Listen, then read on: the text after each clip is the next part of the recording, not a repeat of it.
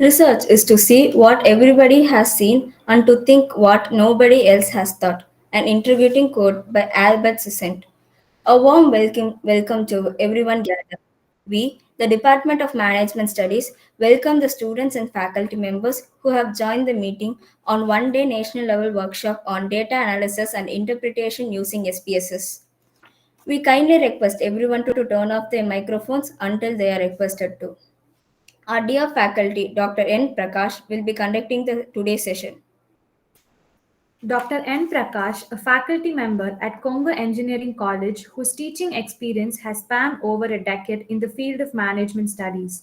His areas of specialization encompasses a wide spectrum ranging from production and operational management to marketing, supply chain, and logistics management. He has published a total of 17 papers in both national and international journals, covering a diverse era of topics including consumer preferences, socio-economic conditions, and quality improvement.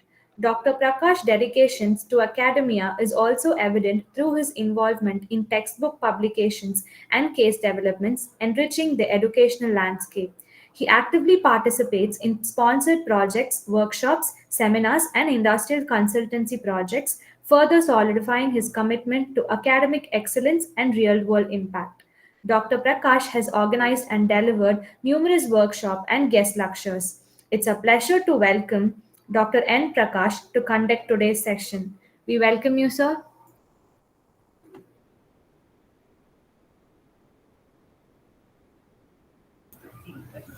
Okay, thank you for your warm introduction. Good morning to all. Today we're going to start the session on the introduction to research statistics and SPSS. So this is the first session, and followed by you're going to see about the different tools which you're going to use it for the research activity. So this is the plan of the today's session. So morning session going to conduct by me and followed by the next section by the Dr. P. Karthi sir.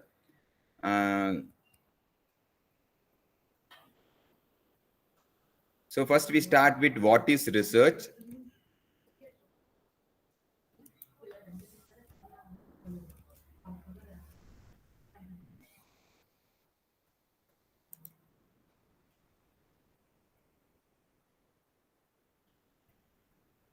So you know what is meant by research. So it is a process of systematic inquiry that entails the collection of data.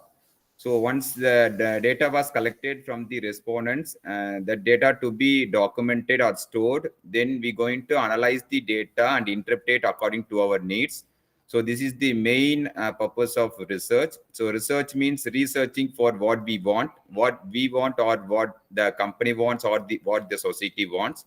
So once we do the research, it will give the answer for what we required or what the research problem is. So that is the main objective or motive of any types of research. Okay, so once the problem was identified for the research with respect to any company or with respect to any society, we're going to collect the data, then we document it in some software or in the Excel sheet. Then we're going to analyze and interpret the data what we have collected, and we use some suitable methodology to carry out the research. So that we call it as an research.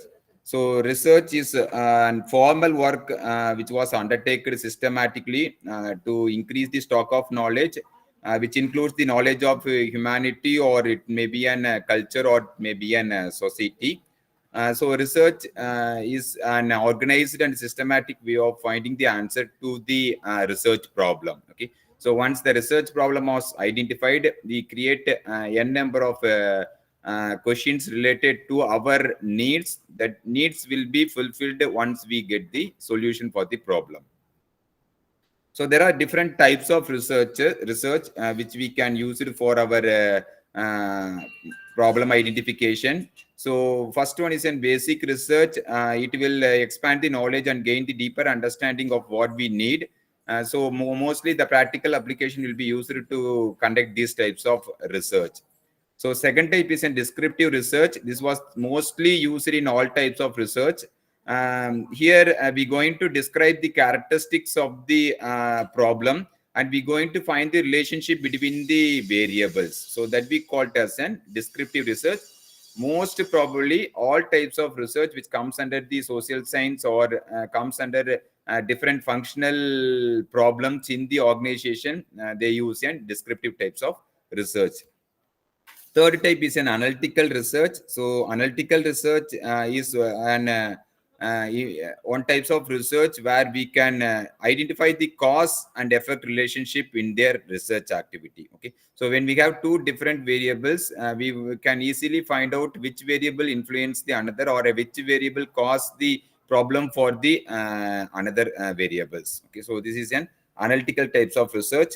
Next one is an applied research. Research, it is used to conduct to solve an specific or practical problems, and also it will mostly address the practical related problems. Okay, so it will develop. It seeks to directly contribute to the resolution of the real time example.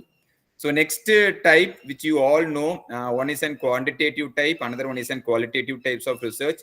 So quantitative types of research is we will have an data sets which is available. We have an secondary data. By using the secondary numerical data, we make an analysis and we will interpret the result that we call as an quantitative types. So qualitative type is we will have an data, but we will make an interpretation or suggestions with respect to the expertise what we have. Okay, so we use some thumb rule, or we get consult with the some expertise to solve the problem. So these types of research we call it as an qualitative. Mostly we do literature review to carry out these types of research. So next one is an empirical research. So empirical research is similar types of it is also an part of qualitative research. We will collect the data and analyze the empirical evidence which is existing in the already existing in the research paper or in some website. So that types of research activity be done through an empirical research. So these are the different types of research. So before we go into the what is statistics or what is SPS or how to carry out the research, we want to know about the what is the research process to be carried out by each researcher. Example, we are the researcher. We have an research problem. Okay, so it may be in the any field like marketing or HR or finance or system or supply chain or logistic or in the any types of field. Okay, so there you want to identify the research problem. That is the most important or first thing you have to do while doing the research process. Okay, so once the research problem was identified, then based on the literature review, we want to identify the research gap. Okay, so you all know what is literature review. That is, we will collect the data from the secondary, that means through books or from the journals or from the newspapers or from website.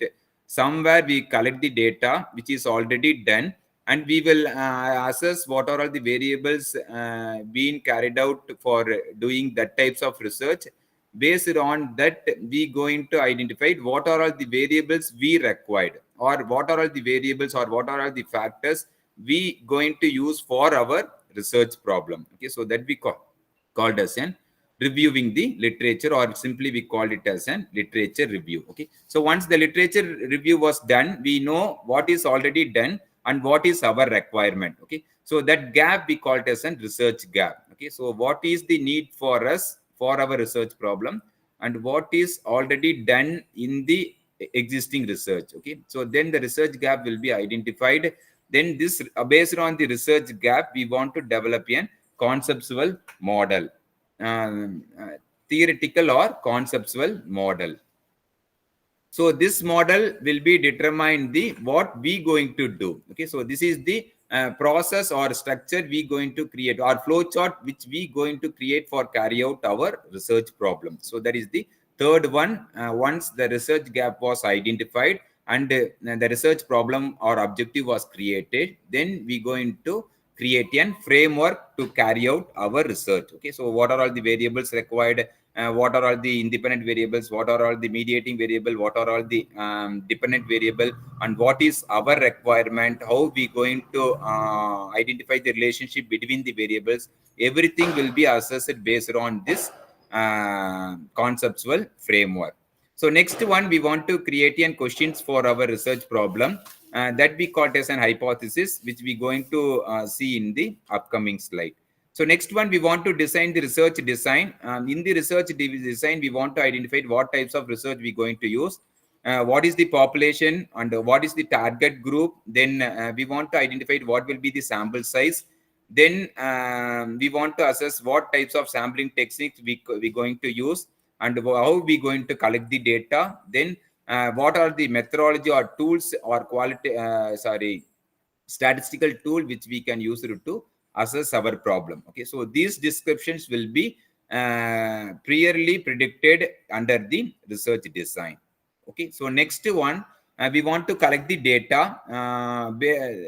While doing the research design, we also want to design the instrument that we call as a questionnaire. So most probably the questionnaire or observation data sheet, we call it as an observation data sheet, where we can collect the data, and then the data to be collected will be analyzed later using some statistical tool. Okay, so seventh step in the process is data analysis, where we can use in different descriptive statistic techniques to solve the research problem. Next, we going to create a conclusion structure, conclusion part, that is suggestion or interpretation part. So based on the analysis, what we going to conclude or what we going to interpret for our research hypothesis. Okay, so that is the eighth step. Okay, so this is the way we can carry out the research. Okay, this is a simple process.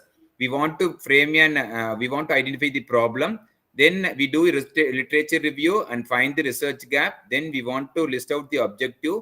Then based on our requirement, we want to develop our own conceptual framework from the existing framework, or by creating a new conceptual framework for our study. Next one, we want to create a research hypothesis, that is what are all the requirement or what are all the questions to be answered in the research. Next, we want to design the research according to our requirement. Then the data to be collected using some questionnaire types of instrument, or we can collect through observation database. Then we're going to analyze the data and we can give the interpretation for the problem. This is the general research process to be carried out on any types of stream. So before we enter into the topic, we want to know about what is the measurement of data to be done. Okay, so there are three different types of measurement to be carried out while collecting the data. Okay, so it is the types of data we collected. So types of data will be collected through questionnaire. We want to invert the questionnaire data into software using these types of measurement respondents. Okay, so there are four different types. One is a nominal, ordinal, interval, and ratio. Okay, so interval and ratio will comes under the category of numerical type. So what is mean by nominal means? So nominal types of data or nominal types of scaling will be not in the ordered. Okay, so this we call as a non-ordered categories or non-ordered labels. Okay, we will not do any much interpretation using these types of data. Okay, so there will be no ups or downs in the data, like example name, then roll number, gender, okay, vehicle type, color. These types of variables comes under the category of normal data or normal scaling techniques. Second one is an ordinal scaling. So ordinal scaling will always have an order data categories. Okay, so the data which we have collected will be ordered under some criteria. Okay, like example means after we completing the 10th standard, we will move to the 12th standard, then to the UG, then to the PG, then anything else. Okay, so this is the order. Similarly, Likert scale. Okay, so we have highly satisfied, satisfied, dissatisfied, highly dissatisfied. These types will comes under the ordinal scale. So next one is an scaling techniques under numerical. Under numerical, there are two different scaling techniques. One is an interval scaling and another one is a ratio scaling. You all know interval scaling. It is an ordered category with equal interval between them. Okay, so normally temperature, even liquid scale, when we give in a numerical value, will also comes under the interval scale. IQ score, this all comes under the interval scaling. And second part in the numerical scaling is an ratio scaling. So ratio scaling is the highest level of measurement where we have an equal interval and have a true 0 point. Okay, it will start with 0, then it will continue. Okay, like age you can take between 0 to 18 years or greater than 18 years. Similarly, income starting from 0 to 20,000, height starting from 0 to 2 feet or 2 to 7 feet. Like this, we can give the scaling in the data entry process in any software. This we call it as an ratio scaling. Okay, so normally we will have an three scaling. One is a normal scaling, ordinal scaling, and a numerical scaling.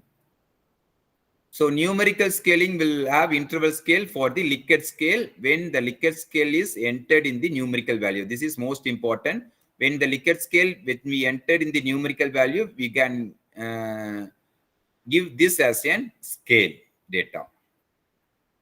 So these are all some example where you can go through later because I'm going to give different example for each and every category. So this table will be helpful for your future research. Okay, you can go through this in the later part. Here it will describe what types of data will be used for what types of statistic tool. Okay, so what types of data to be inward into the different statistic tool. Okay, this data will be this table which is used for your future research, which you can go through later. So next part we're going to discuss is what is statistics. Okay, so statistics is an important tool which we used for the research for collecting the data, analyzing the data, interpreting the data, presenting and organizing the data according to our requirement. Okay, even the customized form of organizing data will be carried out using some mathematical tools or some research tools in the SPSS. Okay, so this plays a crucial role in the various field like science, business, economics, social science. Even in our part, you can take in different different functions of management or different departments of management like HR, marketing, finance, production, where you can use this statistic tools. So this tool will be helps to interface or give interpretation about the population with the help of an sample data. Okay, so whatever the data which we going to collect is an sample data. Not we are not going to collect the complete data in the whole population. Okay, we're going to collect only the required data with the limited samples, which we're going to represent the complete population. Okay, so this helps to this statistic tools will helps to interface or give interpretation about the population with the help of a minimum number of samples which we going to collect. Okay, so there are some techniques where we can use it to assess the how much number of data to be collected for sample. Okay, so number of data or number of questionnaires to be collected from the population. There are some techniques, okay, which you're going to see in the later part. So next is whenever we make an analysis, we require variables. Okay, so variables is the data which we going to collected from the respondents. So there are two different types of variables in the research.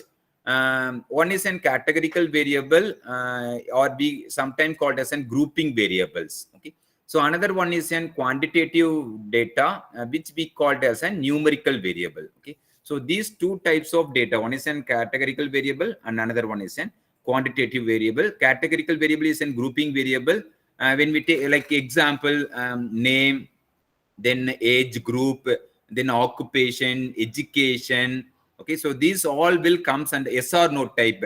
Dichotomous variables will all comes under the categorical variable where we can group. Example, you take an gender, we have two groups, male, female. Okay, so if you take an occupation, we have n number of groups like professionals, non-professionals, or industry, businessman, then employee, private employees, government employees. Okay, this way we can group the variable. Okay, so these types will comes under the categorical data. So numerical data, all the Likert scale will comes under the numerical data where we going to enter value 1 to 5. Okay, like 2, 3, 4.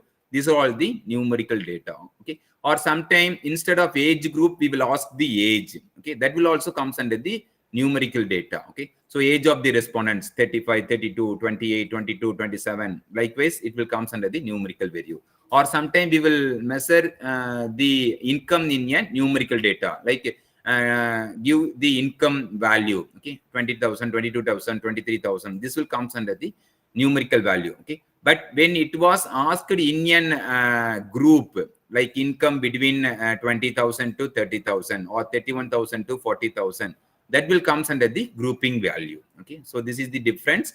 Any types of data will be converted into group or under numeric. Group means we want to group the group value, that is between 1 to 10 years or 11 to 20 years or 21 to 31 years. That we call as an grouping or categorical data.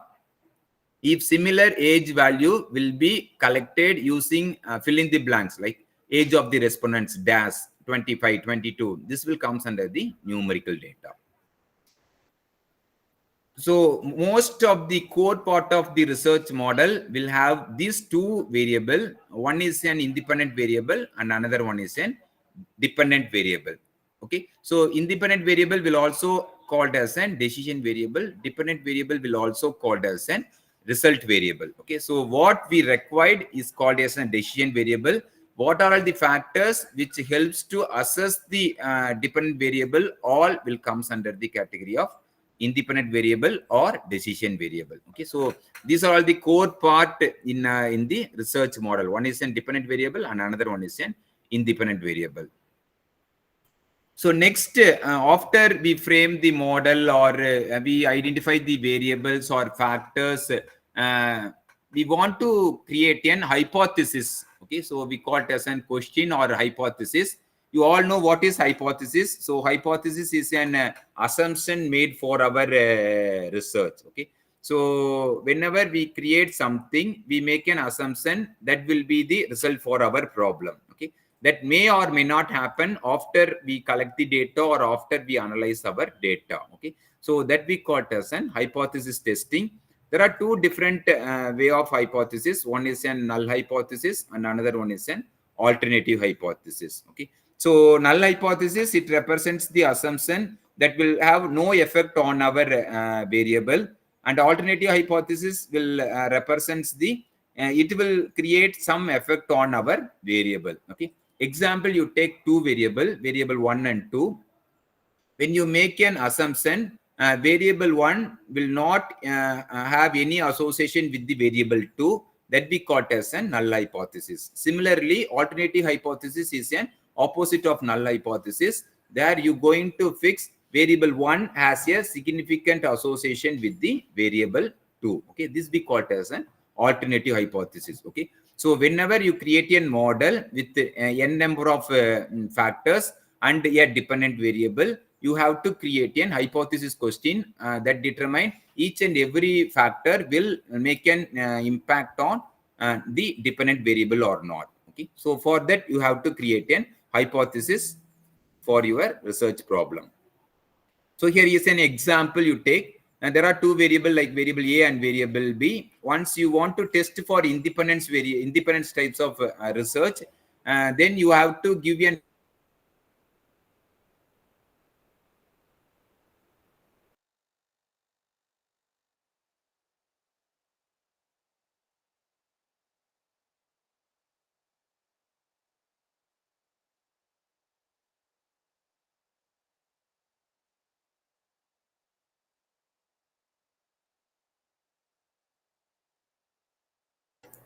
Prakash sir,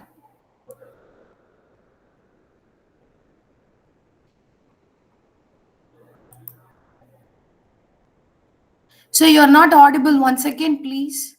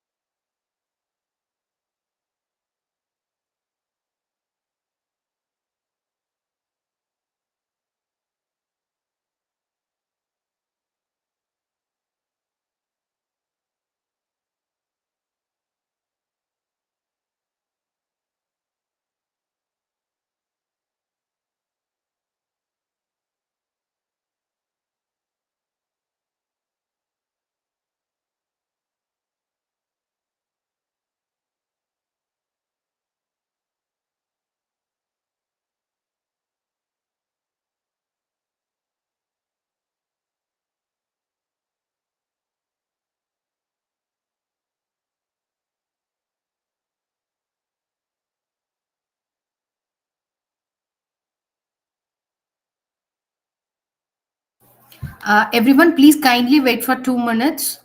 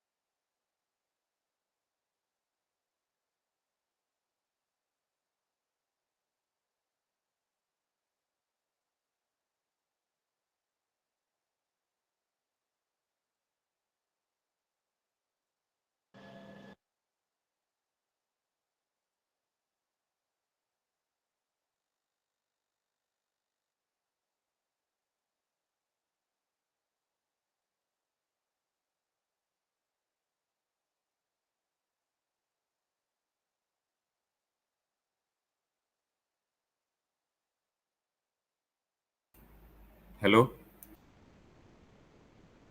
Anna, you're audible. Prakash sir, you're audible. You can continue.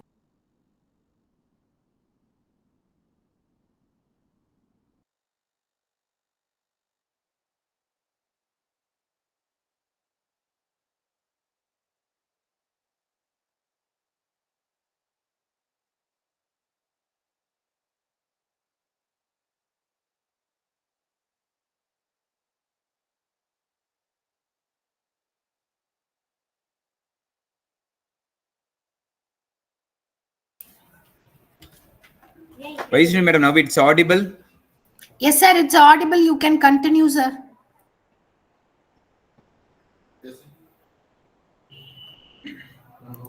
Okay, so next we're going to see about the what is hypothesis. So you know what is hypothesis means? It's an assumption made for the research activity. So when we create a research problem, then we want to create an assumption or suggestion for what we want. So according to our need, we have to create an hypothesis. Okay, so there is a two types of hypothesis. So one is a null hypothesis and alternate hypothesis.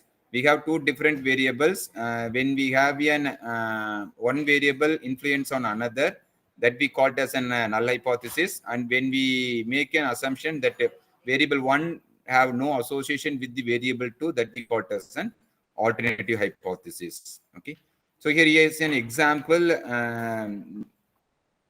You can see here there are two variables, variable A and variable B. When we want to have a testing independence, then we want to give a null hypothesis as there is no significant association between variable A and variable B. Okay, so similarly for alternative hypothesis, which I said it is an opposite of null hypothesis, there is a significant association between variable A and the variable B. Okay, so here I have quoted a small example.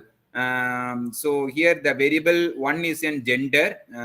We have two options that we called as a grouping variable or categorical variable, male and female. So this is an one variable, and another one is in voting preference. Okay, so that will that I have measured in the Likert scale in 1 to 5 based on the preference level. So that we called that I have taken as a variable B. Okay, so now here when we want to test for independence, here I am going to frame a null hypothesis as there is no significant association between gender and voting preference. Okay, so what here we going to identify is this will be whether the gender female and male having a different voting preference or not. Okay, so when the result shows there will be an relation or association between the gender and voting preference, that will give you some result. Similarly, when they have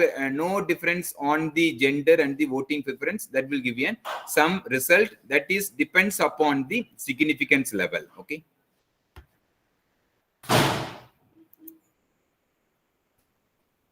so this is the way we can interpret the significance of the hypothesis test. Once we create an hypothesis H naught and HA, then we want to assess whether the result provide enough evidence to reject the null hypothesis or it going to accept the null hypothesis. Okay, so this is the two things we're going to do. Once we create H naught and HA, we're going to assess, and that results will source the evidence whether we going to accept the null hypothesis or we going to reject the null hypothesis. Okay, so this will depends on the significant level, which will be denoted by alpha, and it will be represented on the probability, that is p value. Okay, so here the significance will be determined based on 5% level or 1% level or 10% level. Okay, so this is the different level of significance level we can give for our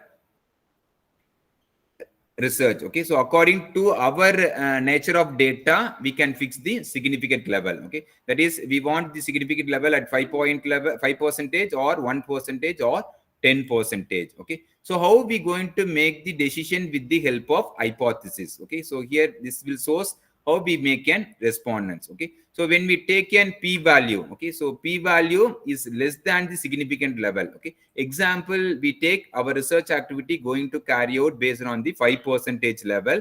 That means when the p value is less than 0.05, Okay, so when it is less than 0.05 or equal to 0.05, we going to reject the null hypothesis and we going to accept the alternative hypothesis statement. Okay, so similarly, if the p value in analysis is greater than 0.05, okay, which means we going to fail to reject the null hypothesis, and which means we going to accept the null hypothesis. Okay, so this is the way we can make our decision. Okay, so under hypothesis, you want to know, hypothesis means assumption made for the research statement. Okay, so there will be two hypothesis, null hypothesis and alternate hypothesis. So here the null hypothesis assumption is we want to frame there is no association or significant difference between variable 1 and 2, and alternative is there is significant difference between the two variable. Okay, so this will be once it was framed in the analysis based on the p value, we going to accept, that is reject the null hypothesis, or we going to fail to reject the null hypothesis. Okay, this will be depends mainly on the p value. So there are different types of descriptive statistics which we going to see today. Normally, the research activities will be carried out and the data collection will be done. Once the data collection was done, then the collected data will be verified, okay, using three different tests. Okay, so one is a normality test, second one is a reliability test, and third one is a validity test. Okay, so I'm going to discuss each and every category in SPSS. Okay, so for that, now you can open the SPSS software where you can see what are all the descriptive statistics we can carry out in the SPSS tool. Okay, so you just open the SPSS software now. I will explain one by one what it is. So if you have any doubt while carry outing the SPSS software or while doing analysis in SPSS software, you can anytime you can raise your hand and you can raise the question so that we can move to the next part. Okay, so now first step is you want to open the SPSS software. So for that, you go to start button, then click start. Okay, so then you can click the SPSS. Okay, start all program, SPSS INC, then you click the SPSS statistics. Okay, it may be an 20 version, or it may be an 22 version, or it may be an 25th version. Okay, so or in Windows 11, you can just search in the search box. Okay, so I have already IBM SPSS statistic 25, so I'm going to click this. Okay, so similarly you can click the SPSS software. Okay, so there is no need of having the 25 version. Whatever you have, you can open it. It is similar type. Okay,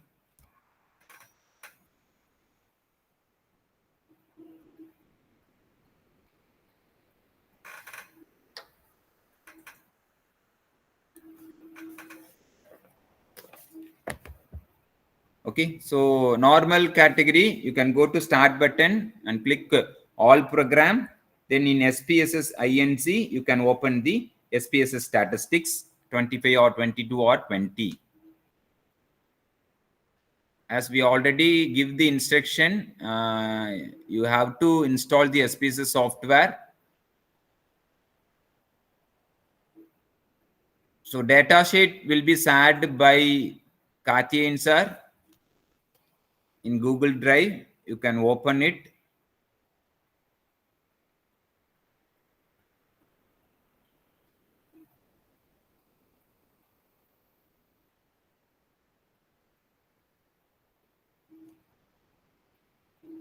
You can collect, download the data sheet and material from the drive which was shared in the WhatsApp.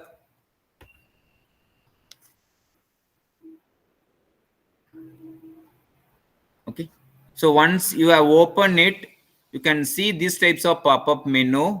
Okay, so Whenever if you have here some recent data you work out, you can click this and open it, or else we will start with the new data set. Okay, so just click new data set and click enter.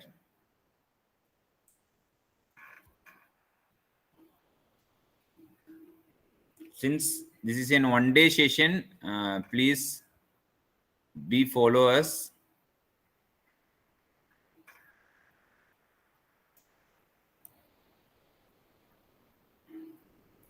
So I think all have opened the SPSS.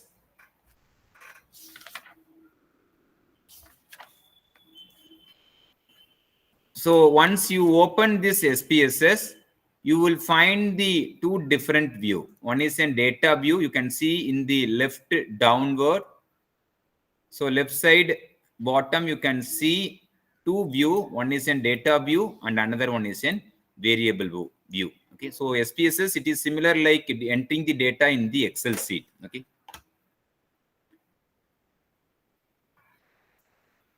So in the data view, you can see in top, you can see menu bar, menu command, followed by the toolbar. These are all the second box is in toolbar. Then you can have an tool case name. So this we call it as a variable. Okay. So each and every column we call it as a variable, and each and every row we call it as a case, or we call it as a subject. Okay. Like example, your variable name is name means, so name some XYZ is an first case. Okay. So ABC is Sir, an second case. sir, can you make your sheet, your screen full? So it is in the full view, no? Whether it is visible or not, sir? It's not in full screen, na?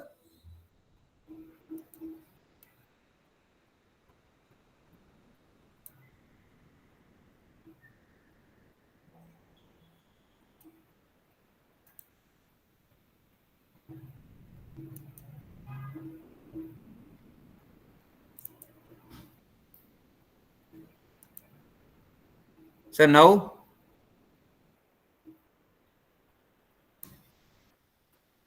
sir, now whether it is, It is same, sir.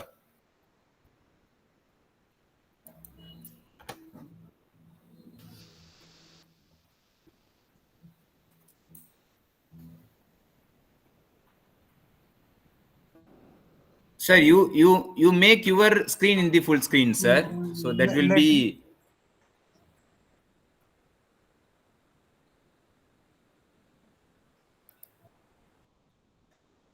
Okay, sir.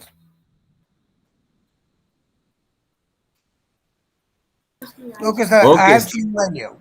Thank you. okay, sir. Okay, okay.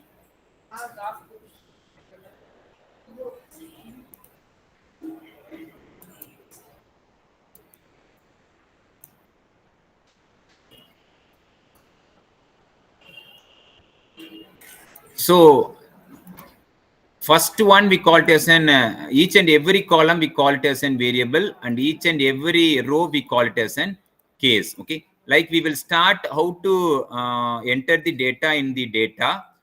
So Sar has shared you a data sheet, sorry, questionnaire in it. Okay, so I'm going to open it and we will type the questionnaire here, or no problem, you can follow the instruction what I'm going to give, so that you can easily enter the data in the SPSS. Okay, so here you can see there are different questions in the data in the questionnaire. So we're going to enter in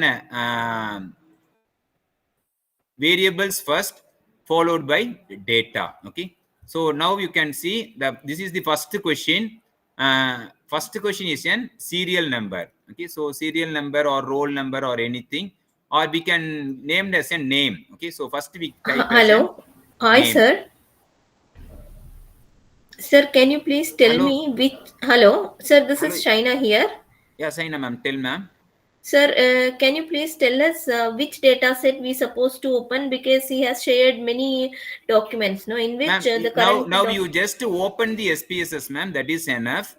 I'm Okay, going to brief about how to enter the data and how to enter the variables. okay, Thereafter, okay, I will tell what data to be opened by you for the analysis. okay, sir. Thank you so much. Okay, Thank you. thank you, ma'am. Huh. Now you open an empty SPSS data sheet. Okay. Okay, thank you, ma'am. Yeah.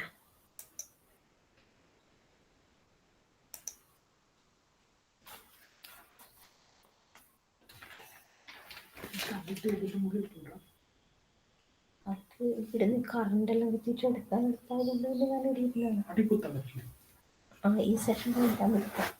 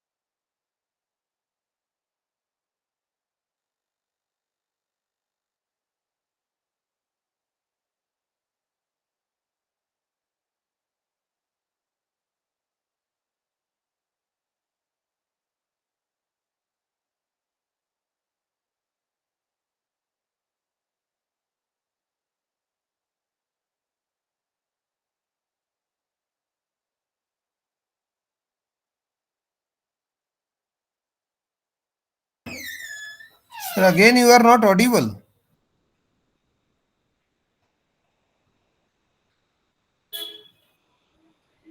Hello, Again you are not audible, sir. sir. Now, Yeah, now you are audible. But screen okay, is kindly share your screen. okay, sir. So first thing is we going to create a variable. So it is going to create in the variable view. So I am going to create an first variable as a name. Okay. So once you type the name in the variable view, then automatically it creates an some rough description about the name. Okay. So next thing you want to change here. So the variable name will be in a character, not in a numerical format. So I am going to click string here. So it is used to create a name in a character. Okay, so character types will be uh, given for, so new string will be given for typing character. Okay, once you click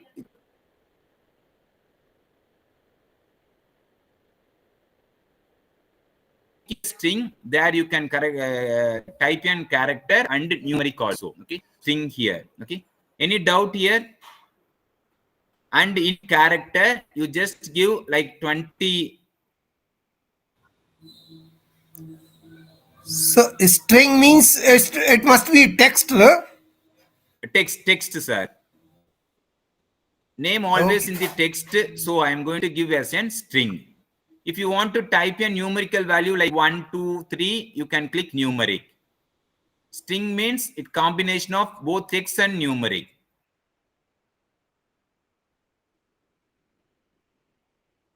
Okay, so here I am going to give a value 20 because the name words will have a maximum of 20 words. Okay, click OK. Then here you can see an label. We don't want any decimal point here. Here we have a label where you can give the description of the variable. Okay, so description means like name of the respondents.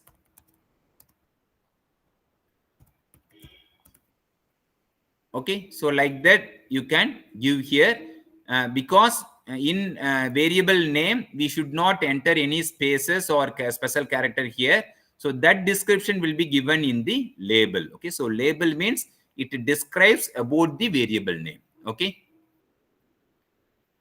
so next, since it is a name, you all know what scaling will be done. So here it is a nominal scale. Okay, so this will comes under the nominal scaling. The measure of data is nominal type. So this is the thing you can give. Once you create the variable, you just click on the data view. Now you can see this is the variable created. The name is the variable name. So there you can enter the n number of datas.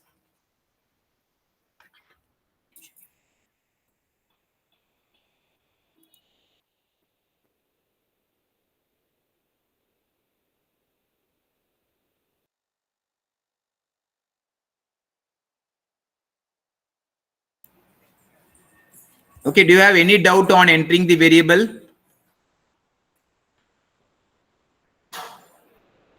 Do you have any doubt on entering the variable? What measure we should nominal we have to take, na?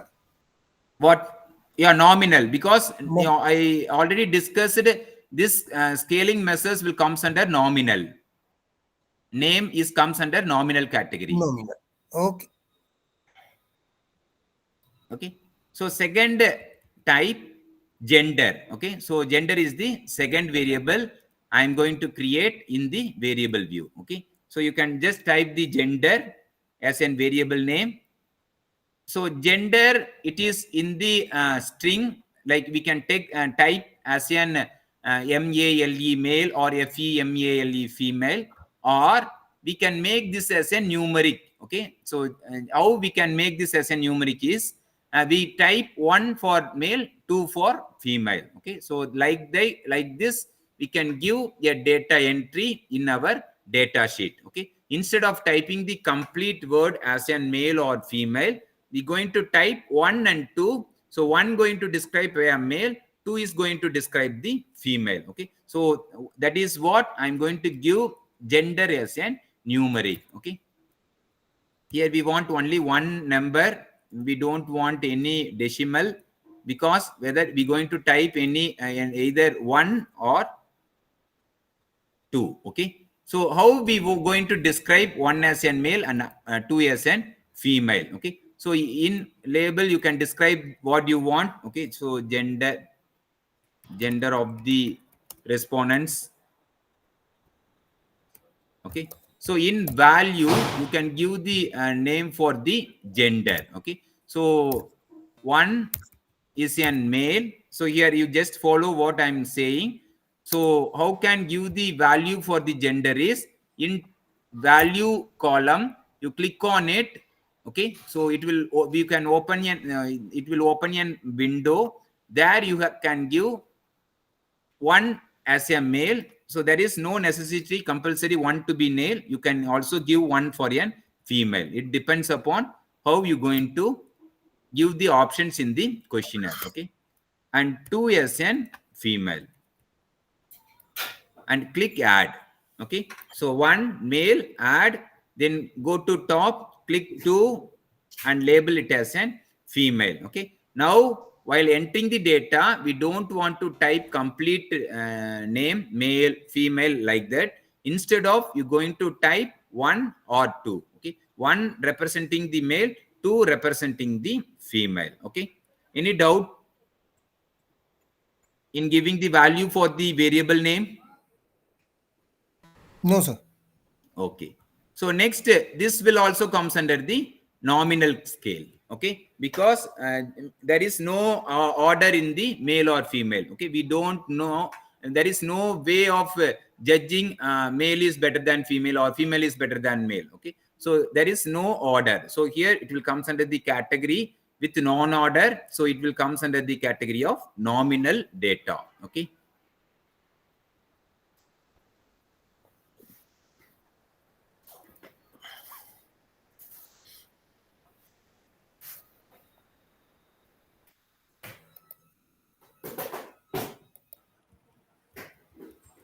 okay, have you entered it?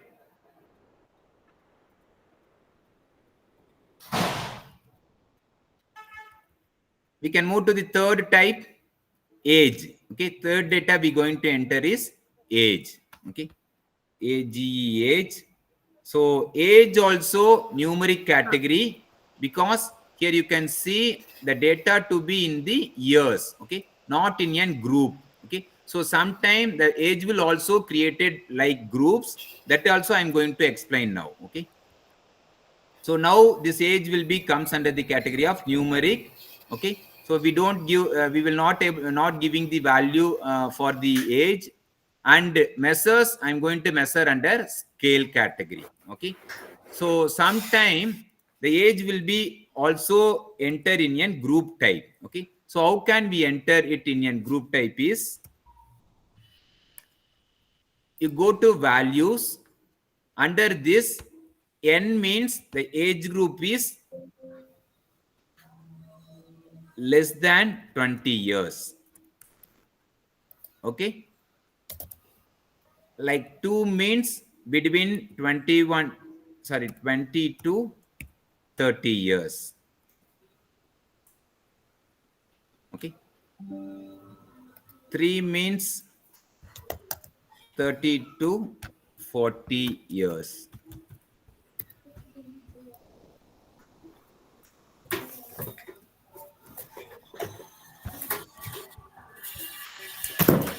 4 means greater than 40 years. Okay, likewise we can also give an group in age, or we can directly collect the age of the respondents in a numerical value also. Okay, so you can see here, one I'm collected as a numerical value, and another I'm collected under an ordinal scale. Okay, ordinal scale, thereby we group ourselves for our requirement, and give the options for the respondents. They can tick between the different groups, or in first category, scale category, the respondents will give the age value. Okay, so I'm giving an example here, like example AA. Gender, we don't want to enter it is a male or female, just click one, it automatically take as an male. In age, I'm going to enter 35. Okay, this is a scale value. The data may collect like scale as a numerical variable, or as an group value. Okay, here I can select as an 30 to 40 years. Okay, so either 30 to 40 years if it is under a categorical type as a grouping variable, or as a numerical value, we can also collect the age in the numerical value. Okay, so for any doubt,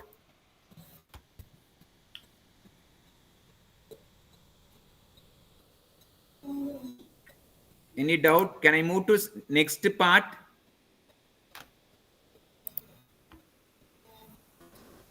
I'm going to take an occupation as an another variable. Okay,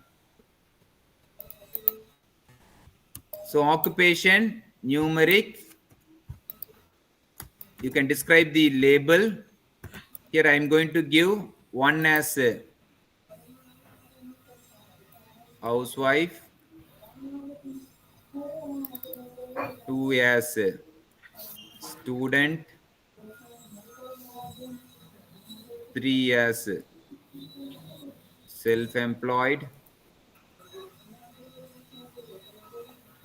four as government employee, five as private employee, six as unemployed. Okay, you can give this. So what types this will be? This will be nominal category. No, there is no right order for this variable, so this will comes under the nominal category. Okay, so next I'm going to enter the last one, liking of malls. Okay, so preference of mall. So this also I'm going to give the values, one as very poor, so opinion about the mall, two as poor. This is measured under Likert scale. So 4 as sorry, 3 as okay,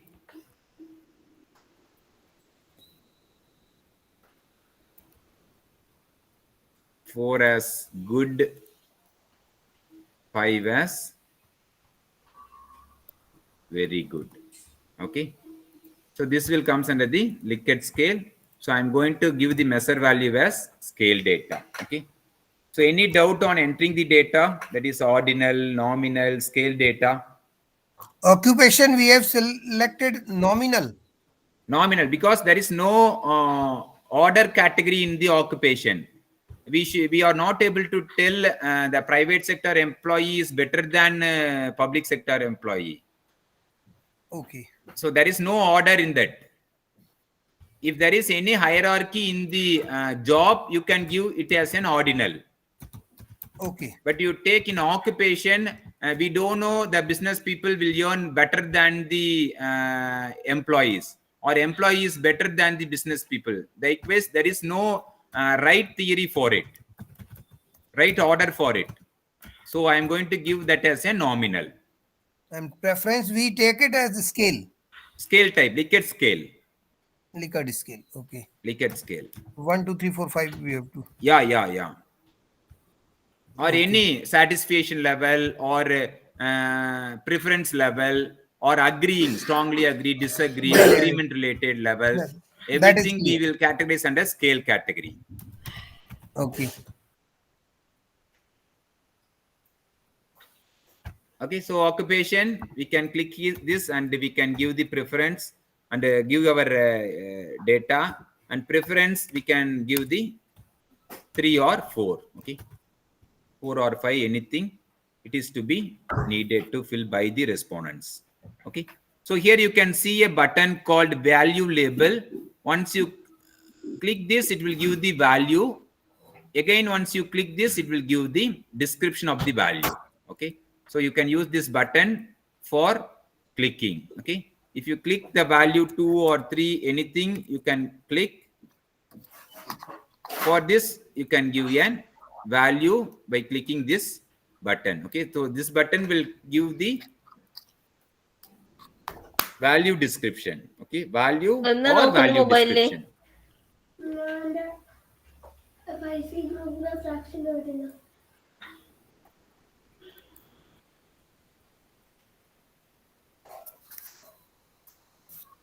Okay, so Praveen sir, right, we can go to the next one.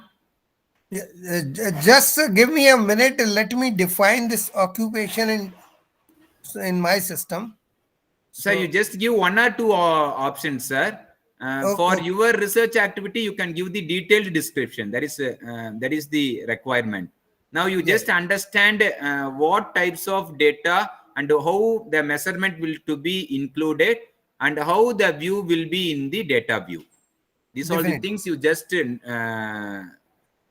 check, sir. So even now you can. Yes, sir.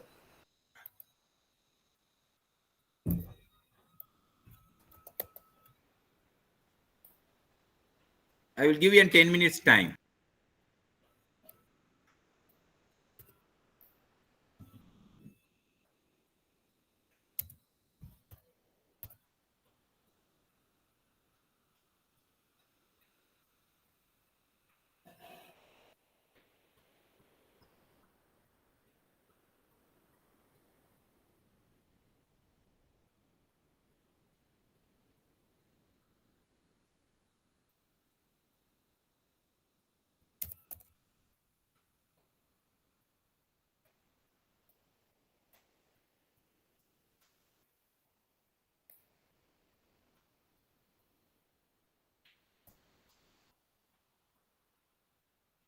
Yes, sir.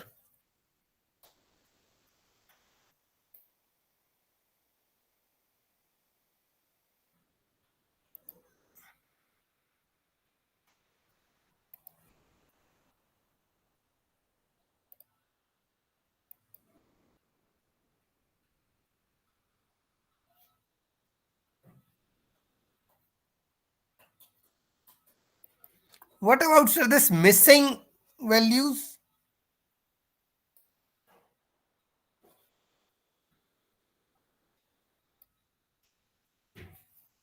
Prakash. So sometime while we enter, so entering the data, we will miss the data in between. Okay, so we So how we can define here in miss the some very values. do we need to do something? Hello. Sir, we don't want anything because already always we enter with a high precaution. Sometime while typing, we will miss some data. Okay, so to identify No, what data we missed, we can use some values in the missing data. Okay, so that will be identified while doing some analysis. Okay, so uh, like we enter 100 data, one data is missed on the 100 data. Okay, so that will be identified by giving some missing values in the data entry. Okay, there you can give some 999 some code in the missing value. Okay, so wherever you identify that code in the data set, you can easily identify that data was not entered and it was created by the SPSS. in case some people during response of this our questionnaire, some people Okay, not respond all the questions. yes So sir. what to do in that case? So actually when the data was not entered, automatically our analysis will not in the right direction, which means we need all the data for the all the respondents. Okay, so Okay, so if they sometime it was missed, we want to yeah. give some values on the missing value. Okay, so that may be created by SPSS also, or you can also give on the common basis. Okay, like example, one data is missed in the Likert scale. Okay, so most of the Yeah. respondents they give the value as an 4343. Okay, so when you Okay. give the option for SPSS, it will take some mean value and give the value for it. That Okay. also can be Or done in the SPSS, sir. Or on your visualization or in your opinion, you can give the value. okay. So that will not considered as a like misconduct or No, misconduct in no. research. If you miss the data, automatically that analysis will not be in the right way. Okay. We need all the data for all the respondents while doing the analysis.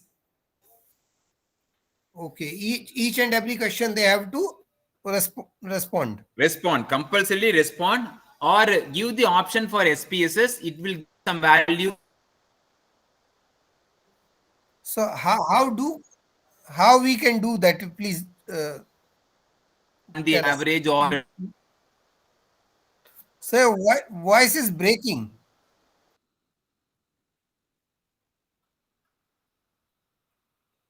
So your voice is breaking.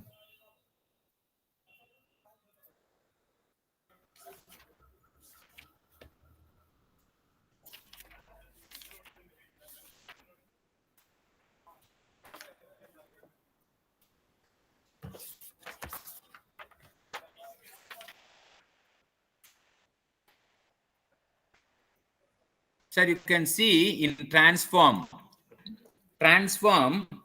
you will have an replacing missing values. Hello. Yes, sir. Yes, sir. I am Transform you will listening. have an replacing missing value.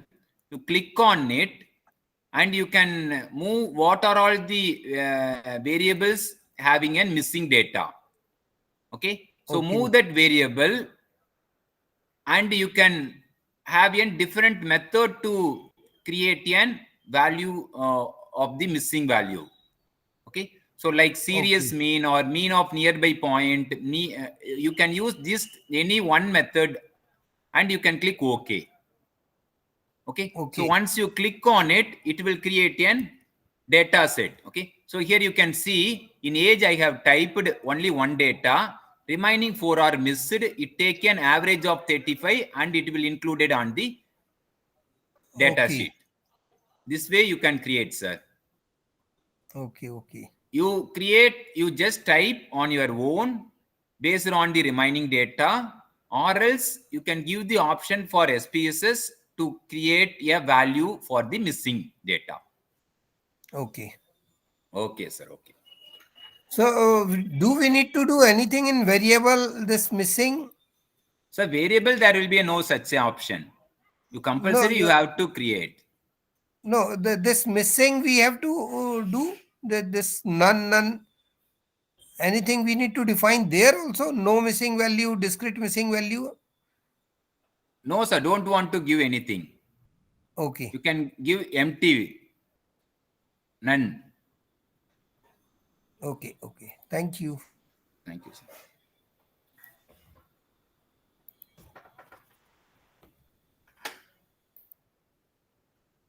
So do you have any doubt on entering the variable name or entering the data in the data view?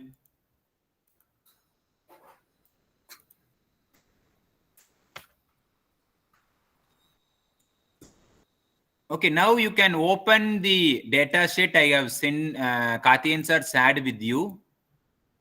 It will be named as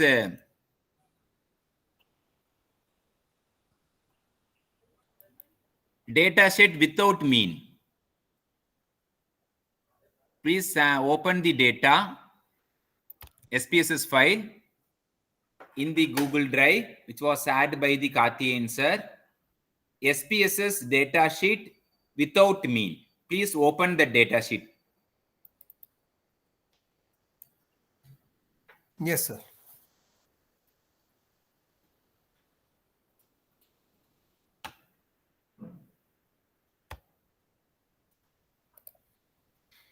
So we can open multiple data sheets at the same time, Yeah, you can open, sir. No problem. because I have opened my own one data set. Okay, sir. No And problem, sir. You can open multiple. okay, Whenever you make an, while making the analysis, you just open that data sheet and click the analysis. That will be created on the output. The solution will be created on the output box. okay, Sir, here is I just give you a small description about this data sheet. This is all about measuring the retail service quality of the apparel retail store. Okay, so here there is an different variables like this. We call it as an demographic variable like age, education, occupation, number of members in the family, where they are living, urban, rural, then annual income, annual expenses spent for buying the dresses, then how many time you will make an visit to the store, then how often you make an purchase of apparel, then you can see the different variable. Okay, so these are the different important core variable of the research. Okay, so here I will have 1 2 3 4 5 6 six dependent variable and one independent variable I have named as an loyalty. Okay, so other dependent variables are like physical appearance, store convenience, reliability, personal interaction, then store image and customer satisfaction. Okay, this is in customer satisfaction. These variables will represent the store image. This will give you a personal interaction of employees to the respondents. This give the reliability. This is store convenience, then physical appearance. Okay, so these are all the some data I have collected. Okay, so first I want after you create this framework, you want to collect the data by using the questionnaire. Okay, so you can use the questionnaire to collect the data. So data, once it was collected, you can enter in the data sheet. Okay, so this is the data sheet. You can enter the data like how we make now. Okay, so first you want to create a variable view, then you want to enter the data in the data view. Okay, so this is the way I have created. Okay, so I think there are around 400 data in this data sheet. Yeah, there are around 400 data in the data sheet. Okay, so before performing any analysis, we want to make the data is good fit for the analysis or not. Okay, for that we want to perform an three analysis. Okay, So one is an reliability test. The reliability test, it helps to assessing the internal consistency of a set of related items. Okay, so most probably the reliability test will be done only for the ordinal or scale measurement. Okay, so ordinal measurement or scale measurement is used for making an reliability analysis. Okay, so reliability analysis is carried out to assess the internal consistency of the collected data.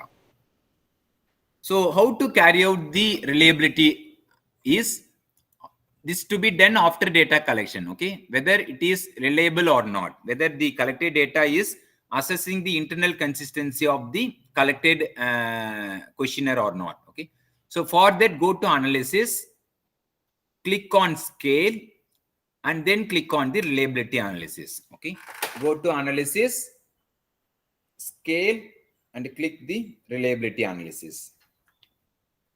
Okay, so I already said the reliability analysis will be carried out only for the scale or ordinal data. Okay, so I'm going to take all the Likert scale measured in my analysis. Okay, so for my research, I have an Likert scale measurement of different factors.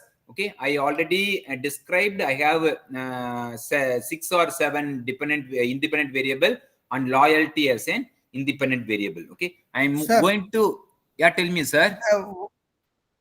Whatever data you have opened in your sheet, and we have opened this SPSS data sheet with without mean. It's same, Yeah, because same, in sir, this same. No, sir, in both this are data different. sheet we see gender 1 2 3 4 1 or 2, Sir, and in your you can just click here. You can have this. You can go to value view. You click, it will be an value. Once you click on it, it will give you a description of the value. where value Yeah, you can, in the top menu, you can see whether you seeing my cursor or not, sir. spell check. Can you show Value it label. again? Value Whether label my cursor is showing there or not. My plus. cursor. Okay, just this. So I'm asking Yeah, whether yeah, my, yeah. Now I got it. yeah, both are same, no? Okay. So Hello, when ma'am. Actually, another yeah, ma'am now I got has it. said whether it is different or same, ma'am. Yeah, I find it is different. You said it is 400 data. Here, which I am having only 45 numbers included. No, Ma'am, it is 400. ma'am, you can open the data set with mean, without Without, mean. without mean. That only I have opened. Sir, that was, this is the data I have shared with you. So no problem, ma'am. You can Then you also have work to with scroll the, down, I think. Yeah, let me see for that. Yeah, thank you. okay, good. So what I said is, now I can use the analysis, reliability analysis to assess the internal consistency of the data. So reliability analysis will be carried out using, go to analysis, then click on the scale and click on the reliability. Okay, analysis, scale, reliability. Before carry outing any analyzing or before using any statistical tool, first thing researcher have to do is they want to check the reliability, normality, and validity of the data.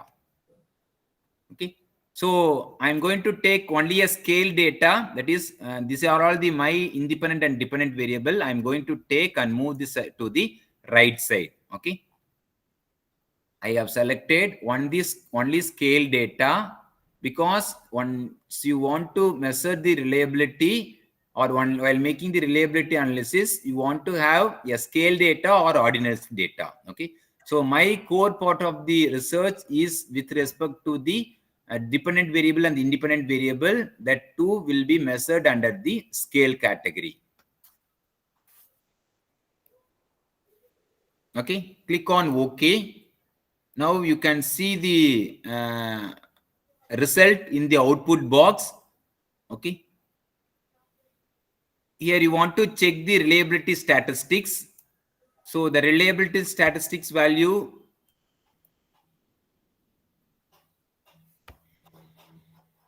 This reliability test is Cronwatch alpha. This one is the. Yes, sir. Here we want to check the Chrome Pack Alpha. Can you explain this? What is this Cronwatch? Because I have referred some thesis. Sir, There I Chrome find Pack this. Alpha, this value will tells how much internal consistency the data is.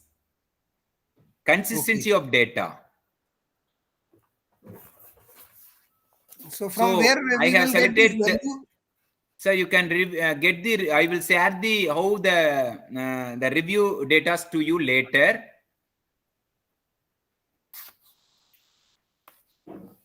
So here Yeah. the Chrome Pack Alpha tells the consistency of the data. Okay. So always when the value is greater than 90 percentage. So this value is around 79 percentage. 79.6 percentage. Okay. So whenever this data is above 90 percentage, which means it is an excellent, they have a the collected items, okay, data in the items are excellent. Okay. So when it is between 0.8 to 0.89, then we say it is an good data, good reliable, having a good consistency in the data.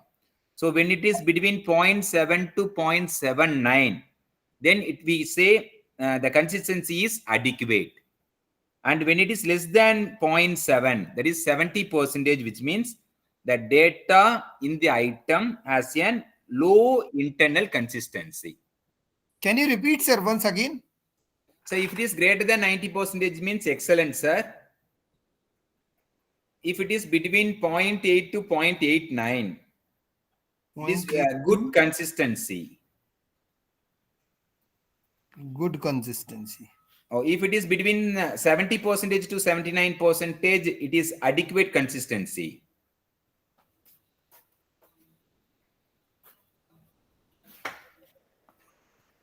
And below 70, it is? Low internal consistency.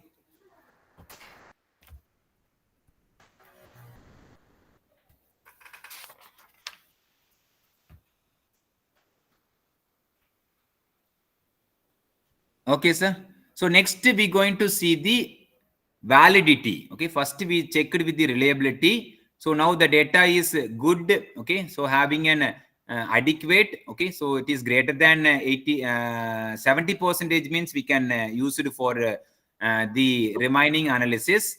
Okay, so always you just pretend to the value of 0.7. Okay, so 0.7 or more than 0.7, we can work on the other tools, other statistical tool. Okay, which means we have an consistent internal consistency for the set of related items or question in our research activity. So next one, we're going to see the validity. So validity will be done through correlation analysis. Okay. So this will be laterally explained by the Karthi sir in the second part of the session in the afternoon, correlation. So you can just note down validity check will be done using an correlation analysis. Okay, Pearson correlation. So while making this, okay, no problem. I also help you to work out how to carry out the Pearson correlation. Go to analysis, then click on the correlation, then click the bivariant. Okay. Pardon? So I'm going Go to to analysis. analysis, click on correlation and bivariant. This. Okay. Okay. So you all know And what is valid. this will be done for all the fields, or? Yeah, this to be done for all the variables. So what are all the variables you want to validate? All things to be added here. So you know what is validity. So validity is a degree to which the researcher has measured what he has set out to measure. Okay, so that we call it as an validity. Here the validity will be measured based on the data what we have collected. So correlation analysis will be used to measure the data. Okay, sir. So now I'm going to take only two datas. Okay. So loyalty 1 and the loyalty 2. on even loyalty 3. I'm going to use only 3 datas, but you can use all the variables for assessing the validity. Okay, so here I'm give just a demo. Okay, for sample I have taken only 3 data in a loyalty. So loyalty have 3 statements. So this statement has validate or not will be I'm going to check it. Okay, so here you click on the Pearson data, then two-tailed, that already it will be check in, so there is no changes to be done on it. You just click OK. Okay, so now you can find the correlation table. So significance value is used to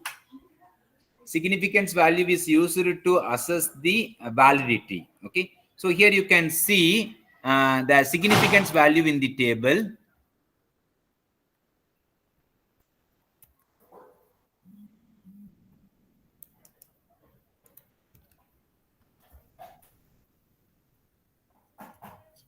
So I think you can have this types of table in the output table. Here you want to check the significant value. Okay, so significant value is less than 0.5, which means the data is validate. Okay, if the significant value is greater than 0.05, okay, so which means it is not valid. Okay, so that types of statement or item can be deleted or removed from the structure. Okay, simple thing. Validity will be done through correlation analysis, Pearson correlation. So once we analysis, we have the table like this. This is the output table. Here the validity will be confirmed based on the significant value. If the significant value, this value is less than 0.05, which means it is invalid. If it is greater than 0.05, example you take here, it is the value is example you take, this is an 0.123. Okay, so if this is the category, which means this value is greater than पहले शशि को phone करके 0.05, मना कर दो जरा.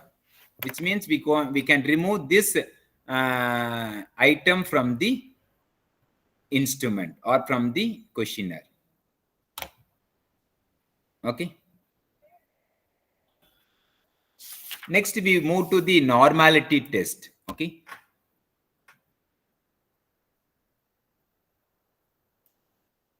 so normality test will be done through Shapiro-Wilkie test. Okay, so SHAPIRO, Shapiro-Wilkie test. So you all know what is normality. So normality is used to know whether the data collected is normally distributed or not. Okay, so the normally distributed data is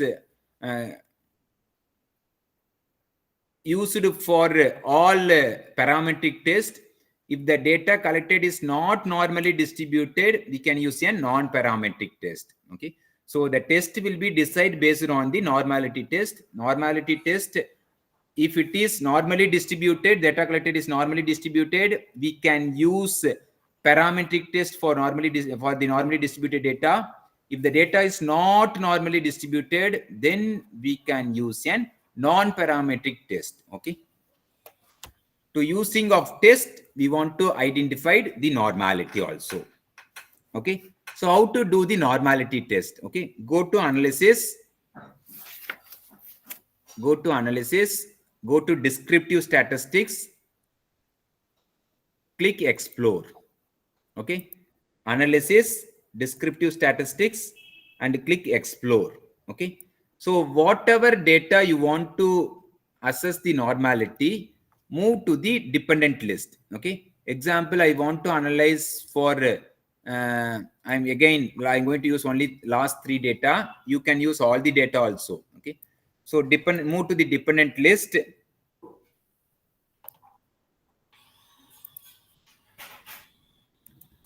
Then another option you want to give is in plot, give normality.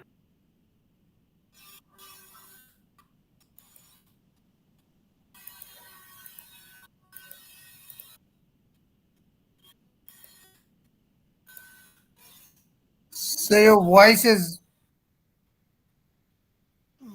is breaking. Please repeat. Interruption on your call, I think, sir. Distraction there, sir. Okay, so go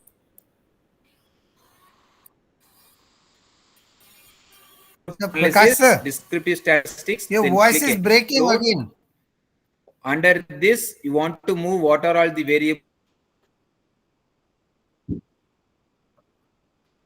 think there is network problem on your side. I think No, sir, everybody is facing problem because everybody is writing in chat. is break. Manoj, Vij, and Hello, Akash. Akshara hello, is sir. Now also it is writing. clear. Hello. Yeah, now it's better. Now it's better, sir. Okay.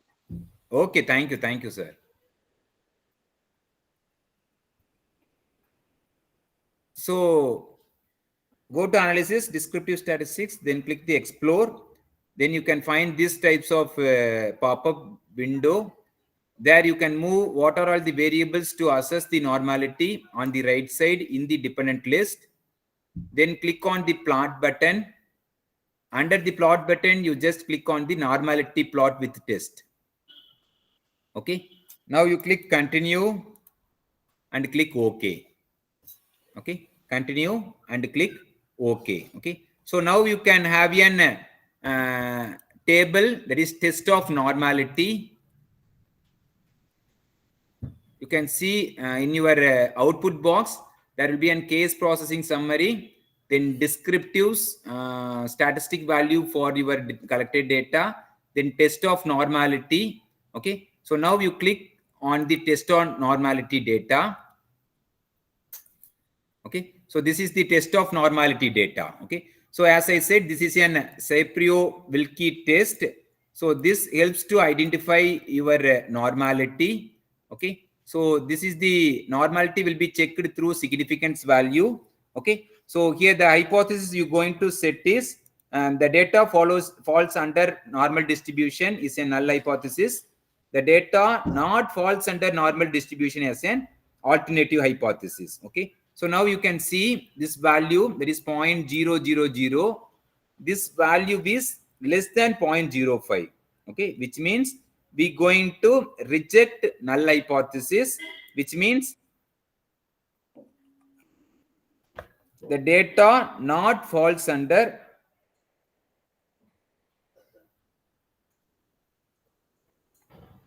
normal distribution. Okay,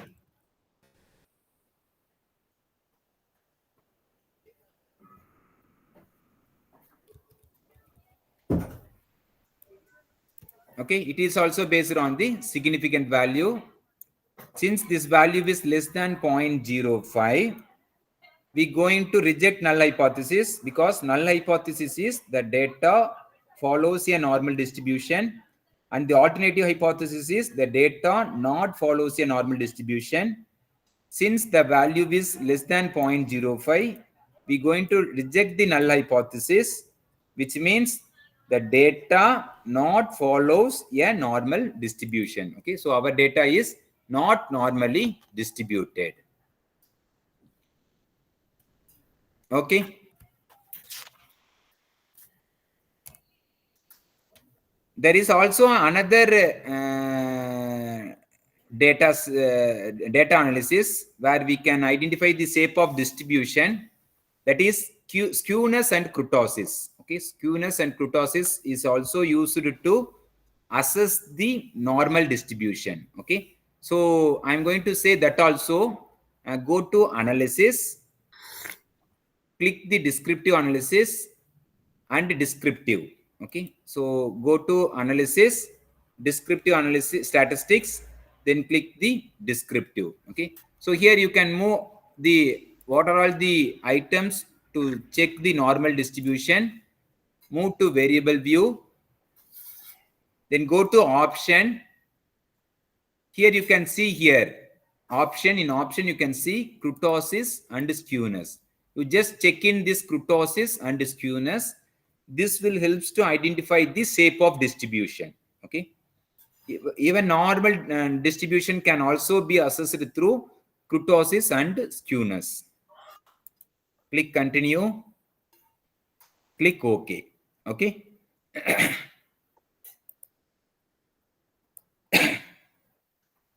So skewness and kurtosis can also use it to identify the normality.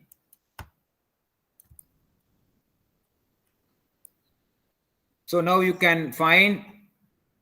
Sir, in option, we click this kurtosis and Skewness and skewness. yeah, you can check in this that too, sir. We need to uncheck mean, standard, mean. Yeah, you can All those uncheck it, sir. Or you can leave it, sir. It's not a problem. Okay. Then I make it continue. Then Okay. okay, but we need to click on save standardized value as variable. Or Sir, what? once you move the variable to the right hand side, you go to option and So click all on the variables we kurtosis. can all Hello. all Hello. variables we can move to variables. Yeah, you can move all the scale variables. Scale variables. Okay, means this Likert scale. Yeah, Likert scale all variables. And click OK.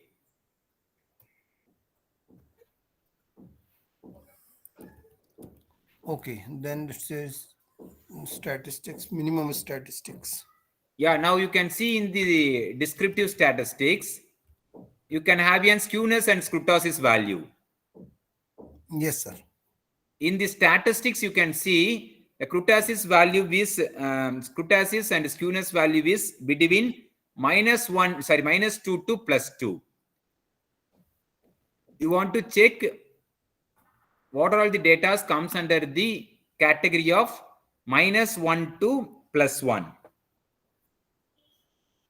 Sorry, +2, -2 to +2.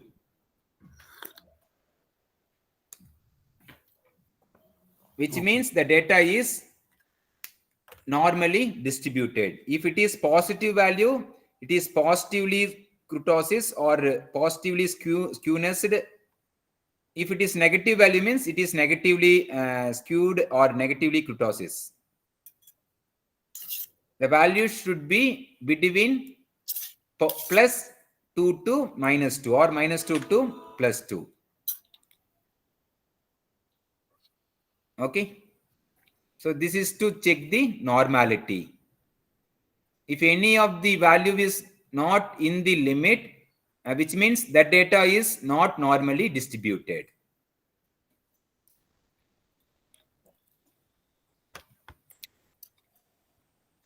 Okay.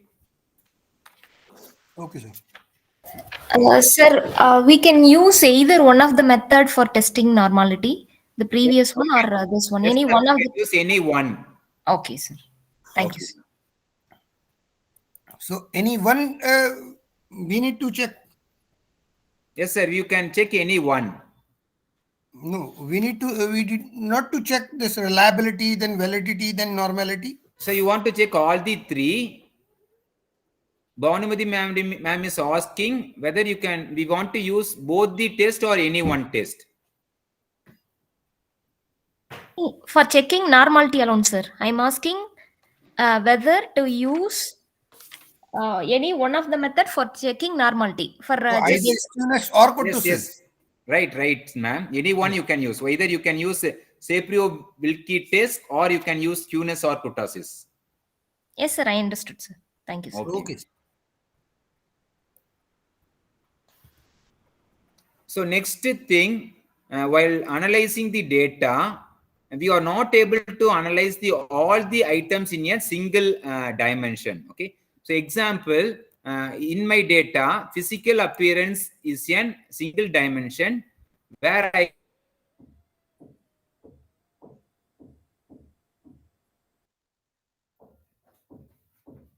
and every items in a dimension. Okay.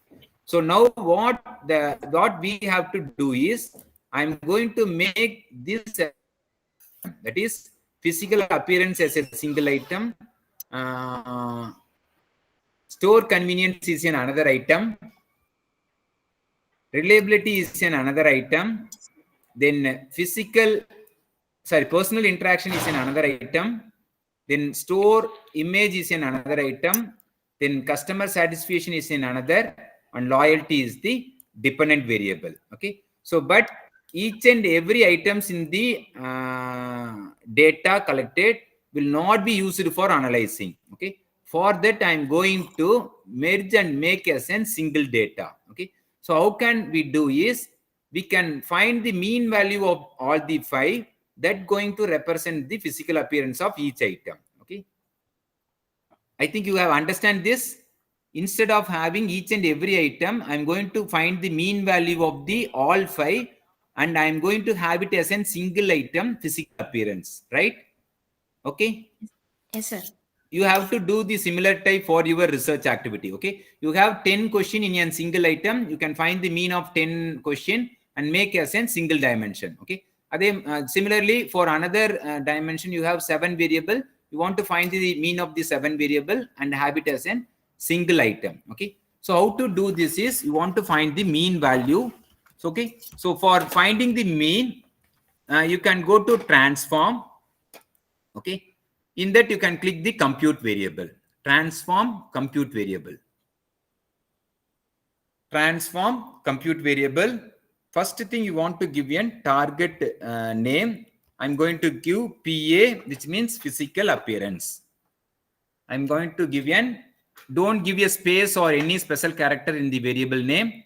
As I already said, whenever you enter the variable name in the SPSS, there should not be any space or special characters. Okay. You can type physical appearance on the continuous without giving space, or give a short word as an PA. Okay. So then move to the right hand side. That is a numeric expression. Okay. So here I'm going to find the mean of PA 1, 2, 3, 4, 5. So for that, you go to arithmetic in the function group all. Click all in a function group. In function special, you just click M, and thereby you find the mean. Okay. In right hand side, you can have a function group. Click all. Then in below function and special variable, you just click the mean. You click M and you move down. You can find the arithmetic function mean on it. Click on it. Okay. So double click on it.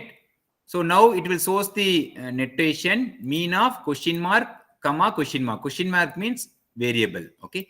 So each and every variable will be separated with the question mark. Okay. So I'm going to give the notation mean of PA1, comma, PA2, comma, PA3, comma, PA4, comma, PA5.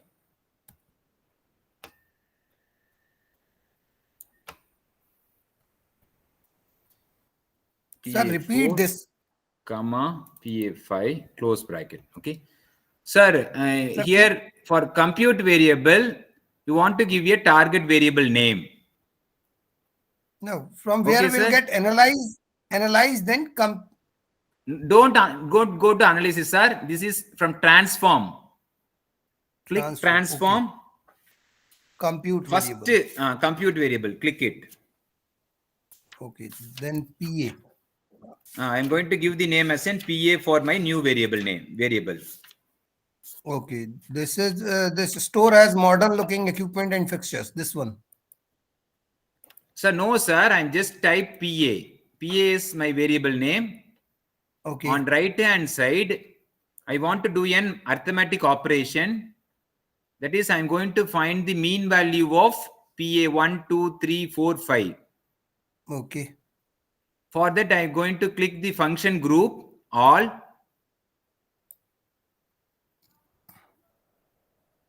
Yes, sir. Then you can see in the bottom mean value, mean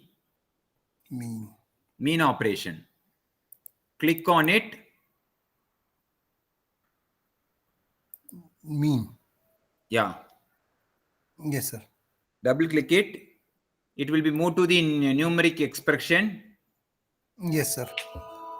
So now you can have the notation mean question mark, comma, question mark, close bracket, right? Yes, sir. So question mark means you want to give an variable name. Okay. Okay. Here we're going to find out the mean of PA1, 2, 3, 4, 5. Okay. Okay. Now I'm going to click here in the variable. I'm going to click this separated by comma, click PA2 separated by comma, click PA3 separated by comma, click PA4 separated by comma, and click PA5. Okay. So I want to find the mean value of PA1, 2, 3, 4, and 5. Don't type PA1, just click on the variable. Yes, sir. I just click, but I need to double click. Yeah, you want to double click it. Then only it will move to the numerical expression side. Then comma, then double click. Okay, sir. Okay, now you click OK. Now the mean value is computed and that will be shown in the data view. Okay, now you can open the data view. On right corner, you can find the mean value. Okay. Whether it is showing or not. Yes, sir.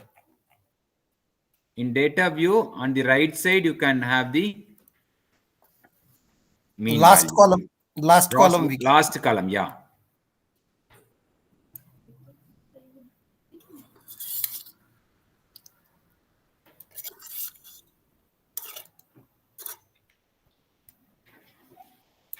So here you can find the physical appearance as a single dimension. Okay, that going to represent the PA 1, 2, 3, 4, and 5. Okay.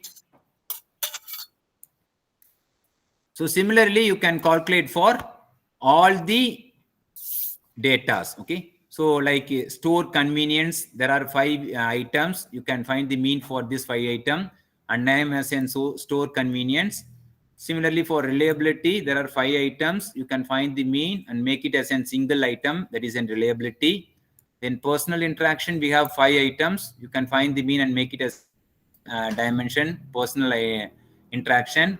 Similarly, for store image, then customer satisfaction and the loyalty. Okay. So now I have already calculated this mean value. You just open it, the another data file named as SPSS dataset with mean.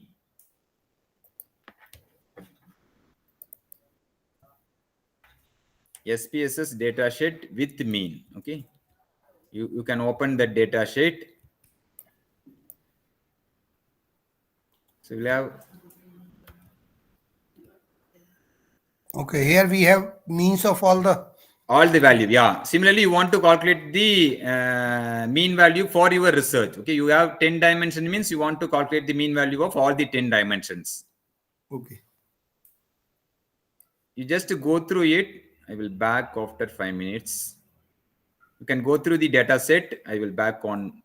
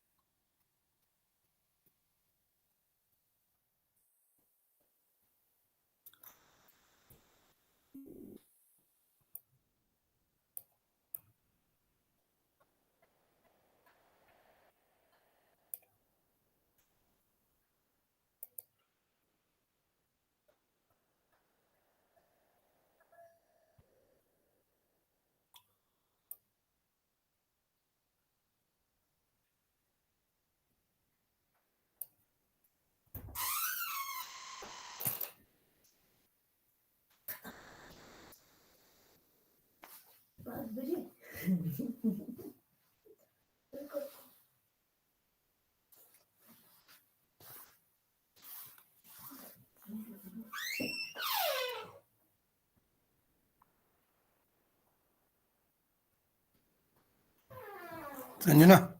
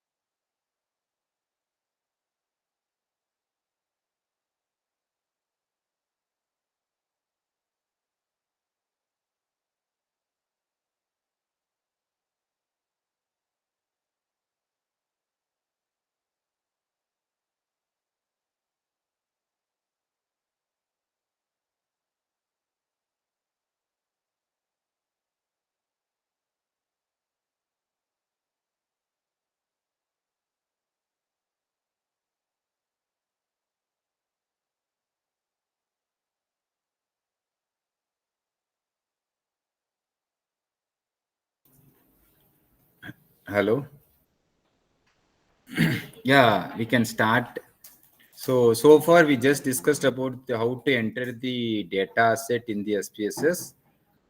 Then we also discussed about the with the data, we want to validate the data. For that we use validity analysis. Then we want to check the reliability, that is internal consistency. For that we use an reliability analysis and find the Chrome pack alpha value. Then we want to know whether the data is not normally distributed or not. For that, we have used the normality test. Okay, so these three are things we want to use it with the collected data for proceeding with the next analysis. Okay, so then we also use the compute variable where we want to find the mean value of the collected items. Okay, so these things are we discussed. So now you can see in the new data set, that is SPSS data set with the mean value, you can have an 1, 2, 3, 4, 5, 6 dependent variable, the independent variable, and loyalty is a dependent variable. Okay, so all these variable will be assessed based on the each and every items in the data set. Okay, example, this 3 loyalty value, this mean value going to be represented by LO. Okay, so similarly customer satisfaction, these 5 items going to represented as CS. Okay, so for further analysis, we're going to use only these 7 datas for our analysis purpose. Okay, so next we move to the analyzing. So for that first analysis we're going to do is we will table the collected data and draw the chart for the collected data. Okay, so for that, go to analysis, click on descriptive statistics, and click on Sir, frequency. Prakash sir, Yeah, tell me, sir. how we can save all that output document done till now? So that simply we can save it, or any other thing we Sir, need to do? sir, we want you can save it, sir, no problem. Or else we can, while doing your research activity, you want to save all the document. Or I also give you some hint. If you want to save any data, like example, you have this table in the output data. You just copy this table and paste it in the Word document. Okay. Okay. Either you can save the output file, or you copy the table and paste it in the Word document, and you can save in your system. Okay. Okay.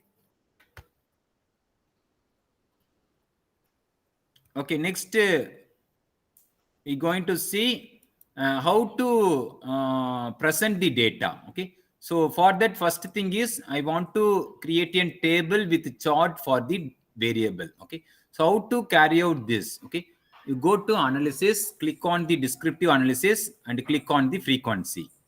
Okay, so go to analysis, click descriptive statistics, and click frequency. Okay, so now I want to I'm going to move gender on the variable side. Okay, so for that I want to draw an pie chart. Okay, go to chart, click pie chart. Okay, so there you can give the chart value, whether it is frequency, count, or as an percentage. Okay, so chart that going to present is in counting, that is in a frequency, or in a percentage. It is to be clicked. I want frequency means you click frequency, or I want in the percentage means you can click the percentage. Okay, click continue and click OK. Okay, very simple. Analysis, descriptive, frequency. I have moved gender on the right side as an variable. For that, I want to create a table and the chart. Okay, for chart, click on the chart, and I have clicked the pie chart with percentage. So, and I have clicked the continue, OK. Okay, now you can see, you can find the frequency table. Okay, so it will describe our it will present about our data. So total number of male present in our collected data is 129, and the female is 271. Okay, so with respect to percentage, around 67.8 percentage are female, and 32.3 percentage are male. Okay, so it will also represented in the graph. I have given a pie chart.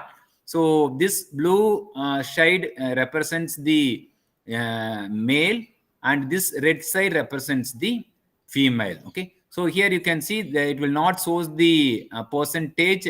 You just double click on the chart, double click on the chart, there will be another window open, that is chart edit. So thereby you can edit the chart according to our need.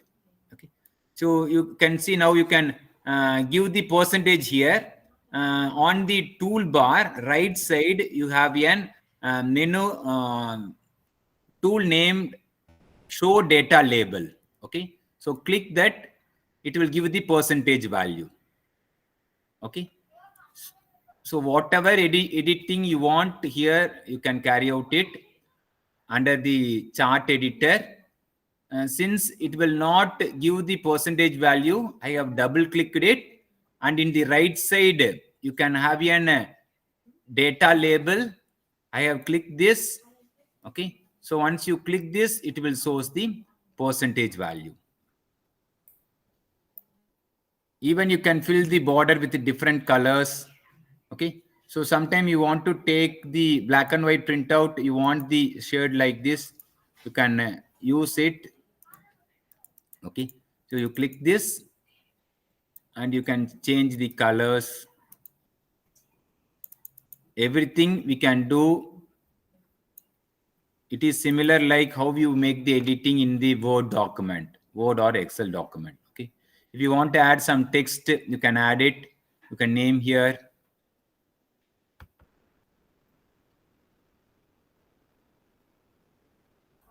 So next I'm going to give another example on descriptive statistics by drawing the bar chart. Okay, go to frequency. I have moved the education qualification on the right side. You just reset it and move the education qualification on the right side. In chart, I'm going to click the bar chart. Okay, here also I want the percentage. Click continue and click OK. Okay, now you can see the description about the education qualification of the collected respondents. So how many of you belong to school level, how many of you belong to diploma, how many of them belongs to UG, PG, others. Okay, so here also the chart will describes the uh, collected data. Okay, here also it will not show the percentage value. Double click it, and you can click on this show data label, and it will show the percentage. So here also you can make the changes. You can give some patterns, and you can click apply. Since if you are using in black and white, you don't want any blue or color, you can click and make the changes. It is similar like how you edit in the Word or Excel. If you want side line, you can add side line by clicking this. You want grid line, you can add grid line for all the units. Okay, these things you can make.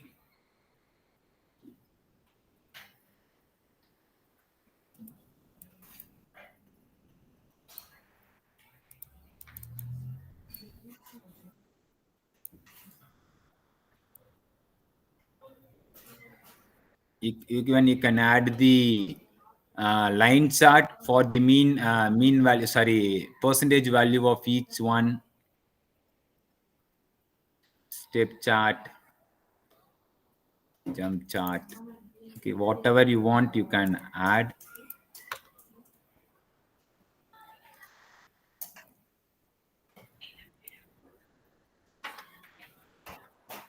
So this is all about presenting your data. So for your requirements or how you perceiving, you can add the chart and make the changes in the style of the chart. Okay. So next one, I want to find the mean for the data. Okay. So mean or median or standard deviation for the data. So always use the scale data for doing this. Okay, so for that you go to analysis, click descriptive statistics, and click descriptives. Okay, go to analysis, then click descriptive statistics and also click descriptive. So now you can see a pop-up window. So I'm going to select the mean value. Okay, so that is the mean which I have calculated for each dimension. That is physical appearance, store convenience, reliability, personal interaction, store image, customer satisfaction, loyalty. Okay, so all these 7 items I'm going to move on the right side. Okay, so then go and click the option. Okay, so here you can find all the descriptive tools. Okay, like mean, sum value, standard deviation, minimum value, maximum value, variance, range, then standard error mean, kurtosis, skewness. Okay, so whatever statistics required, okay, you can click here for your data. Okay, so the display order also you can give, whether it is similar like variable list like PASC or PI, or in an alphabetic order you can list, or in an ascending order, or in an descending order. Okay, so it is helps to display the order.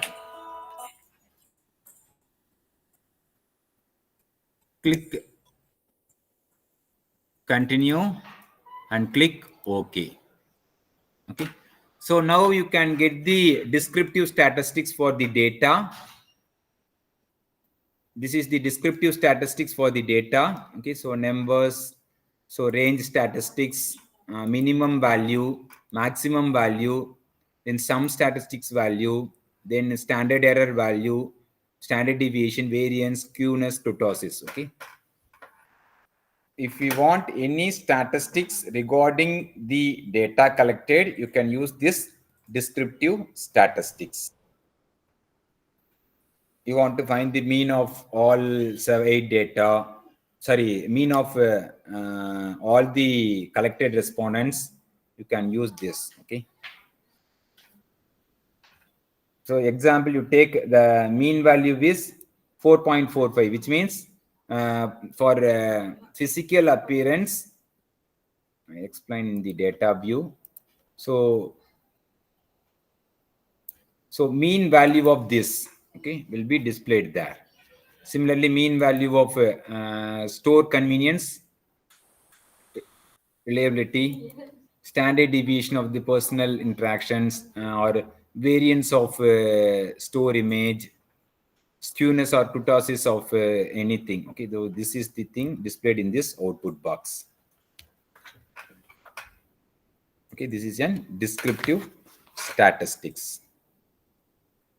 So next I will explain how can we make an cross table of two variable. Okay, so for that, go to analysis, click descriptive statistics, click cross tab. Okay, go to analysis, click descriptive statistics, click cross table, cross tabs.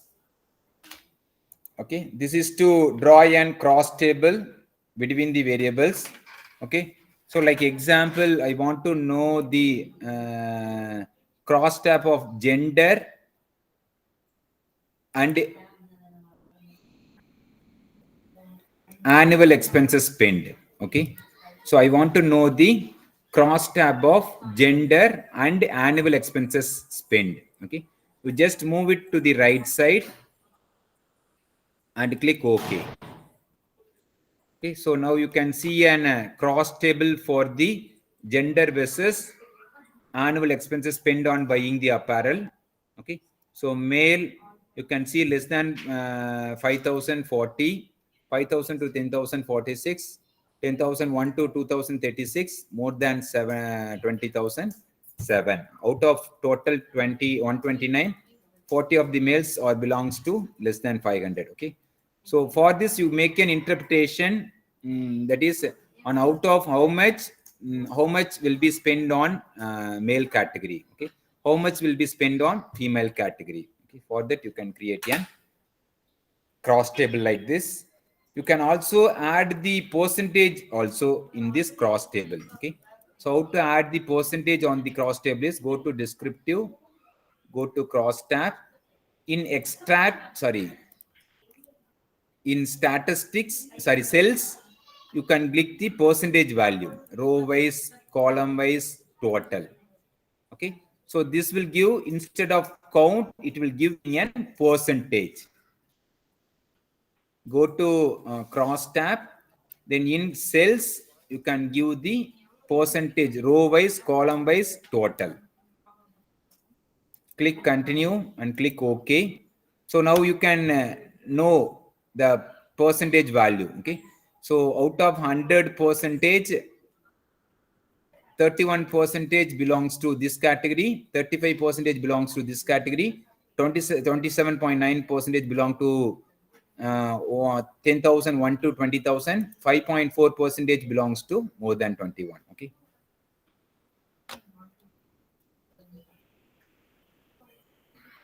This will also use it to interpret the cross table. So this is according to your requirement. You can customize the cross tab. Okay. So even we can add a 3D table also. Okay. Example, I want the annual expenses with respect to gender, and I want to subdivide based on place of living. Okay. So now what I'm going to do is I'm going to move the place of living on the layer side. Okay. Here we can make in 3 dimension. All these 3 category will be displayed.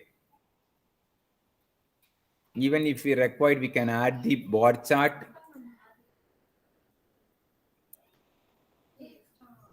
Okay. Even you can have the chart.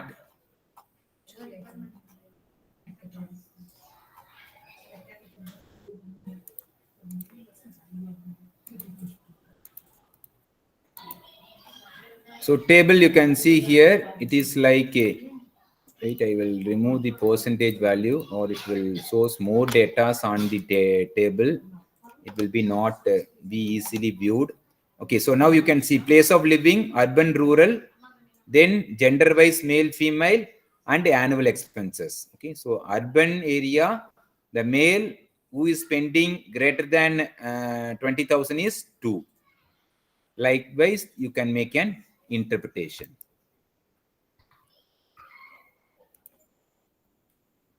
Okay, so this is the table. Example, you want to assess which respondents under rural category spending more. You can take rural category. Okay, and who is spending more, or how much number of persons spending more will be assessed. Okay. Even you can include the percentage value for this cross table to make the interpretation. Female in rural category, who is spending more. Okay. So who are all spending more than 20,000. Okay. Here you can check here. Here you can assess rural area, gender both male and female, they are spending more than the urban. If there is any controversy on the data you viewed, you make it that as an interpretation for your problem.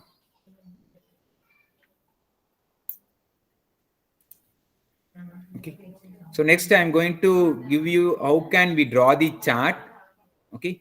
So for that, go to graph and click. So for that, go to graph, click chart builder. Okay. So chart builder will helps to draw an graph for your data collected. Okay. In frequency also you can collect.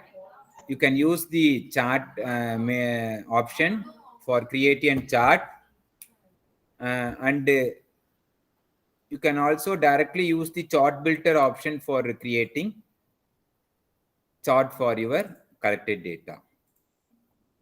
So example, I want to draw a bar chart. You click on bar chart, and you can move the gender in the x-axis, and click OK. Then the bar chart will be created. Okay. So even it is in the count, you can also change in the count as an percentage. Okay. In the chart editor, you can go to chart editor, double click it. If you want the count, that is frequency, and the percentage, both things will be shown here. It is creating chart. Even you can create an histogram chart here, like variable PA. If you want an histogram of the PA data, click move the PA data on. For that, how you want to go is go to graph, go to legacy dialogs, the histogram, move any variable which you want to find the normality or normal distribution curve. I take PA as a variable, click display normal curve and click OK. Okay, so now you can see the data with the normal curve, that is bell-shaped curve, will be shown as a graph. If you find the normality and you also want to represent or present the data with the graph, means you can use this type of you can use this way to represent the graph in the normal distribution. Okay, graph, you can see dialogs. In that you can click the histogram. And what variable you want to find the normality, move to the right side and click display the normal curve. It will display the normal curve. Even So here also you can. this bar graph is of the mean of the all the physical appearance questions, no? Yes, sir. It also shows the mean and also it will shows the distribution of the data also.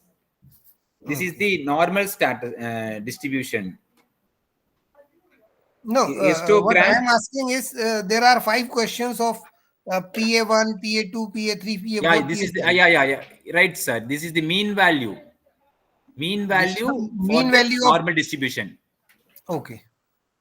We find the mean value. For the mean value, we have drawn the normal distribution curve. Okay.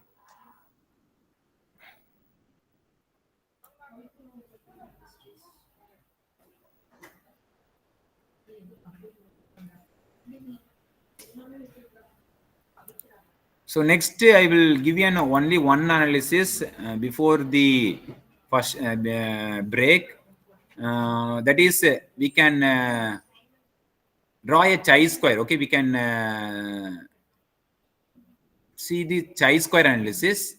So for chi-square analysis, one thing you have to know, for chi-square analysis, the category which you have to use is always variable 1 and the variable 2. Okay, so this data I will share with you, where you can find what types of variable to be used for what types of analysis. Okay, so first thing we can see now, chi-square analysis. So for chi-square analysis, always we going to use an categorical variable. Okay, you know what is categorical variable, right? So categorical variable means group variable. Always group variable will be used for. Okay, so categorical data means grouping. So always group variable to be used for chi-square analysis. Don't use a numerical data for chi-square analysis. Okay, most of the researchers, they carry out numerical value, that is Likert scale with categorical variable, and they do the chi-square. That is no use on assessing it.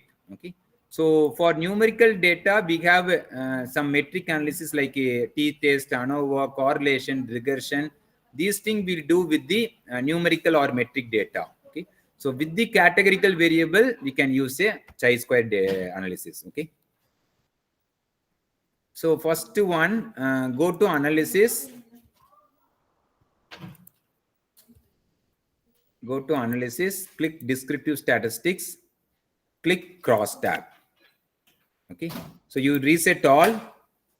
So now I want to make an chi-square for two categorical variable. You all know categorical variable means group variable. It should have a group. Okay, so I'm going to move the gender in the row side, and another one.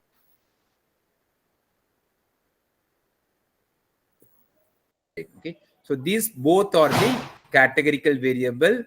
So always the categorical variable will have a data of ordinal data or nominal data. Okay, so all the scale data will comes under the numerical variable. Okay, so then click the statistics, click chi-square. Okay, only one thing you have to do is click the statistic, click chi-square,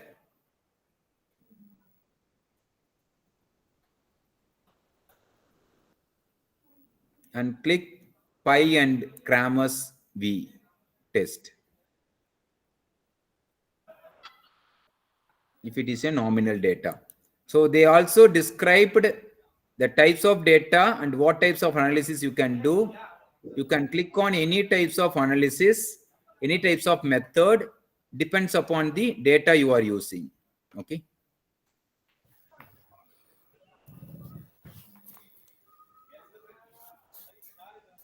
Click OK. Okay. So now you can see case processing summary, then cross table of gender and how often you will make the purchase. Then you can see the chi-square test. Okay.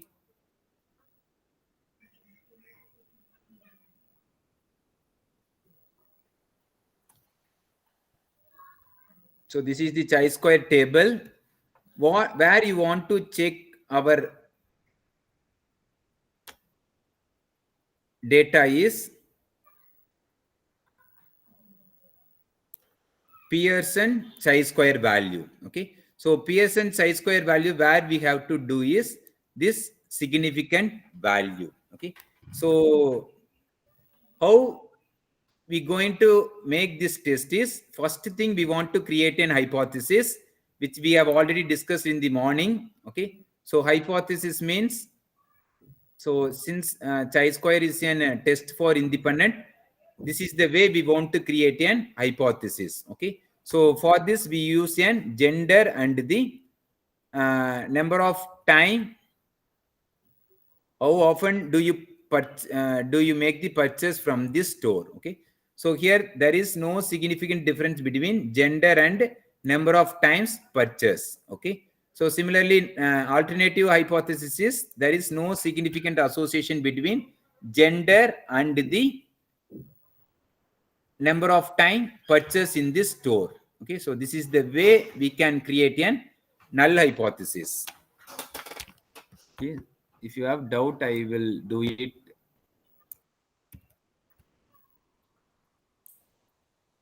H naught.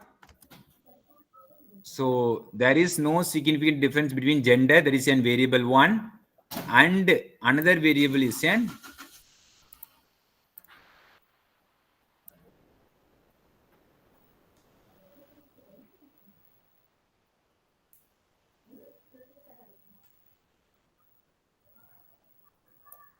okay. So this is the way you have to create a null hypothesis. There is no significant association between gender and how often do you purchase from this store. Okay, variable A is an gender, variable B is an how often do you purchase the store. Okay, next one, alternate hypothesis H1.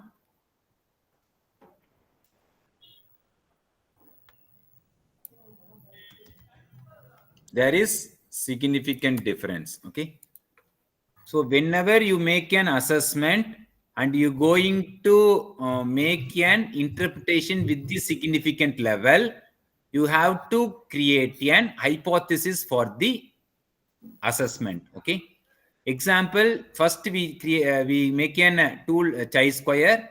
For chi-square, my question is, I want to find the association between gender and how often do you purchase from this store.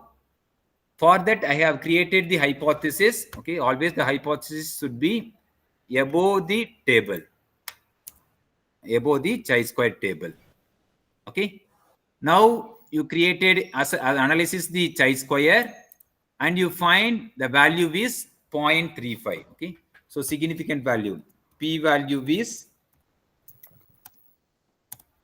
0.359. Okay, this is the p value. Okay, how you make the decision? So decision is based on the p value. Okay, so now the p value, go to the, so this is the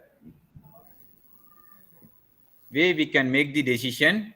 Now you can see the p value is whether it is less than or greater than 0.05. Our significant value is 0.05.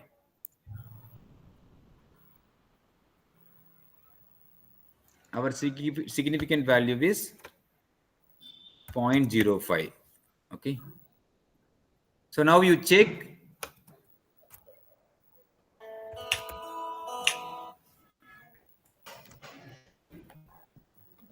how you going to interpret this decision. Okay.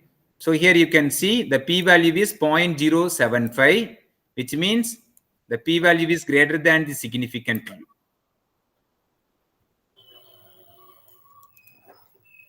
Okay. So p value is greater than significant value 0.05. Okay, 0.05, which means we failed to reject the null hypothesis. So how we can make the interpretation is, since the p value is greater than the significant value, p value is 0.035 is greater than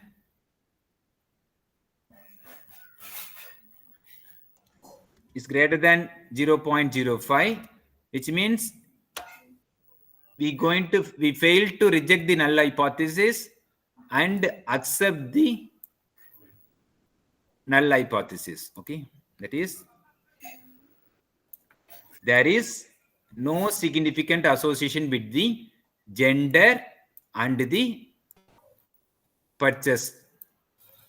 Okay, so this is the way you have to interpret, which means both male and female will have similar opinion on making the purchase on the store. Okay, there is no difference. Example, when we take, if the male is male giving more option on any one category and female giving less option on the same category, thereby it will give an first result. But here the significant difference is no, there is no significant difference, which means both male and female have the opinion similar in the purchase of product in the store. Okay, so this is the way you can make the interpretation. Okay, any doubt on chi-square? Any doubt? Sir, instead of writing fail to reject the null hypothesis, can we have accept the null hypothesis? No, ma'am, you always give this. This is the thumb rule. Okay, whether we going to reject or fail to reject. We don't have any evidence on strongly accepting null hypothesis. Okay, so Okay. that is the reason we make this. Okay, this interpretation. Okay, If we sir. have high evidence on accepting, means we can do, but we don't have any strong high evidence on accepting the null hypothesis. For that, we use these wordings for making our interpretation. Okay, sir. Thank you. This is like thumb rule, ma'am. Okay, sir. Whenever you go and assess with respect to significant level, you can work on this too. Thank you, sir.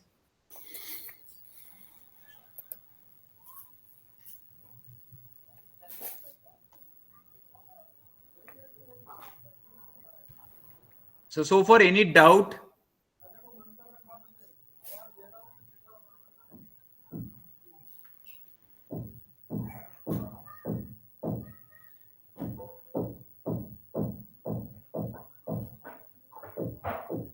Can we move to the next one? Praveen sir? Yes, sir. Okay. So next we work on the compare mean. Okay. So next is compare mean. In this, we're going to see two category. One is t-test and another one is an ANOVA. Okay. So t-test will be used when we have only two option in a categorical variable. Okay. We have only two option in the categorical variable. That on that cases we're going to use a t-test. Okay. So t-test will be performed based on two category. One is with two variable. One is categorical variable and another one is a numerical variable. Okay. So always the compare mean will be done on two category. One variable to be an categorical or grouping variable and another one is a numerical variable. Okay. So in t-test there are three different cases. One is an one sample t-test. Second one is an independent sample t-test. Third one is an paired sample t-test. Okay, these three are the classification under t-test. Okay, so first one we're going to see one sample t-test. Okay, so one sample t-test, what we going to do is I will give you an example first, then we can see why we use the one sample t-test for the analysis. Okay, so one sample t-test is on one side we will have a numerical value, on another side we will have a target value. Okay, so we're going to fix a target value for the for our collected data. Okay, so example, you take first one, physical appearance. You can see it is measured under 1 to 5 Likert scale. So all the value is between 1 to 5. Okay, so 0 to 5. Okay, so 0 to 5 will be the value in the PA. Okay, so I testing with some target value. Okay, so target value I am going to take it as an 3. Okay, 3 is my target value.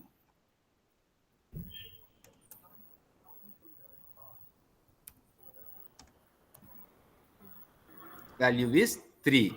What I am saying is most probably the value to be between, sorry, in value of 3. Okay, so but the actual value is between 1 to 5. Okay, so 1 to 5 is the actual value. I'm going to target as an 3. Okay, what this t-test going to do is it going to find the mean value. Okay, and it going to verify with target value. Okay, example, if the mean of the variable is 4.2, okay, so it going to compare this mean value with the target value. Okay, so mean value is mean of the PA. Okay, so it will find the mean value of this and it going to compare with the target value. Okay, so I just working, you just follow it. Go to analysis, go to compare mean. Sir, Under that, you yeah, just click on one sample t-test. Prakash sir. Hello? Yeah, tell me, sir. Yeah, sir, can you explain what is this t-test and where we should use this? Hello? So t-test is a comparative mean test, sir. Whenever you want to compare the mean data and when you want to interpret that result, you can use the t-test. Okay, so example, I give you a small example, sir. You have collected an data in a Likert scale, then you have find out the mean value of the data and make it as a single data. Okay, so I want to know whether gender having relationship with the any of the variable, dependent variable. Okay, like gender versus physical appearance. You take physical appearance as an data. Okay, Okay. PA as an data. Okay, so here I'm going to compare with any categorical variable gender. Okay, so here PA is a numerical variable, gender is a categorical variable. Okay, So here I want to find out whether the opinion or perception of gender, that is male or female. Okay, so whether this perception of male or female about physical appearance is equal Same or or not? distributed. Okay, that is, there is significant difference between gender and physical appearance. That is, male have more perception than female, or female have more perception about the physical appearance than the male. That is the thing I want to test. Okay, so Okay. here what we do is, it compare the mean of physical appearance, and it going to compare with the gender wise male and female, and it will give you a result for it.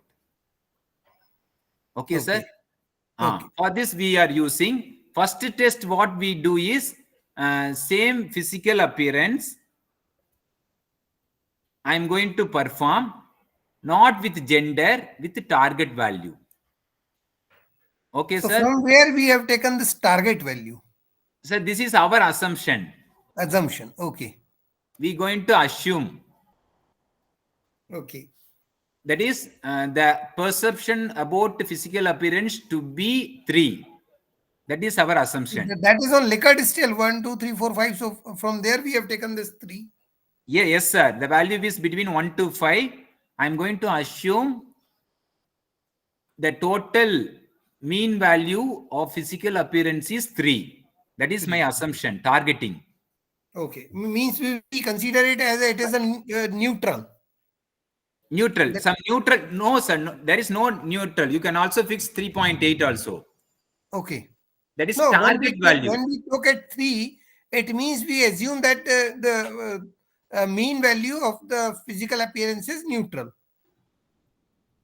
Yeah, Every neutral. 3, Yeah. We can make an if assumption we like that take it also. 4, Yes, it yes, means yes. we either it is disagree or it is agreed.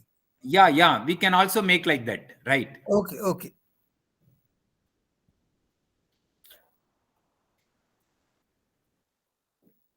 Use the first analysis, that is one sample t-test.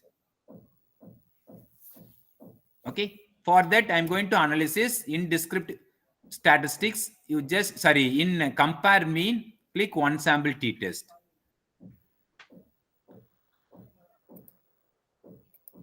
Analysis, compare mean, click one sample t-test. Okay, so now the test variable is PA. You just click the PA variable and move to the test variable. And you want to fix the test value. As I said, I'm going to give the test value as 3. Okay, so I'm going to move the physical appearance as a test variable.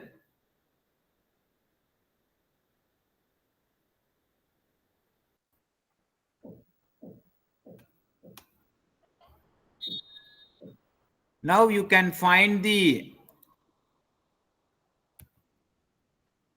two table like this. One is an one sample statistics and another one is an one sample test. Okay, so in one sample statistics you can find the mean value as an 4.458. Okay, so and the significant value you see, sorry, test value is 3. This is the target value. Okay, so the significant value is 0.000. Okay, so now what hypothesis you want to fix for is H naught is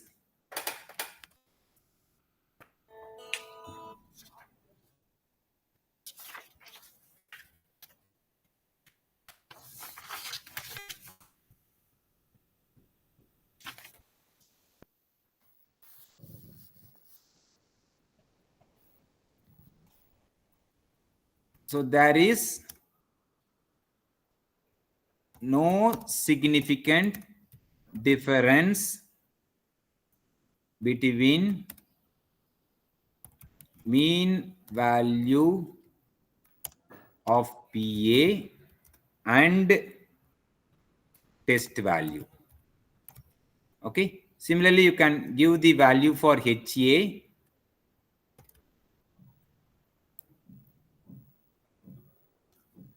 There is significant difference between the mean value of PA and the test value. Okay. So now what the result showing is 0.000, which means the significant value is less than 0.05. Okay. So if it is less than 0.05, what we have to do is the thumb rule is same. So since the p-value is less than 0.05, we're going to reject the null hypothesis, which means there is significant difference.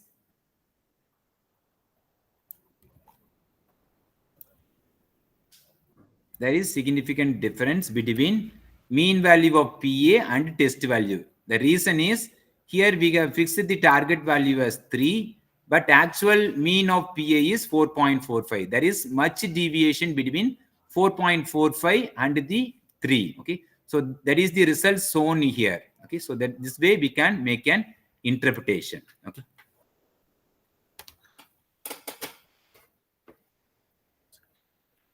Okay, sir. We can wind up the first session.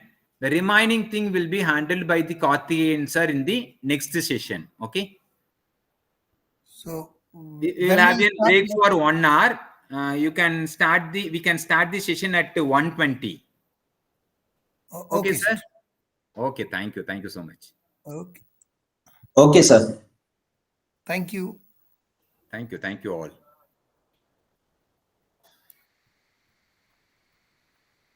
So about one-tailed, two-tailed, about remaining ANOVA, everything will be explained in the second section by the Karthi sir.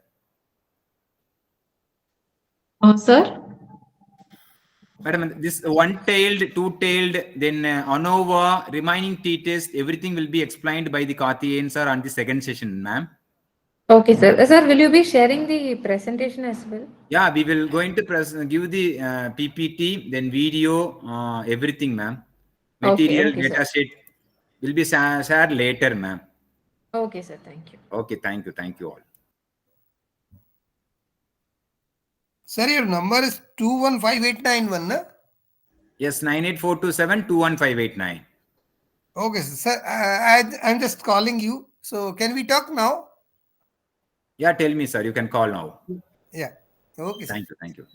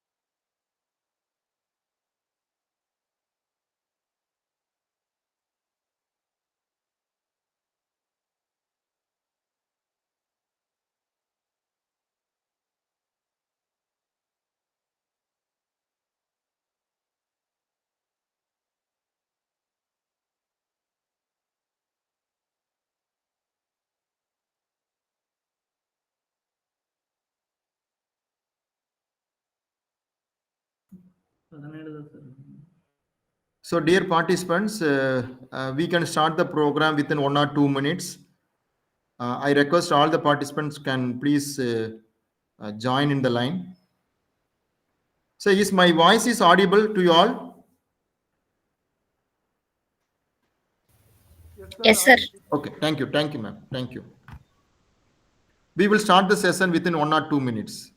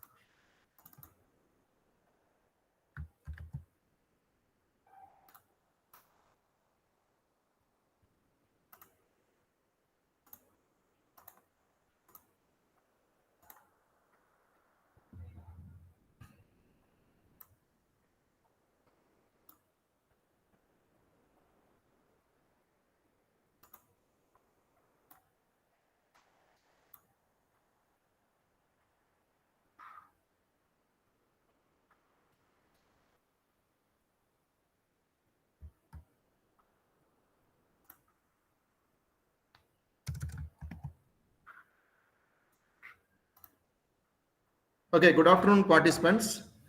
I hope my screen is visible as well as my voice is audible to you. So, morning, you have So my. your voice is audible, but your screen is not visible, sir. Ma'am, So you are like, yeah, I have not yet started, ma'am. Thank you. okay. Okay. Well, so morning you would have discussed about Dr. Prakash would have discussed about what is research, main concept of research. Then we have, I think he has started about basics of descriptive statistics and SPSS, how we can work out. Along with that, he can also work on chi-square test, then one sample t-test, and descriptive statistics, as well as he told he also discussed on correlation analysis while he can perform on transform compute variable options. So I hope many of the tools and techniques we are going to learn on these 3 hours.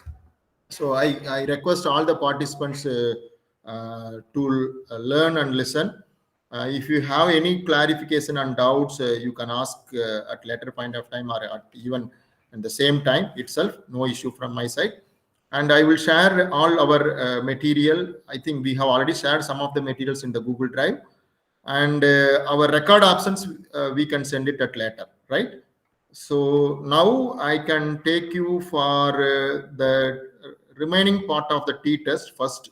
Then we will proceed about one by one.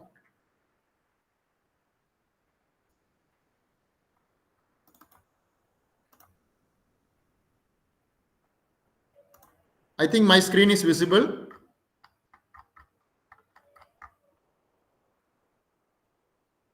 Yes, sir. Your screen is visible, sir. Okay, thank you. So this is Dr. Karthi, professor from Department of Management Studies, Congo Engineering College. So morning you'd have discussed with my colleague Dr. Prakash. And the t-test, we have the different steps for obtaining a t-test, the significance of testing, okay, and why we have conducted significant test, t-test. So actually the t-test is about mean. T-test is about mean on distribution and evaluation for group distribution. And T is based on the, I'm sorry, some participants can kindly mute yourself, please. Thank you. So the distribution, T distribution is based on the sample size and vary according to the degrees of freedom. Okay. And we have the different criteria for applying a t-test. And I told you already, the t-test is applying mainly for comparing a mean, right? So t-test is applying for comparing mean value of two sets of numbers, comparing a mean values of two sets of numbers. So comparison will provide you with a statistic for evaluating whether the difference between two means is statistically significant. Two means is statistically significant. For that purpose, we are using t-test. I will tell you, my dear friends, when there is a more variability or overlap or larger difference, we can apply t-test. Larger sample size is equal to less variability, larger difference, then we can apply t-test. There are three types of test I should say about three types of test. One is a independent sample test, independent sample t-test. Then second one is a paired sample t-test. And the third one is, I think one sample t-test. I think Dr. Prakash would have discussed on one sample t-test. Okay. So we can concentrate on independent sample t-test. Independent sample t-test is very important. So because it is to use to compare two groups. Say example, we take example gender. Gender, we have two groups, male and female. Gender, we have two groups. In those conditions, if any of the variables would have to compare with the two different groups, then we can apply t-test, independent sample t-test. So independent sample t-test is used to compare two group scores on the same variables. For examples, it could be used to compare the salaries of dentists and physicians to evaluate whether there is a difference in their salaries. Okay. So the assumptions, the dependent variables should be continuous. Okay. I think I can also tell you the paired sample t-test is used to compare the means of two variables within a single group. Okay, within a single group, if any of the variables we can study, then we have using paired sample t-test. For example, it could be used to see there is a statistically significant difference between starting salaries and current salaries among the general physicians and in organizations. Okay, only one variable we are going to take, that is physician. And what is the starting salary? What is the current salary? If at all we are going to compare the current salary and starting salary of the only one variable, a single variable, then single group, then it is called as a paired sample t-test. So mainly for our research purpose, we can apply independent sample t-test. Okay, independent sample t-test. So that is the assumption. Dependent variable should be continuous one. The group should be randomly drawn from normally distributed and independent population, male, female, dentist, physician, manager, staff. No overlap can be allowed in terms of taking the assumption. The independent variable is a categorical with two levels. Very, very important. So please note out independent variables is categorical with two levels, two options. Distribution for the two independent variables is normal. Okay. Then we apply the t-test. So this is independent samples t-test. So we are for the time consuming. I am not going to take on much on paired sample, though one sample t-test already covered by Professor Prakash. I directly go with the independent sample t-test. So independent sample test used when we have two independent samples, example treatment and control groups. Okay, so here I will apply.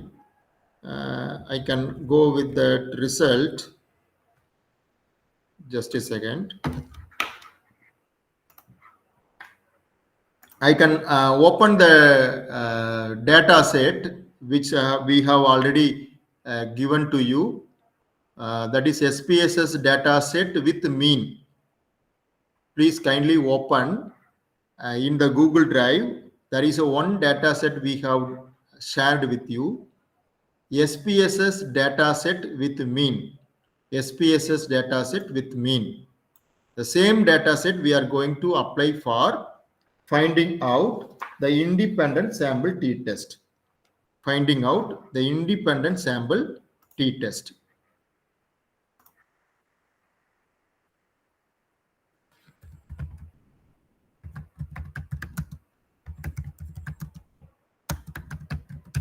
Independent sample t-test. Hope you are all opened the data set. So what we want to do, first one, we should go for analyze. We should go for analyze. Then go to compare means. Go to compare means. Go to independent sample t-test. Okay, compare means select independent sample t-test. Independent sample t-test. Then I am going for the test variable. So test variable, okay, test variable is maybe, see, I am going to choose this one. This store has modern looking equipment. Okay, I am going to choose this variable. And the grouping variable is gender. So though it have two options, then you have to define the group. Group 1 is 1 and group 2 is 2. Then click continue. Okay. So I have chosen this store has modern looking equipment and fixes, lighting, music, etc., etc. This is my test variable. And grouping variable is a gender. Grouping variable is a gender.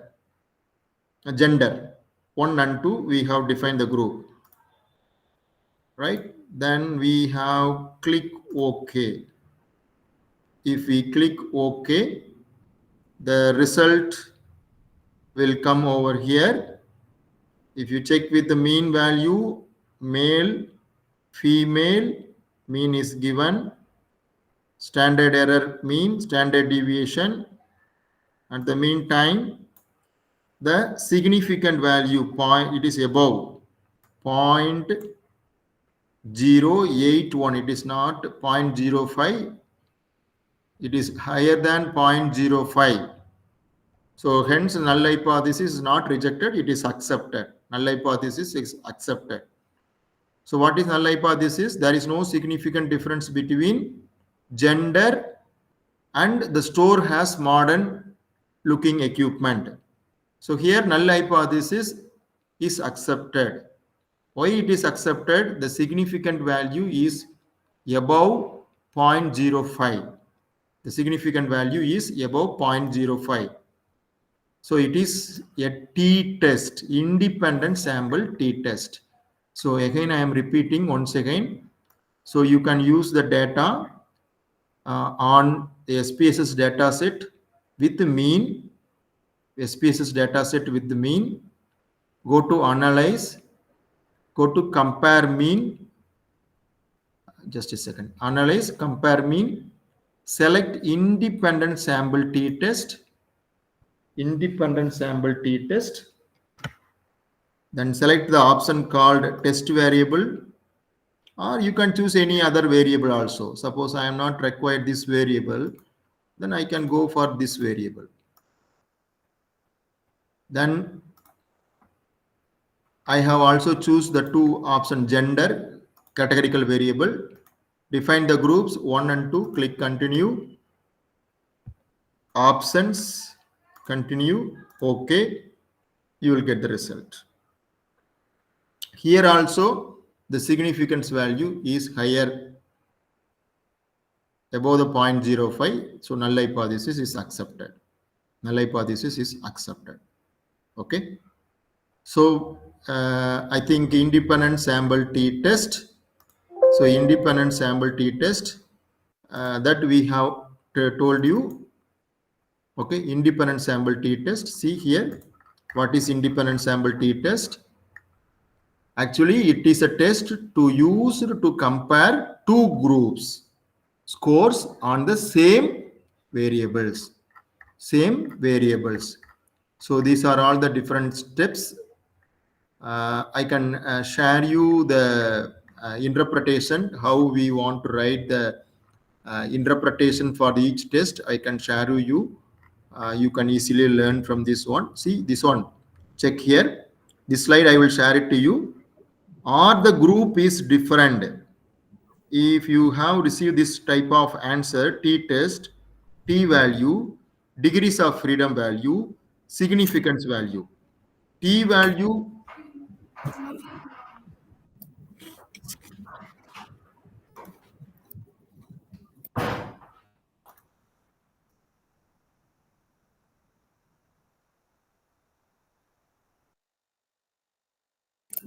Sir,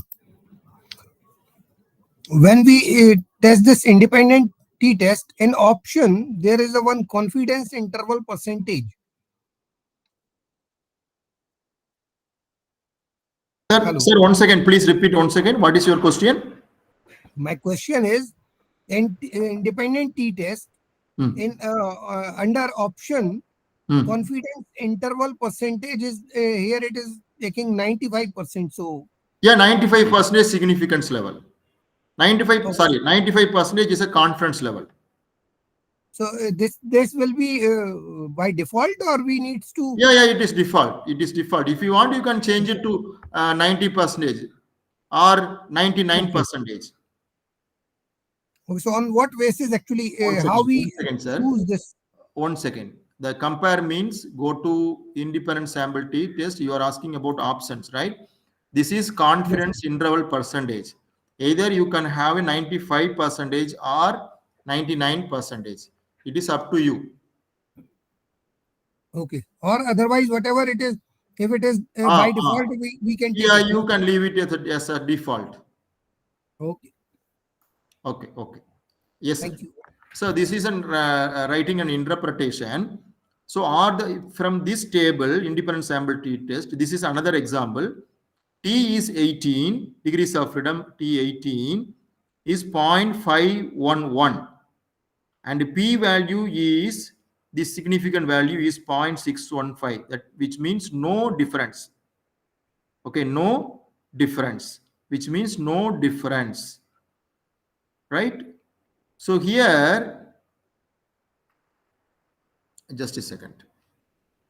So this is degrees of freedom. Degrees of freedom for the T. 18 is a degrees of freedom. And this value is, T value is 0.511, which is above the P value of 0.615. less than 0.615, that's we called as a no difference. I can go with that. This one, if you take we are not going to discuss on paired sample, right? Paired sample we will discuss at later point of time, if at all we have a time. Okay, right. So whether SAR would have discussed on ANOVA analysis, whether Prakash would have discussed or not? No, sir. Okay, Not fine, yet. sir. Okay, now I taken you to discuss on very important test, ANOVA, right? ANOVA. Okay. Hope my screen is visible to you all. Right. Okay. Yes, So sir. hope my screen is visible to you all. ANOVA. Yes. Right. Yes, sir. So ANOVA, one-way ANOVA and factorial ANOVA, two types of ANOVA is there.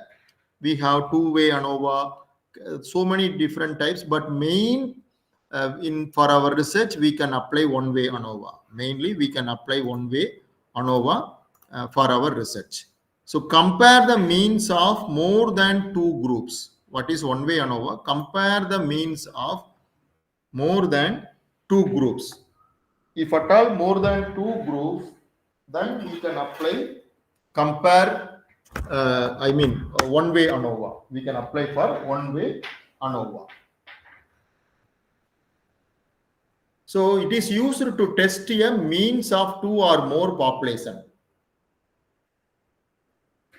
Here normally the null hypothesis typically is that all means are equal. All means are equal. Okay. And there must also be one or more independent variables that are all categorical variables. Or categorical independent variables are also called as a categorical independent variables are also called as a one second. Categorical independent variable is otherwise called as a non-metric, okay, non-metric, and it is also called as a factors. Okay, categorical independent variable, it is called as a factors. Okay. So here, this slide is very, very important. We have metric dependent variable and independent variable. If a categorical variable and factorial, what type of test we can apply? A categorical and interval, we can apply for ANOVA, analysis of variance. If it is interval type of scaling, then we can go for regression, right? Binary value, we can go for t-test. In ANOVA itself, we have whether it is a one factor ANOVA or more, if it are one factor, we can go for one-way ANOVA. More than one factor, we can go for n-way analysis of variance. So we are going to learn on one-way ANOVA. We can learn on one-way ANOVA, right? So what I have suggest you.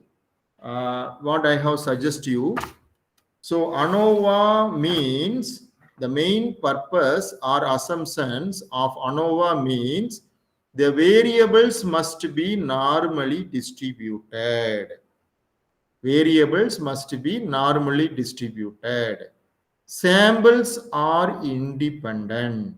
Variances of populations are all equal, right? Then we can apply ANOVA. So we apply ANOVA. The hypothesis like there is no significant difference between the variables. There is no significant difference between the variables. So what I am going to suggest you, go to the data set, open the data set name called income level. Open the data set income level. Go to click ANOVA, where you have get the data set on income level. Hope everybody is following, sir. Excuse me. Can everybody is following? Yes, sir. Sir, please repeat where to go for ANOVA. Sir, you can have a data set, correct? Yeah. In the data set, there is a one option called, there is a one file called ANOVA, correct? You have not find? No, sir. Oh, Under transform or where? no, I think you have a data set, no? Yes, sir. From the data set, you can click on ANOVA folder. Okay. From the ANOVA folder, you have in one data set name called income level, correct? Yes, sir. You open income level. Yes, sir. I have opened it.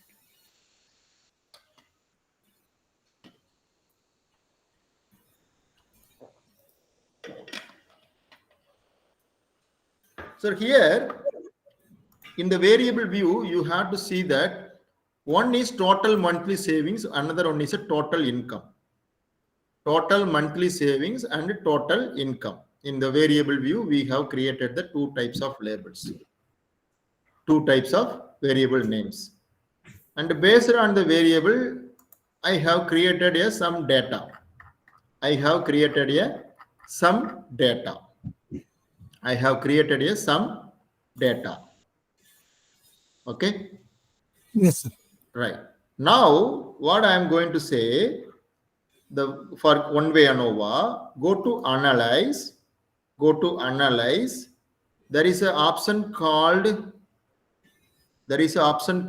compare means.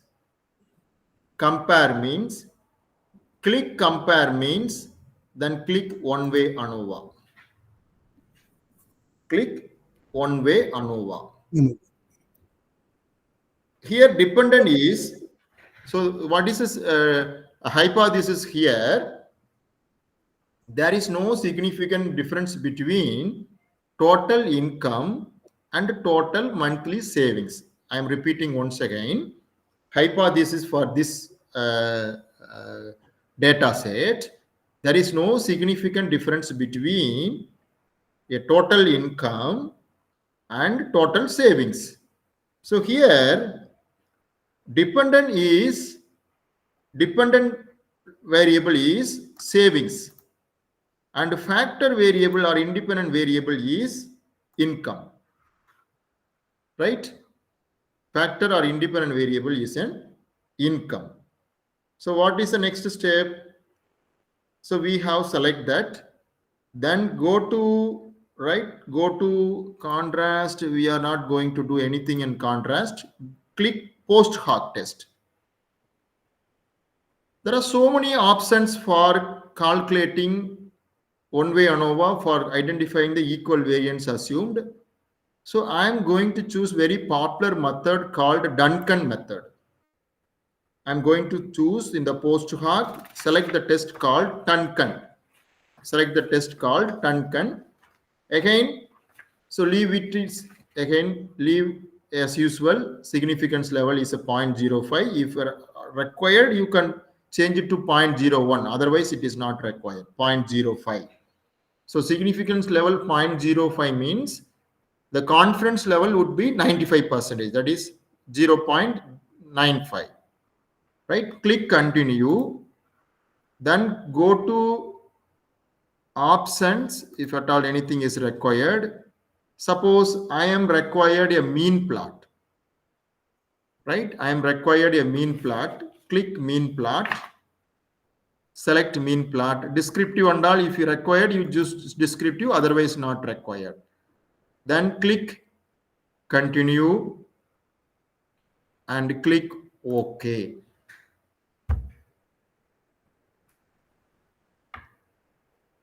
Click OK. Here, everybody got it, sir? Can you able to follow, all of you? Yes, sir. Okay, thank you, thank you. So hope you all got this output. Hope you all got this output. This is ANOVA table. followed by, this is a post hoc test and mean plot. Right. Now, I'm telling you, just I'm copy this one and paste it in, just a second.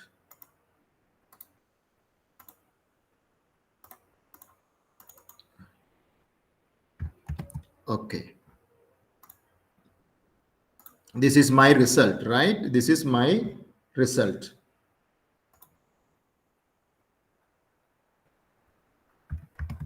Just a second. For your understanding only, I'm writing here. Okay, this is my result. Copy and paste. So this is my output. Now I am explaining you, right? This value, right? This value, significant value, I'm sorry, this significant value is lower than 0.05. So we reject null hypothesis. We reject null hypothesis. Okay, we reject null hypothesis. Hence, there is a significant difference in the savings of respondents with respect to the income level. I am repeating once again. Hence, the significant value 0.000, it is less than 0.05 significant value. So we reject the null hypothesis. Okay.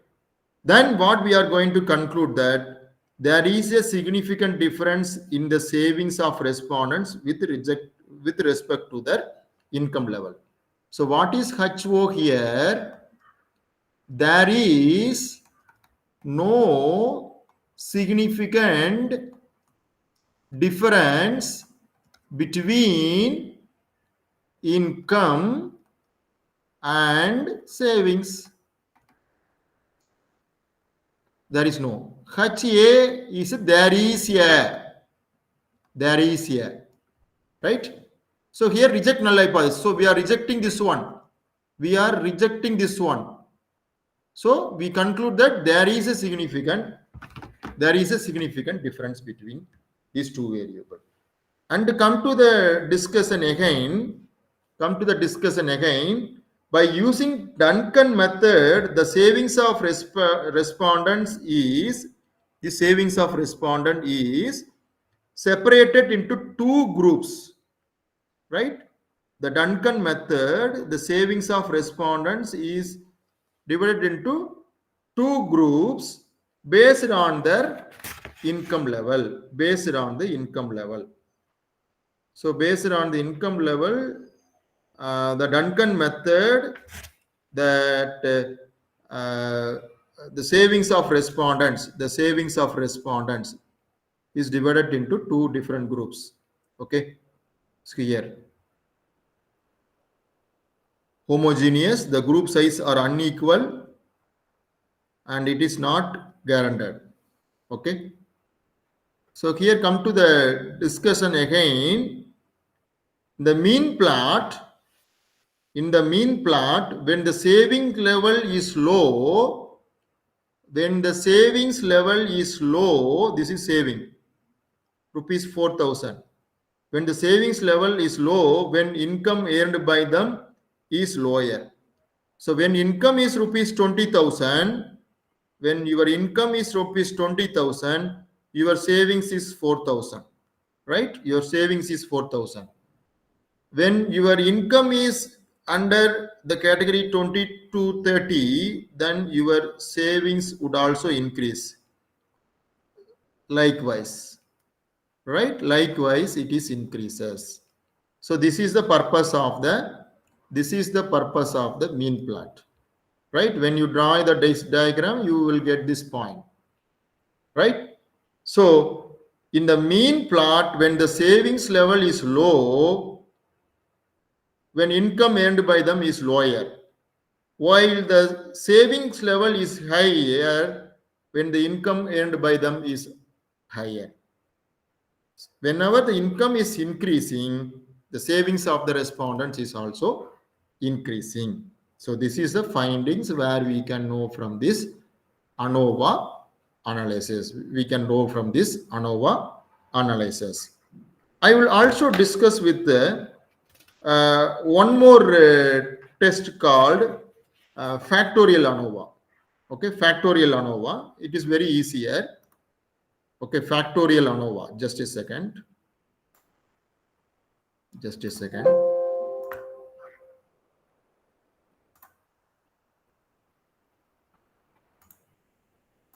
Right. What is factorial ANOVA? Right. Yeah. Sir, hope everybody is following, sir. Sir, hope everybody is following. Yes, sir. Yeah, thank you. Thank you. If you have any doubts, you can reserve it. I will even do it at later. So I will go with that factorial ANOVA. Okay. I will go with the factorial ANOVA. Just a second. Close this income file. There is one more file called in the data set under ANOVA, one more file called customer perception. Customer perception.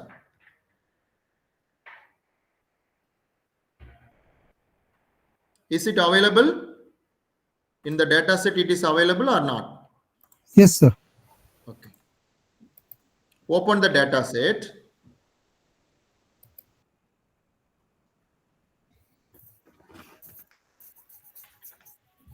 Then go to analyze. It is a factorial ANOVA. It is a factorial ANOVA. I am right. Factorial ANOVA. Factor. Go to analyze. General linear model. Select univariate. Select univariate.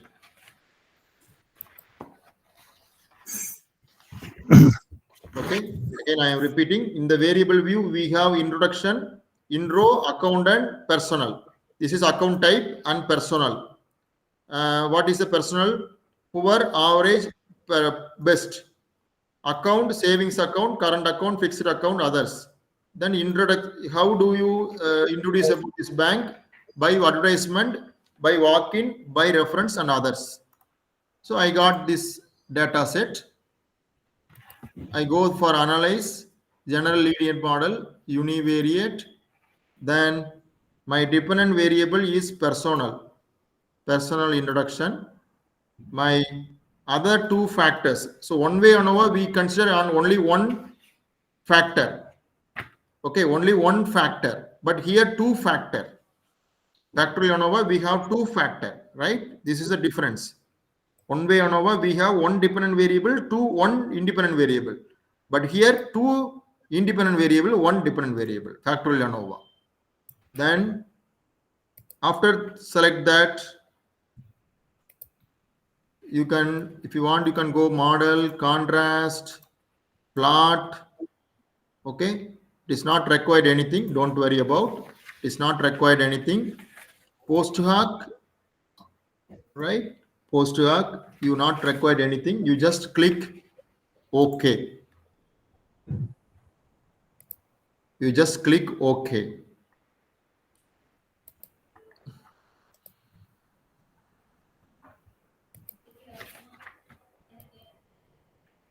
Check here. This is intercept is there. Okay, intercept value is there. 1 second.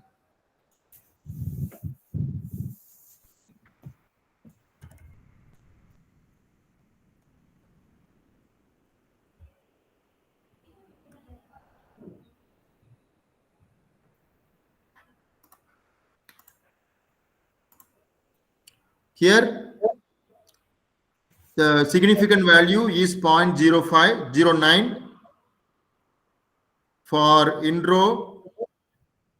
introduction, and for accountant, the significant value is 0.487. So in this case, so there is significant difference between introduction and dependent variable, null hypothesis is rejected in case of introducing to the bank. In case of account, what type of account and the personal interest, the null hypothesis is not rejected, it is accepted because the significant value is 0.487. 0.487. So I will again once again repeating, analyze, go to linear regression, general linear model, univariate, then select this one. So if you required model or anything, you can also proceed with the plot, introduction, horizontal, separate accountant and separate lines, add. Then you go with the line chart if at all anything required. Then go to post hoc, introduction, what type of test done can, continue. Again you go plot, go to account, again done can test, continue. So if at all required all the test, okay, click OK. So here homogeneous subsets will there, profile plots will be displayed. Okay. So you have to perform so Please much. repeat this. Sir? Sir, please repeat this. Yeah. Once more. Yeah, it is all for your understanding, sir. I will in this junction I am not telling anything. You just go to analyze, compare mean, general linear model, univariate. So these options are all not required. Just for telling you to perform more better understanding and more accurate answer, you can go apply this test. Otherwise it is not required. Whatever I have repeat already, that is more than sufficient, right? So it is plot means if you want to draw the plot, then you can apply. Otherwise it is not required. Okay. So contrast also it is not required. Plot also not required, right? I will remove that one all. Post tag also I removed.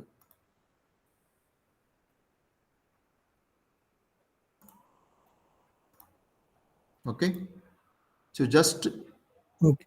click OK, you will get the result. This is more than sufficient for factorial ANOVA. This is more than sufficient for factorial ANOVA. Okay.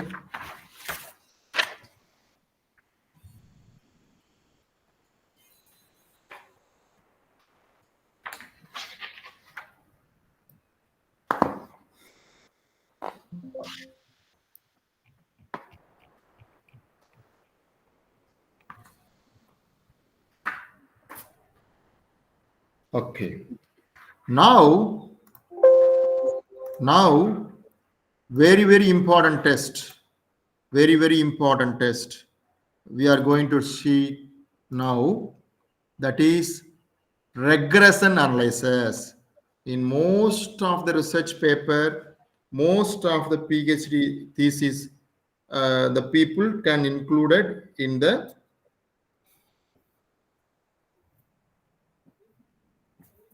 multiple regression analysis. Okay.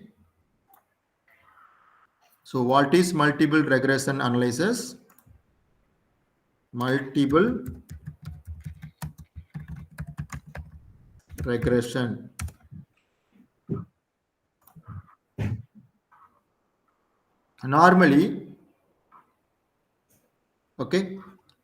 Normally, multiple regression is to learn more about the relationship between one dependent and more than one independent variable. See here, all of you, please listen. I just want to learn on,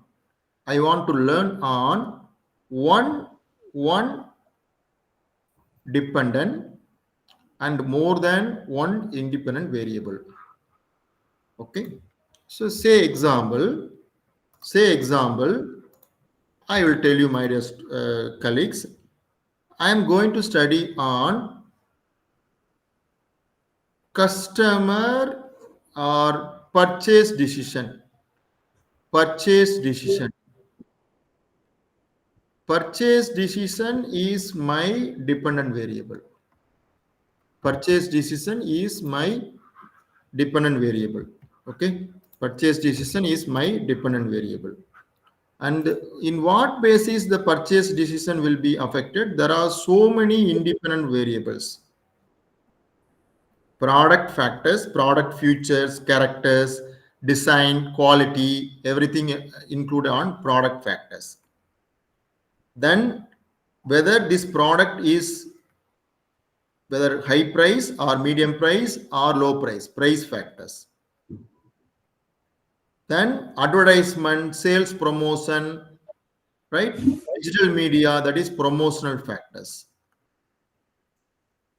Promotional factors. Then distribution factors. Distribution factors. Then my personal and choice factor. Personal factors. So here, my dear friend, this is called as independent variables. This is called as an independent variable, or otherwise called as factors influencing purchase decision. Factors influencing purchase decision. So here, this is a conceptual model, right? So for these type of analysis, I want to check whether there is any influencing factor on the different independent variables on purchase decision. Then there is a possibility we can apply on multiple regression analysis. Actually, multiple regression analysis is a multivariate data. Multivariate data. So we know that there are three types of data analytics. Right? I hope Dr. Prakash would have discussed. Otherwise, I will tell you. One is a bivariate, univariate, only one variables, two variables. Okay, chi-square, ANOVA, t-test are all bivariate. Descriptive statistics, right? And all be called as a univariate. Then we have multivariate. Multivariate. Okay, multivariate. So multivariate, we have one dependent variable, two or more independent variables. Two or more independent variables. So we have studied what is bivariate, some tests like t-test we studied, chi-square we studied, ANOVA we studied, univariate, right? Only one to study the descriptive statistics. Only one variables to height of the classroom, mean, median, mode, standard deviation, etc., etc. So here multiple come to the point of multiple regression. One dependent and more than one independent variables. So the variables must be linear and variables must be normally distributed. So there is no significant relationship between the variables is a hypothesis. And alternative hypothesis is that there is a significant relationship between variables. Okay. So what are all the essential we should look on the multiple regression? First one, adjusted R square. Then coefficient of multiple determination. Then third one is a F test. Right? So partial F test, regression coefficient, etc., etc. Okay. Now what I should tell you, I hope everybody have opened a data set. Yes. You can open a data set in multiple regression. Go to multiple regression. Open the data set gold.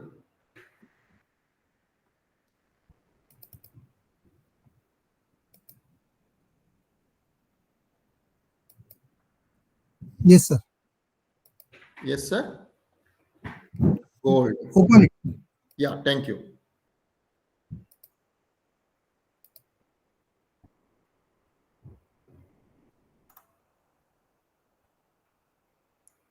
Right? Go to analyze,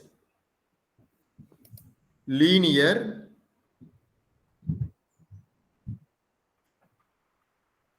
regression or linear. Go to analyze, regression, linear.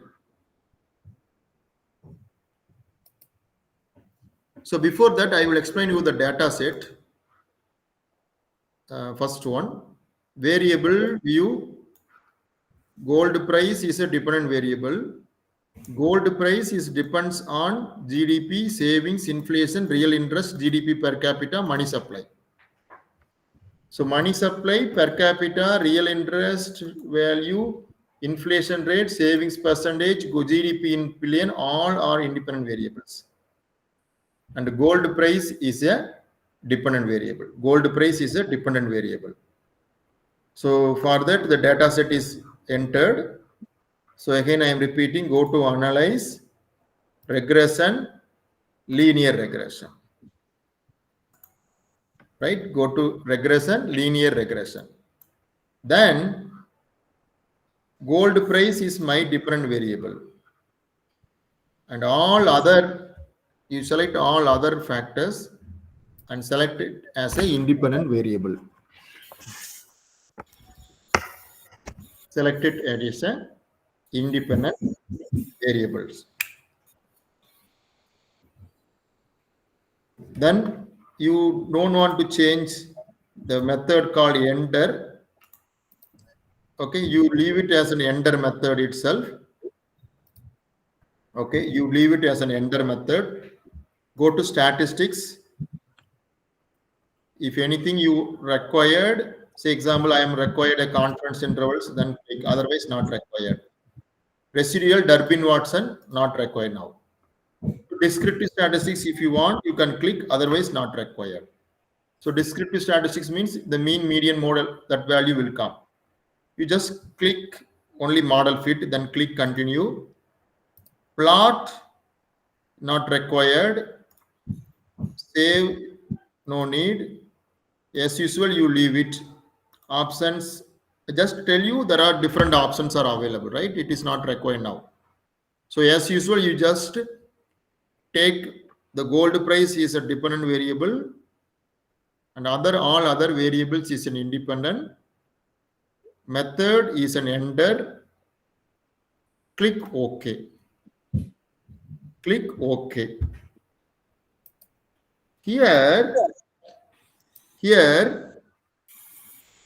I am copying all. I'll explain you.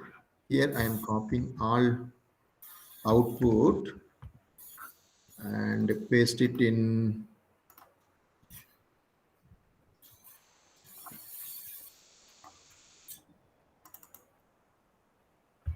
Okay. Paste it in Word. Okay, right. Now, so this is an enter method we apply. And here in the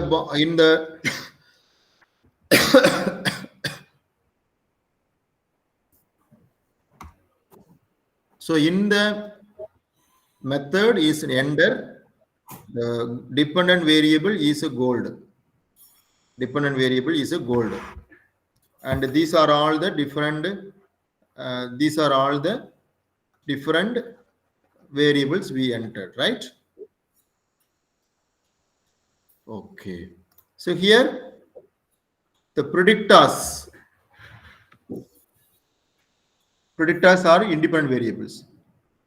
Money supply, real interest rate, savings in percentage, inflation, per capita, GDP in millions. R value, R square value, adjusted R square value. This is standard variable. This is significant value. Okay. Here I am explaining. Hello. Yeah. Excuse me. Sir, anybody have asked anything? Excuse me.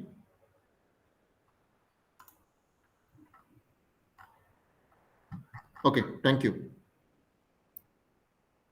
Here, R value, I can show you the interpretation uh, in the PPT itself. I have already worked out. Here, R is the correlation value, and this value is 0.999, and R square is a degree of determination, and it is this value is also 999. And the degree of determination shows that extent to which GDP in millions, billions, savings percentage, GDP, etc., influences the gold price. Here, this value, right? This value, you check here, this value, says this R square value. This R square value, that is, say, assume that this R square value is 0.999, which means 99.9 percentage, okay, 99.9 percentage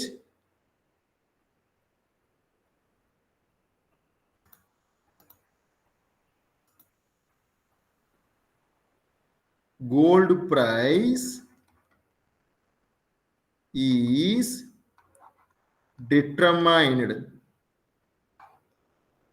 Gold price is determined by different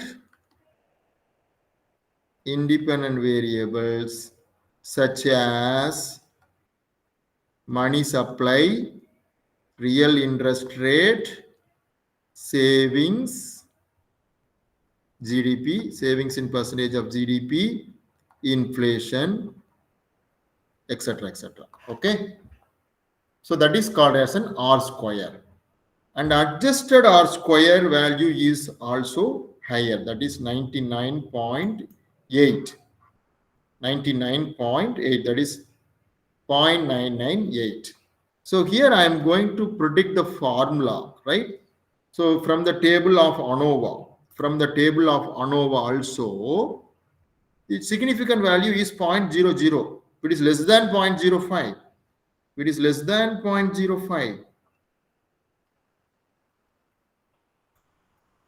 Okay, what happened? Just a second. Yeah, less than 0.05. So here what I am going to conclude here. So ANOVA table shows that this is not less than 0.01, less than 0.05. Right. Dependent variable, that is gold price, is significantly predicted by independent variables. That is at 90, not 99, 95 percentage level. So here what I am trying to say here, null hypothesis is rejected, which means there is no significance, that is null hypothesis. So we are rejecting. So there is a significant which influencing, that is gold price is significantly influencing by the other independent variables. The gold price is significantly influencing by other independent variables. This is a conclusion I just want to tell you. Okay. Then come to the point. So here, the coefficient variables. Coefficient table, you just check it here. So first table we just discussed. Second table also discussed. This is coefficient table. The coefficient table is very much used to predict the regression formula. How to write the regression formula? Right, I will tell you. Check here. So gold price, we all know that gold price, right? Gold price is a constant, right? Different variable gold price. Gold price is equal to 99 point this value, 99 point, okay. Gold price is equal to, gold price is a dependent variable is equal to 9912.561 plus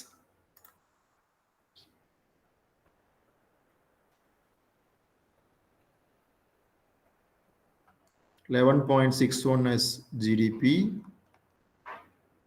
minus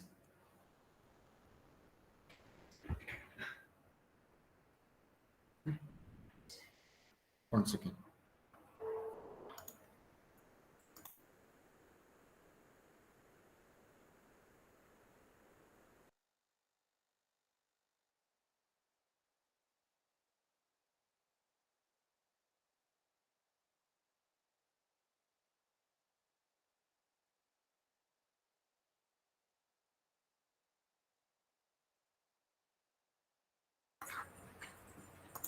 I'm sorry. So here, I'll tell you this output. Sorry, come to this.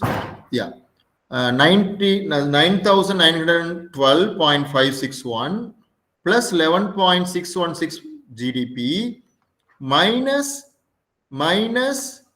right minus 387. Just a second. 387 point savings minus 112.43 inflation minus 239 real interest rate plus 11 GDP, then again minus 82 money supply. So this is the formula. Okay, this common regression is y is equal to a plus bx. We all know a plus bx. So a is a constant. That is the value given here. Constant 9,912. The effect of GDP in billions, savings in percentage of GDP, inflation, real interest rate, GDP per capita, and money supply and gold price is given by the regression equation. Is given by the regression equation.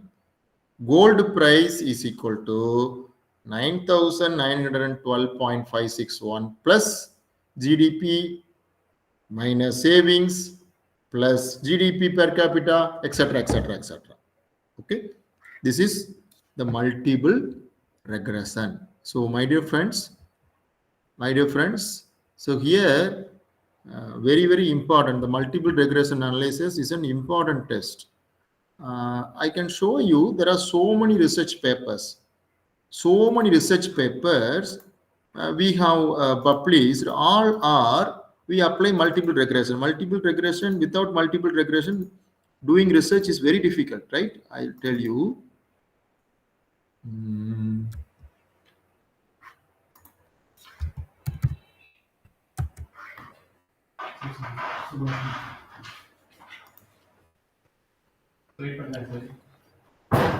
Okay, one second. So if you look on this paper, the examination, can you able to see the screen? Everybody, can you able to see the screen? Yes, Yes, sir. sir. So the examination of the relationship between service quality and patient satisfaction in the hospital industry. So it is a very good article, and we have published in the Indian Journal of Marketing. We all know it is a Scopus indexed journal, right? I can show you. This is a model. This is a conceptual proposed model. Infrastructure, clinical care, admission, reliability, trust, everything we consider as an independent variable. Patient satisfaction is a dependent variable. So what I have told you, reliability, validity, then come to that different test, right? Different tests. This is multiple regression, multiple correlation analysis. and this is the value we have considered on regression. Okay, we have applied on the results of the regression analysis of the hospital service quality and male patient satisfaction are exhibited in the table here. Okay, so here constant values, standardized coefficient value, t value, significant value, right? So why I am telling here, so most of the good quality research paper, they are all accepting. So even with only the regression analysis and the ANOVA value, right? ANOVA value. This is very, very important. That's what I told you already. This regression analysis is very much important for any type of research. I can tell you, in most of the theses, my scholars theses, they have applied. I'm not sure whether, no, it is not available. Okay, anyway, I will share it at later point of time. Even most of the theses, research theses, they have applied regression analysis and ANOVA put together jointly, right? Sir, any doubt in this regard so far? So far, any doubt? I advise you, I will give 2 minutes time, 2 to 3 minutes time. We also have one more data in the ANOVA itself. We also have one more data in ANOVA itself. Everybody have open data set, ANOVA. We have a data set called, sorry, not ANOVA, sorry. Regression, multiple regression. We have a data set called loyalty. Isn't so? Whether you have a data set under regression, whether you are No, having sir. loyalty, No, sir. Only gold is there. only gold is there. Okay. You don't have the data set on loyalty. In Excel, there one Excel file is there for We loyalty. have, sir. You are having the Excel file on loyalty. Yes, sir. Then you convert into, you just export into, I just do it. You just click here, or you open SPSS,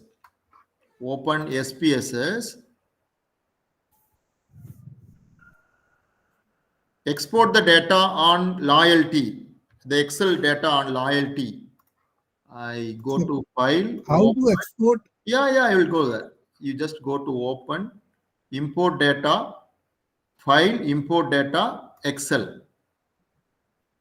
Got it? Sir, file, import data, Excel. Then click loyalty. Then click OK. Hope everybody have. Let us try, sir. What do you mean, sir? Let us try, sir, once. Yeah. Please. Take your own time. So please import the Excel data into SPSS and try this data.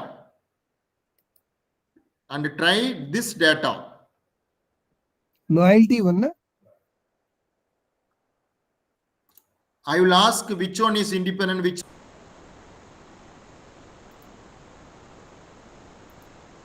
It is showing. First, we have to define variable, or sir, when we try to import, Yeah, please. so go to file, then import data, then Excel. Yeah, then you have to identify the data set where it is located. Yeah. Then select the data set and import. That's all. First, Import button is not there, and this is, we can open it.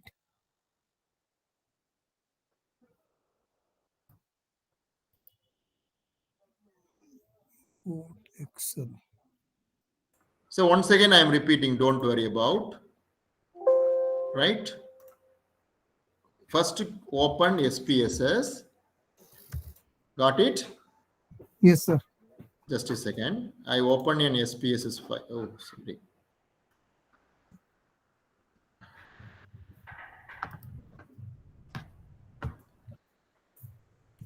SPSS file, import data, then Excel. So I have a file on loyalty, right? You click royalty, then click OK. That's all. Click royalty and then click OK. Got it? Yeah, I'm trying, sir. File, import, Excel.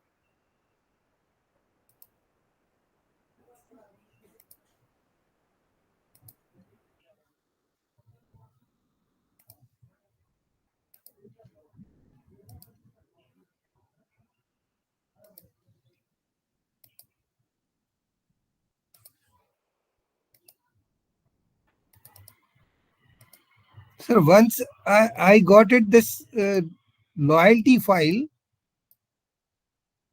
but after that it is not opening.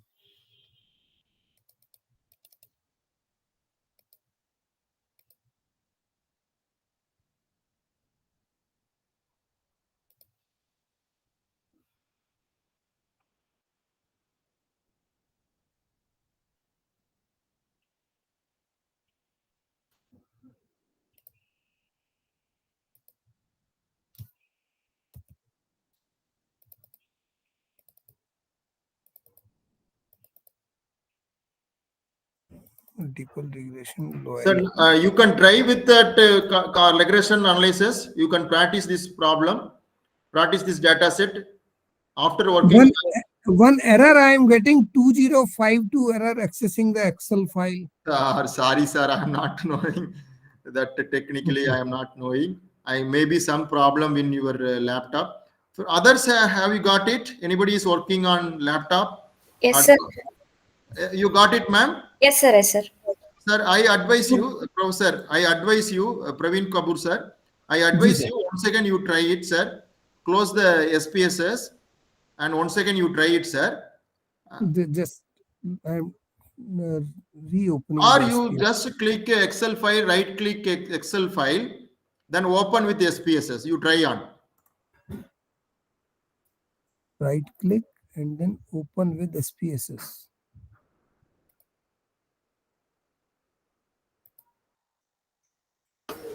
Sir, could you please send these files again?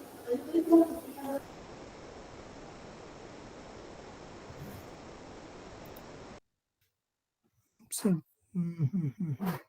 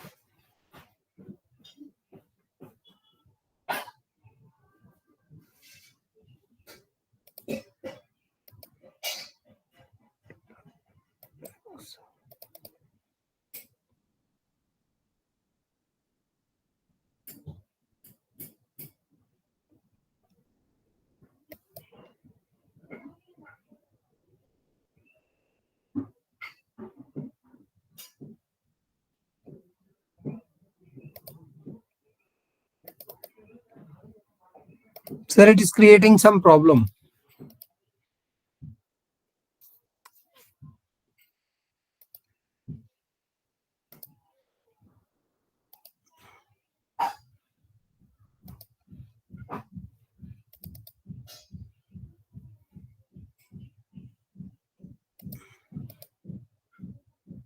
Yes, some other file I can import, but this file, particular file, I am unable Okay. to import. So anyway, no problem, sir. You can try Yeah, it with some other problem, some other.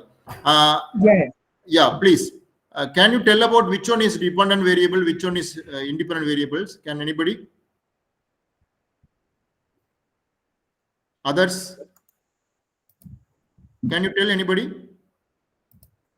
Excuse me. Anybody is working on it? Ma'am, sir, anybody is working on it? Sir, customer satisfaction is a dependent variable. Okay. Very nice. Then, are you sure about? Are you sure customer satisfaction is a dependent variable? Sir, just a minute, sir. Once again, I'll. Kabur sir, you can tell from my screen. You can tell me which one is dependent, which one is independent variable from this problem. Okay. See here, what is loyalty? Customer loyalty. Can anybody? What do you mean by customer? Loyalty means customer is loyal to the particular brand or Okay, product. right. Done. Extremely correct. Exactly correct. What I am trying to say here, the next stage of customer satisfaction is a loyalty, right? Yeah. Is it correct? Yes. Everybody? Are you Yes, sir. agreeing that? Yeah.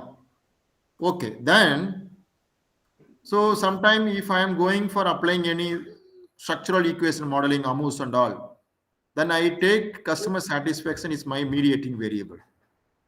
Customer loyalty is my dependent variable. But here, I am going to apply regression. Then all price, quality, community, outreach, trust, satisfaction, negative publicity, all are my independent variable. Then I am taking loyalty is my dependent variable. So analyze, go to regression, linear regression. I take dependent variable is a loyalty, and all other variables are all my independent variable. Okay, then click OK. Here R value is good, R square is also above 0.5, it is very good. Adjusted R square is also good. Significant is also perfectly matched ANOVA. Then formula is also great. See, check here. Mostly all are significant. Very nice. So here the formula is y is equal to a plus bx. So customer loyalty is equal to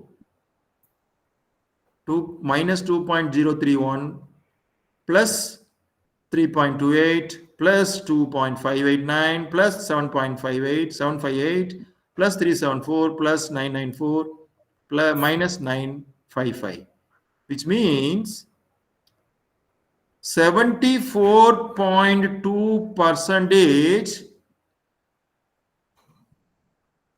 the customer loyalty is depends on other variables like customer satisfaction, publicity, price, outreach, quality, and trust. Okay, 74.4 percentage. The customer loyalty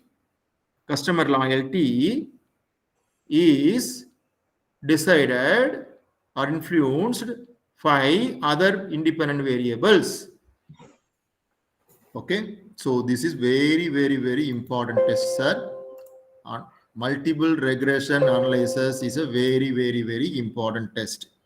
Okay, sir, if you have any doubt and clarification so far, dear participants, if you have any clarification and doubts. Sir, in my output table. Very nice. So yes, ma'am, please.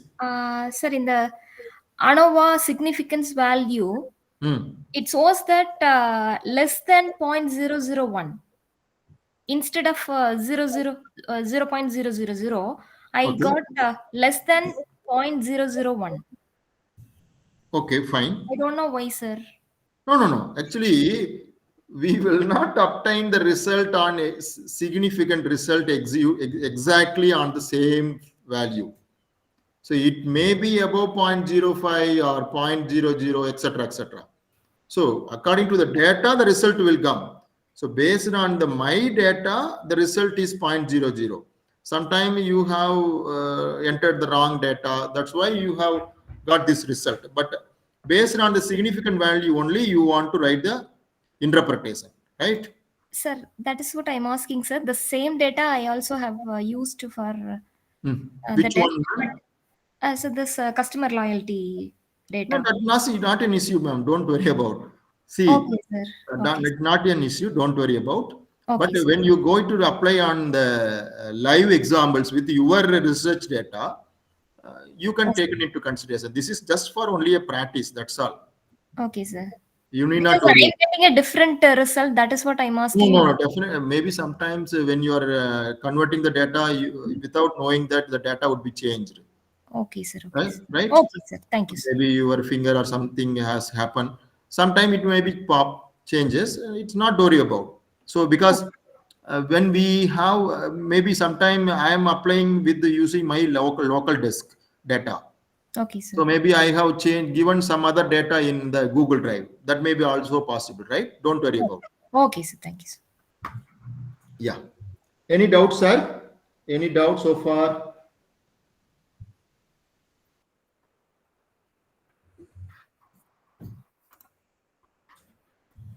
Okay. And I take you one more test. So ANOVA we studied, chi-square we studied, multiple regression analysis also studied, t-test studied. Okay. Then very important correlation. I hope Prakash sir would have discussed. Prakash sir would have discussed anyway. Once again, I am repeating the correlation analysis. Once again, I'm repeating a correlation analysis. Reliability, mostly everybody has known about reliability test. I'm not going to touch on reliability, right? For your quick update, the correlation analysis I'm going to touch on.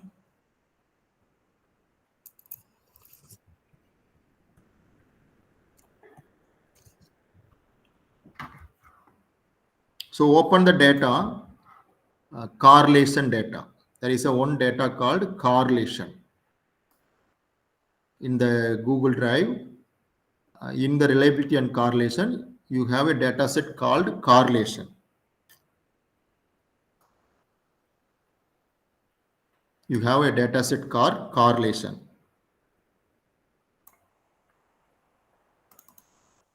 Okay. I think you all know about how to transform the data, calculating the compute variable option.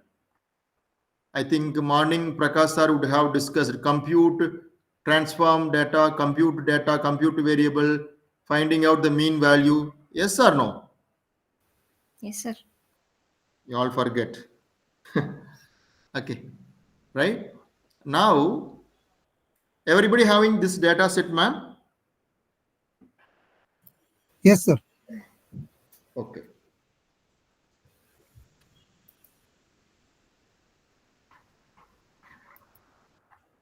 Now I'm using analyze.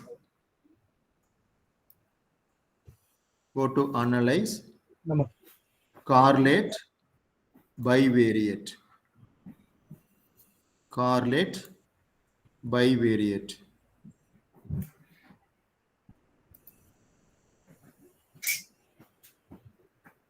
Correlate, bivariate.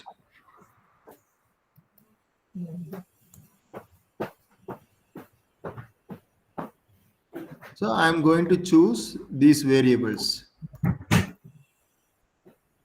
All mean values. Select options. It is not required. Style, not required anything. You leave it as usual. Click OK. Sir, what variables we need to choose? One second. So we have already found that mean value, participation, treatment, career, recognition, welfare policy. I hope morning Prakash Shar would have discussed how to identify this participation value. Once again, otherwise I will tell you how we can calculate. See, we have different variables, namely this much of variables name, right? These are all the mean value. Mean value. How we can calculate the mean value? Again, I am telling you, go to transform, compute variables. Example, I am telling, right? Compute variables. Here, the new participation is equal to, Yes, sir. Yes, sir. This we have done. yeah, that's what, right? New participation is equal to, you leave it like, so a mean of yeah, this one, some set of this one, yes. plus this one, right? Or sorry, is equal to mean, correct? Mean. All in then mean.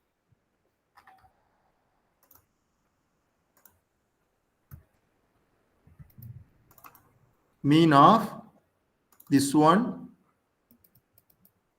then comma this one, like that. If you click that, you click OK, automatically it will create one more data set called new participation, right? Yes. New participation, correct? So now I am not required, I just click it, clear. Now what I am trying to do, we are performing the correlation analysis. Go to analyze, correlate, bivariate. Correlate, bivariate. Choose the mean values we have already found. Participation, treatment, career, recognition, welfare, policy. Click OK. And we are going to find out the correlation coefficient value for Pearson correlation coefficient value. Click OK. You will get this result.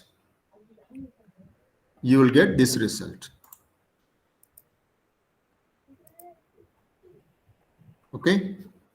Here,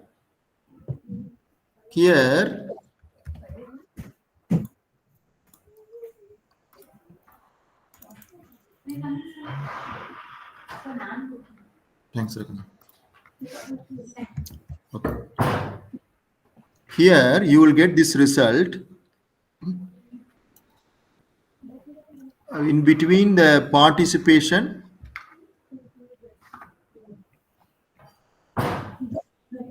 right? In between participation, treatment, career, like that. So total value, total sample size is 126. Okay. And Pearson correlation value here. In participation and treatment, the significant value is 0.00. Participation and career 0.00. Recognition 00. Welfare 00. Policy and 00. Okay. Treatment and treatment, we cannot find that. Okay. Participation and participation we cannot. Career and career we cannot, right? That's what here no for data. Right? So here you can check the Pearson correlation value is 0.730, which is higher positive correlation. We have positive correlation here also. I will explain with the very good examples here simultaneously. We see that from this particular interpretation, correlation between the read and write is 0.597. The correlation and then multiply by 100, you can determine the percentage of the variability is there. That is 0.597 when squared is 0.356905, but is multiplied by 100, it would be 36%. Hence, read shares, again I am repeating that 0.59 squared is 0.356. 0.597 square is equal to 0.356. Multiply by 100, you will get 36%. Simultaneously, for our example also, 6.689 in squared, you will get some value. Into 100, you will get some result, which means 36% is the variability between the variables. Here, this is a correlation value. So from our result, you just check here. This is a correlation value 0.68n, 581, 668, 654, 650, 702, etc. etc. 0.002, 0.19 very weak, minus 19. Sorry, 0.19. 22.39 weak, 42.59 moderate, 60 to 79 strong, 80 to 100 is very strong. Between one variable, how the relationship is there. Okay, strong relationship. We can check here in our result. Strong relationship. This one is a strong relationship. This one is a strong relationship. Mostly all are strong relationship. Carrier, participation, we have strong relationship. Above 90 or 80, we have very strong relationship between two variables. No result is there. So it is strong, moderate relationship. Okay, strong. Here everything is strong relationship. So it is fine. From the correlation analysis, we come to know that mostly all the variables have a strong relationship with each variables. So that is our conclusion. That is our conclusion. So, as a rule of thumb, use the following guide for absolute value of correlation, which based on the R square value coefficient of determination. So, okay. That's all about correlation. That's all about correlation analysis. That's all about correlation analysis.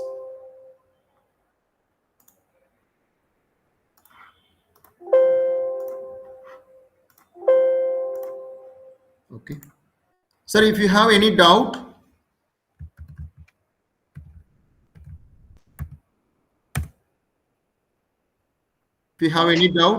okay. Ma'am, we have shortly we have 5 minutes break.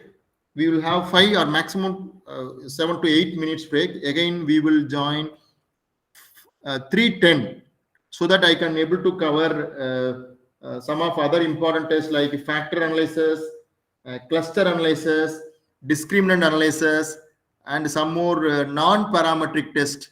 Kruskal Wallis Man Whitney also, if possible, we can cover. But a very important test we are bending is factor analysis, cluster analysis, discriminant analysis. These three tests we can discuss. Then we will have some non-parametric, because mostly in our research we are not using non-parametric test regularly, because we assume that mostly our data would be normally distributed. That's why we use only normally distributed data, parametric test. Okay, so we will have a short break. We will meet at 3:12, exactly by 3:12. Now 3:05. We will meet by 3:12. Stay on the same line. If you have any doubts, you can post the queries in the chat window, or you can ask.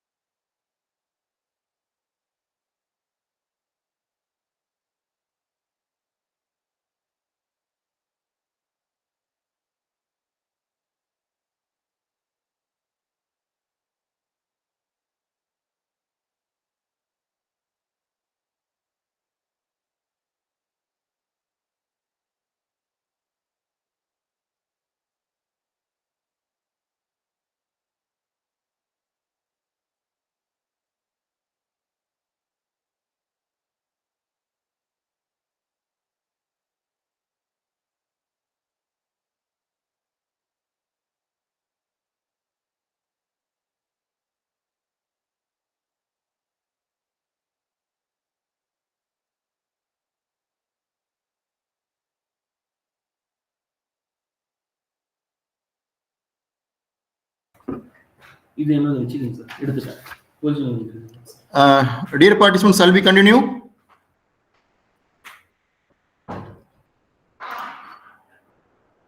Can you able to hear, sir?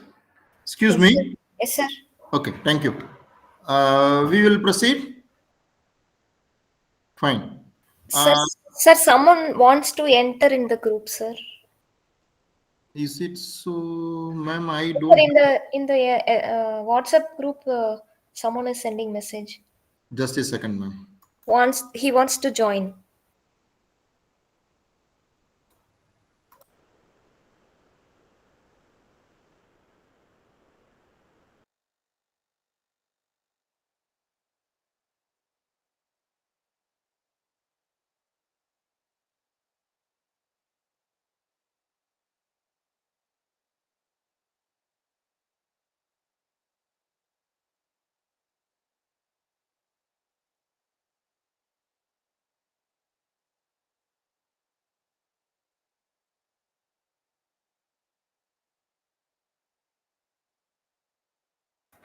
So now we can proceed about factor analysis. Okay.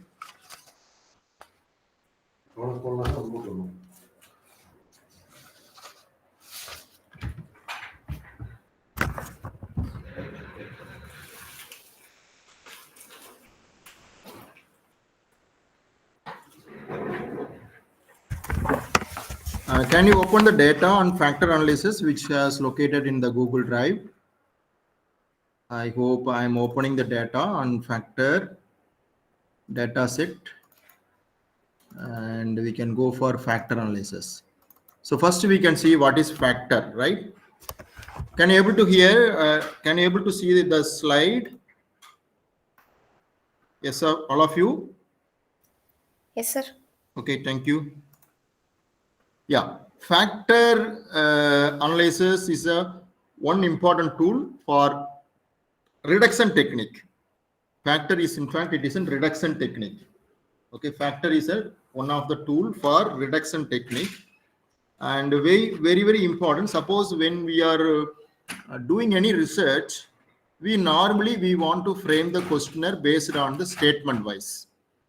When we frame the questionnaire on the statement wise, we give the options 5-point scale. We will give the options on 5-point scale. If a researcher suppose not framing the research model earlier, and without framing the conceptual framework model, if a researcher have constructed a questionnaire, maybe 30-40 statements which have five options or 5-point scale, highly satisfied, like that.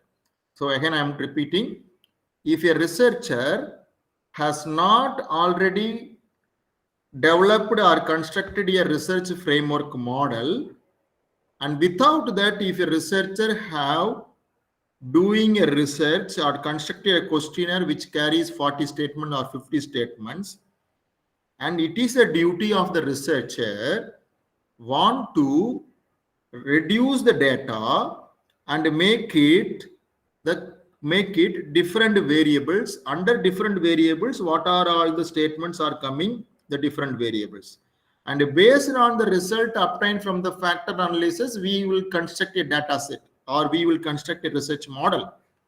Okay, for this purpose the factor analysis can be used. The factor analysis is otherwise called as exploratory factor analysis, confirmatory factor analysis. Normally, exploratory factor analysis, we can use SPSS, we can perform the exploratory factor analysis. And in CFA, confirmatory factor analysis, we can apply the software called AMOS. Okay. And this is the factor. So this is a factor analysis model, and communality, eigenvalue, see factor loadings, factor loading plot, factor matrix. So everything we are going to study here, KMO value, right? And how we have to conduct the factor analysis, correlation matrix, etc., we have to use that.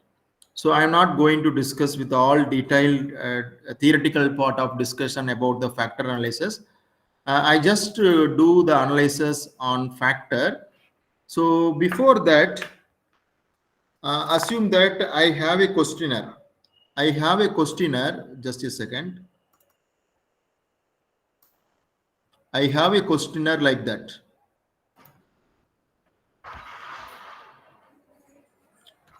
I have a questionnaire like that. Can you able to see the questionnaire?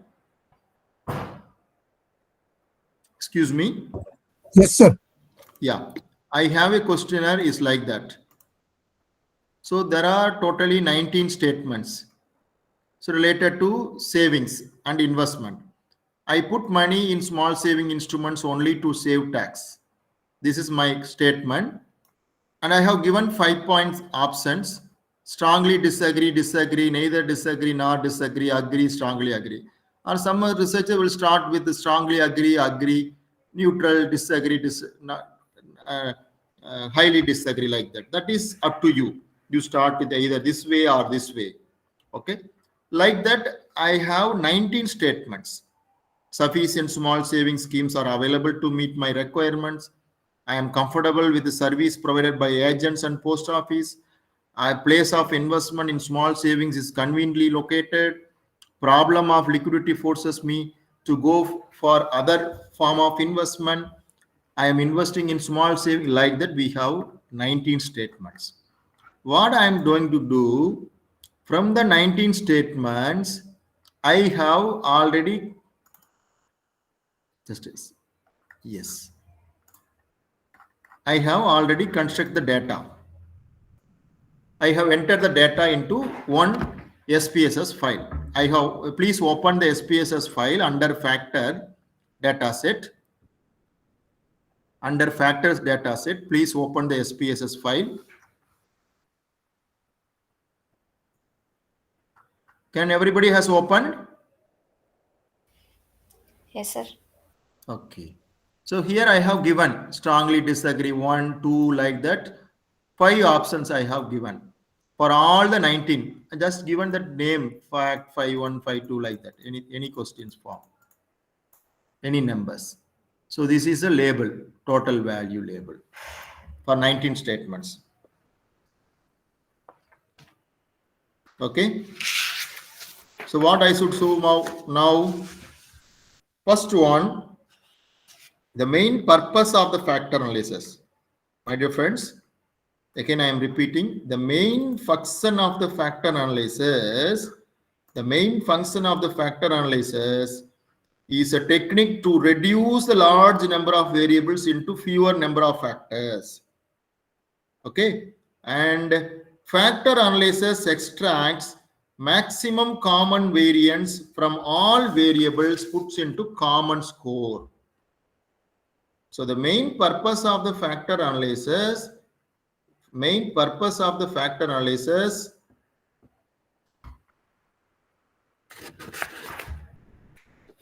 one second.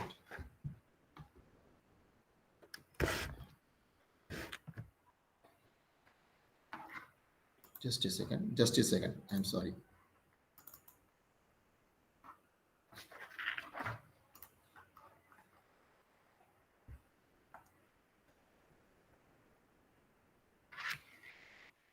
Okay. I'm not sure what is the reason. Okay. Large number of variables into fewer number of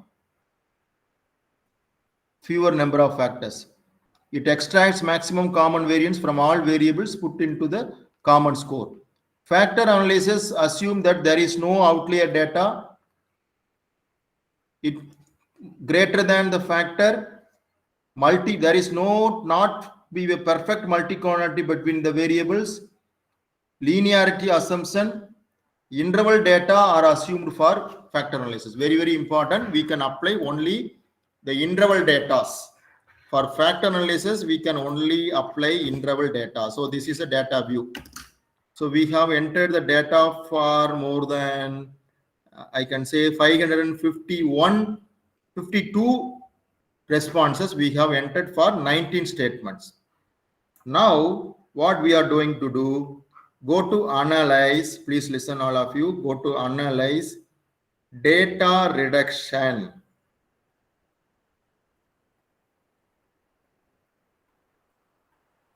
Dimensions of reduction. There is an option called dimensions of reduction or data reduction. Then select factor. Then select factor. So you will, there is a one box will appear like that. And what I should do, I'm going to choose all the 19 statements using the shift enter key, shift selection key, then right select center click, so that it will open, it will enter into the right side.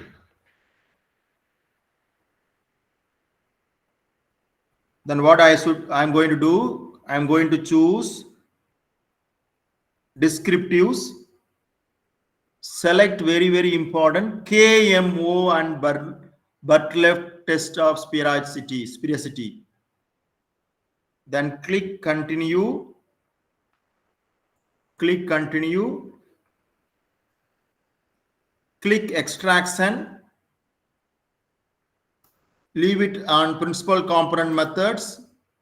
We can leave it on principal component method. If required, select like fixed number of factors, or if required no number of factors, you just give the number of factors. It is, if at all it is not required, you need not worry about, right? So this is an extraction. This click continue, click rotation, very important. Select very max rotation, here display will be rotated solution. Then click continue, score we don't have any options, need not worry about. Then select options, click both sorted by size,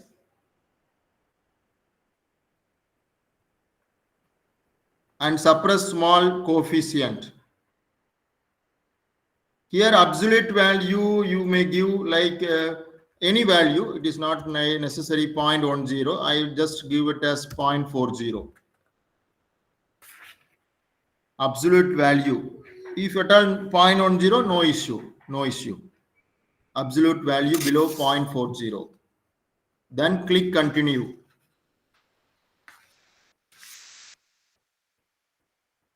Then click OK. Then click OK.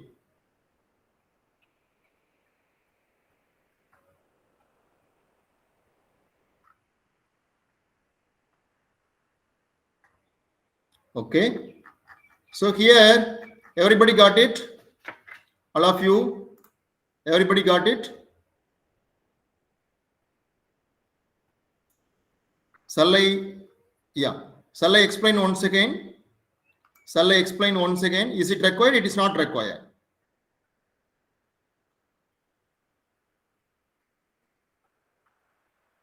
Sir, can I explain once again? Yeah, I go for analyze, dimension reduction, factor. I am selecting all variables. Go to descriptives, select KMO, continue, go to extraction, select correlation matrix, unrooted factor solution, whatever, leave it as usual, principal component method, continue, go to rotation, select rotation solution here, very important, select very max, continue, scores, need not change anything, go to options, select sorted by size, suppress small coefficient and absolute value below 0.40. Or if you want you 0.20, you leave it on 0.20 or 0.10, whatever may be. Then click continue and OK. You will get the result as like. You will get the result. Right? You will get the result. Now what I am going to do here, I am going to copy all the output, copy, paste it in the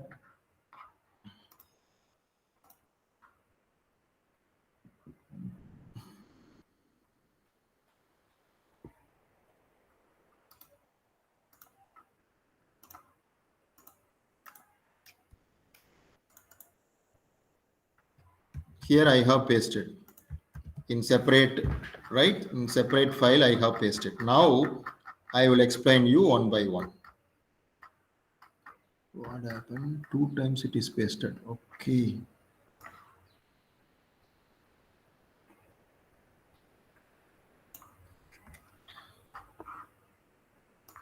This is the result.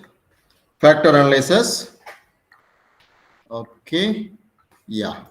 Here it is a KMO value. KMO value is 0.873. So always, yeah. If KMO value, that is Kaiser Meyer Alkin Messer value, that is 0.873 is greater than 0.05 or 0.50 percentage, 0.5. It indicates that a factor analysis is useful for the present data. Okay. So 0.87 above 50 percentage, above 0.5, above 0.5, it is not 0.0, it is above 0.5 means it is fit for factor analysis. It is fit for, the data is fit for factor analysis. The significant value 0.00 is less than 0.05, which indicates there exists significant relationship among the variables, which exists significant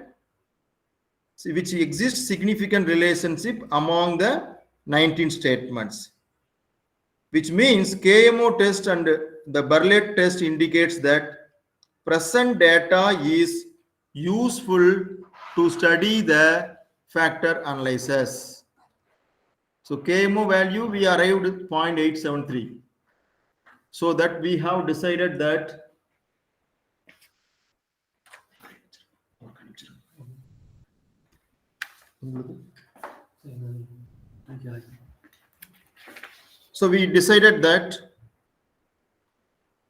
we decided that factor analysis is performed perfectly good.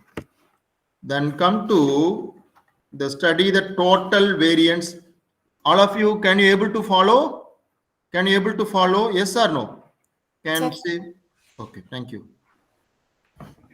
Praveen Kapoor sir, can you able to follow? Yes, sir. Yes, sir. Yeah, if you have any doubt, please let me know. Others, those who are in the line and those who are practicing using the laptop, please let me know. Right.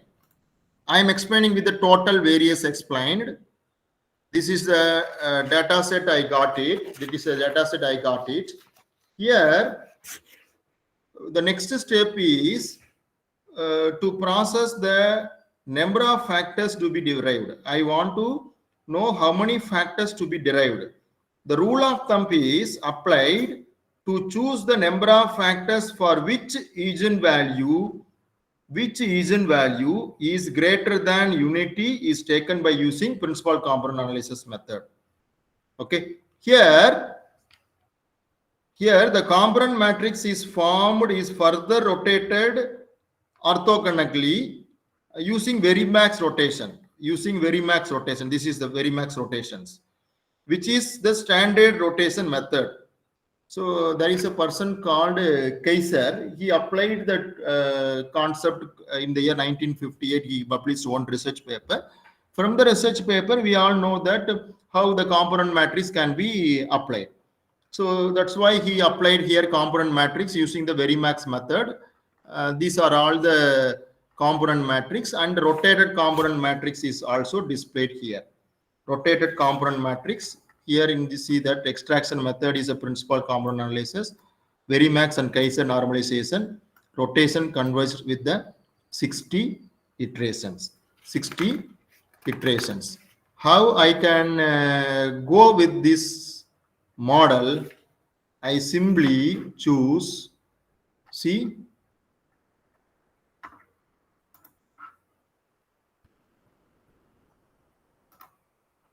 just a second. Yeah, if you take in rotated component matrix,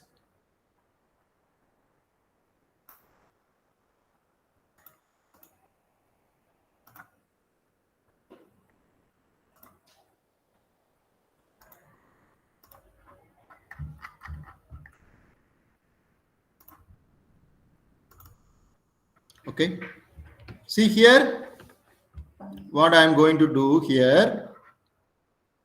This is rotated component matrix. Okay, so these two, one component, second component, third component, fourth component, these are all the statements are part of first component, and these three statements are part of second component. These four statements, see, because it is 404, but however we cannot consider, because the next itself it is start with a positive. These four statements are coming under third component, and fourth component we have another, how many factors? Another three factors, correct?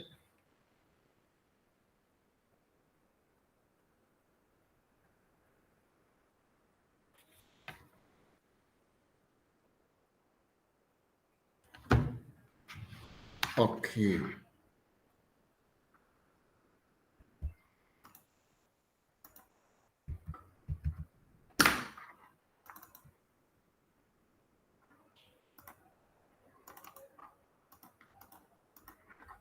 Just a second, some struck is happened.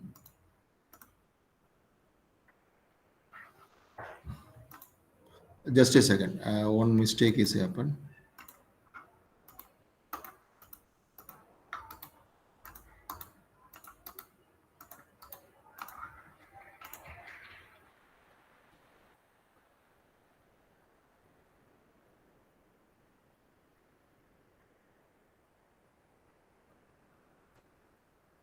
I don't know what is the reason. System, yeah.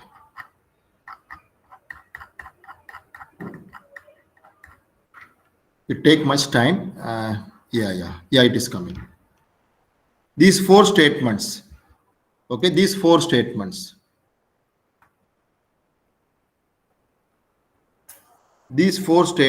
are component 4. Okay, this is component Y, component 2, component 3, and component 4.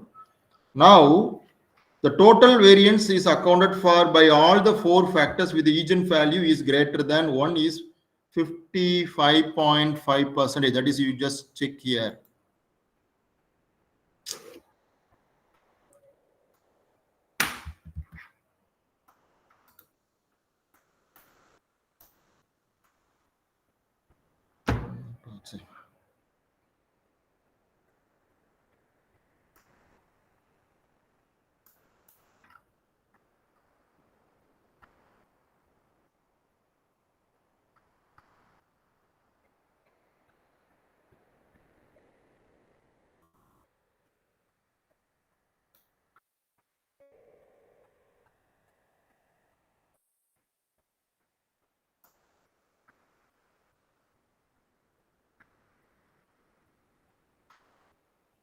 Okay, there is some problem in MS Word. Anyway, I will explain with this one. Okay, so we have limited with this rotated component matrix. These statements are part of component 1, component 2, component 3, and component 4. So we have namely like 1, 2, 3, 4.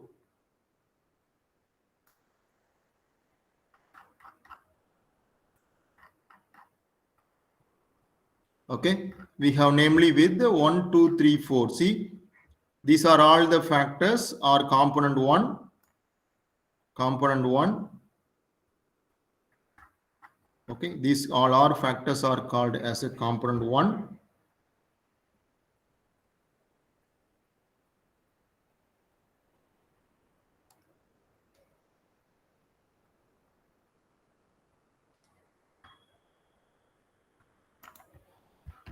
Okay, and these factors, just a second, component 1 factors are component 1. These 3 factors are called component 2, and these 4 factors are called component 3, and these 4 factors are called component 4. Here, the following 8 statements, 1, 2, 3, 4, 5, 6, 7, 8 statements, see, are converted into single factor, 12 to 18. So this is our questions, right? 12 to 18. These are all factors. This is, see, check here, small savings involves, right? Small savings involves here, right? Periodic review, periodic review. Likewise, the factor numbers it denotes. So 12 to 19 statements are all put together, generating a one single factor. Then 3 statements, another 3 statements, these 3 statements. Okay, these 3 statements. That is one first factor, second, fourth factor, fifth factor statements are converted into single factor. Likewise, 2, 3, 8, 11 are converted into single factor. 6, 7, 9, 10 is converted into single factor. Now, the 4 factor components are christened as convenience, risk, protection, return, and liquidity based on the statement locality based on each factor. So what I should do? So you should give the name for all 8 statements put together. What is the name you are going? These all the 8 statements. What it is focused. These 3 statements. What it is focused. These 4 statements. What it is focused. These 4 statements. What it is focused. Then I have given that the names like first statement convenience. This is my result. First statement convenience. Second statement is like I have risk given risk protection. Third one return, and fourth one liquidity. Fourth one liquidity, like that I have given the answer.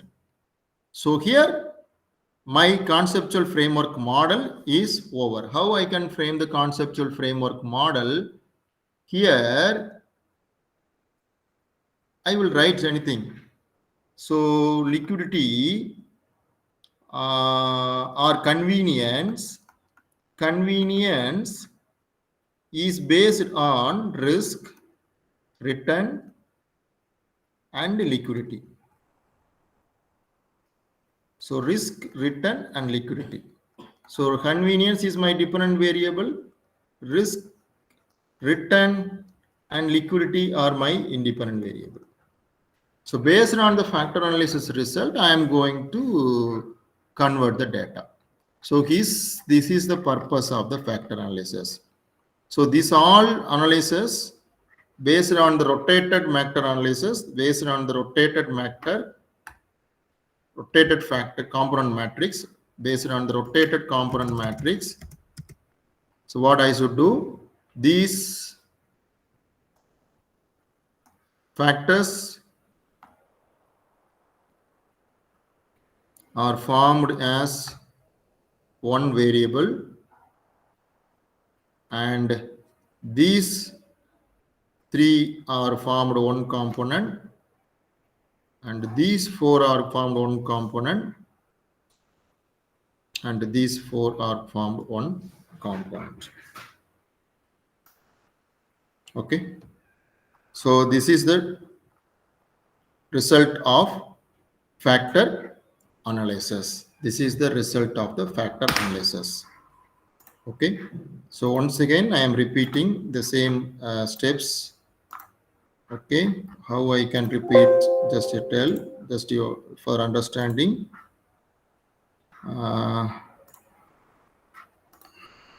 This is questionnaire. This is the questionnaire.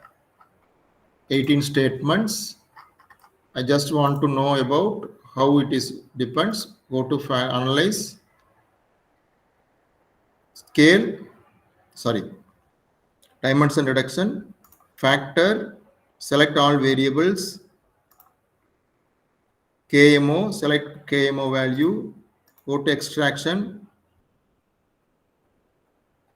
select principal component method, rotation, Verimax, click continue, score, leave it, options, sorted by size, surplus small coefficient, click continue, OK, then you will get the result. KMO value shows that this data is fit for factor analysis.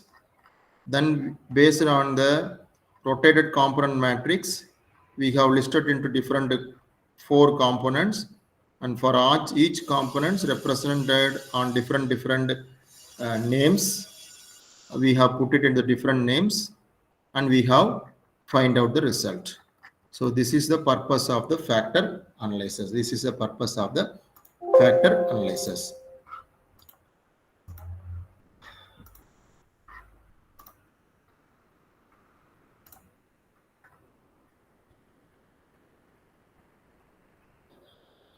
Okay. Any doubt? Any doubt? Sir, after factor reduction, we got a model. Further, we need to analyze that model by multiple Actually, regression analysis like that. I'll tell you, ma'am. Actually, if you are not framing the model earlier, if you are suppose the conceptual framework model you have not applied earlier, Okay, sir. then you have to perform factor analysis. Okay. Okay, sir. And that is exploratory factor analysis, whatever we performed so far. If you are already framed the model for your research, then it is not required to do on factor analysis. You can directly do with any regression, correlation, any other test. Go with the CFA, confirmatory factor analysis. Right? Okay, sir. So actually by exploratory factor analysis, you can form the model. Right? Okay, Form sir. the model. It is up to you. You either you go by this way or that way, that is up to you. Okay? Okay, sir. Thank you.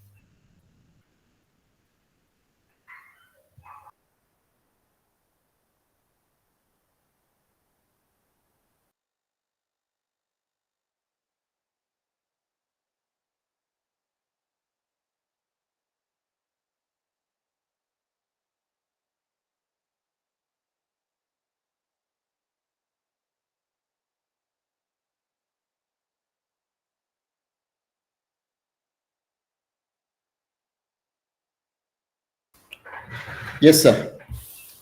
Well, I will touch on 2 important other analysis. Then we will go for non-parametric very quickly. I assure you that I will close the session maybe 4:15, before 4:15 or 4:15. Then we have some question and answer in general, right?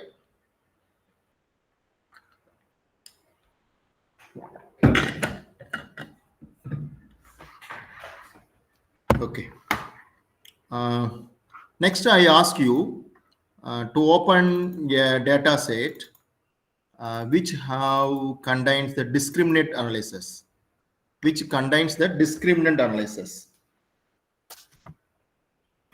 okay, discriminant analysis.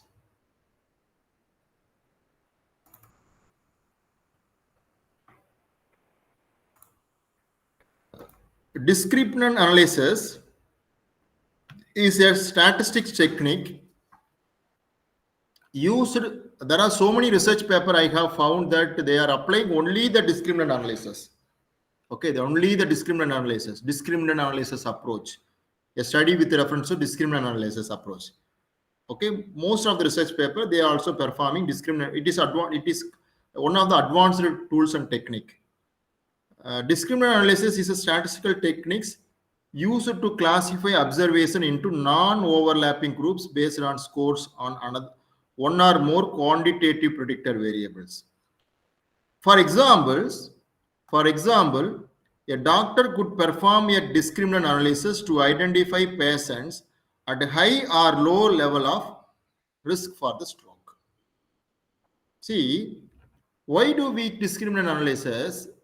The researcher to examine whether any significant differences exist among the groups in terms of predictor variables. It is described by the number of categories that is possessed by the dependent variable. It is used to determine which variables discriminate between two or more naturally occurring groups. There are so many benefits, etc., with reference to discriminant. I am not going to discuss that much deeper. So what I am going to say, you have one data set called motives. You have one data set called motives. You open a motive data set.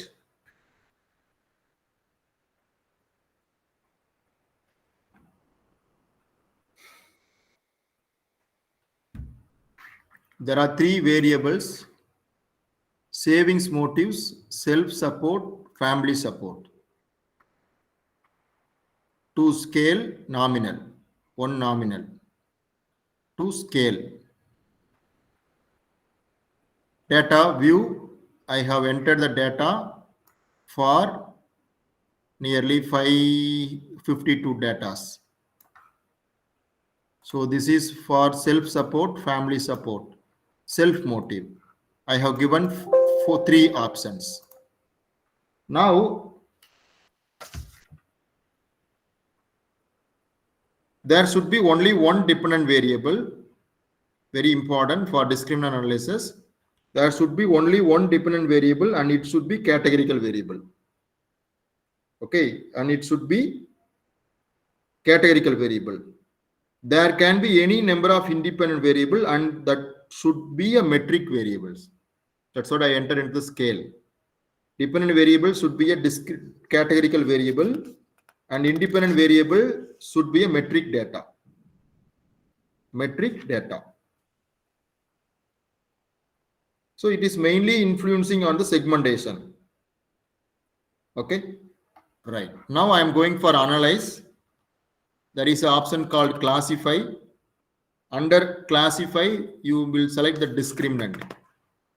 You will select the discriminant. And select savings motives here. And define range. There are three options, 1, 2, maximum 3. Sorry, 3. Click continue. And these two are independent variables. These two are independent variables. Statistics, if you are required, you just click it, mean plot, univariate. I am not choosing anything. Classify. All groups are equal. Okay, leave it, right? Then click OK.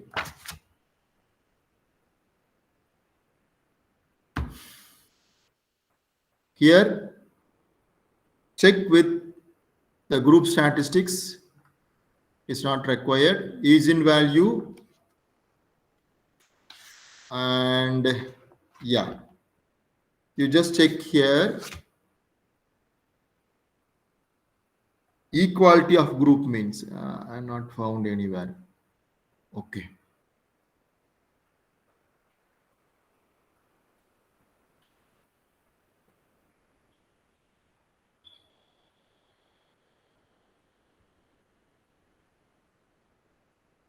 Once again, analyze.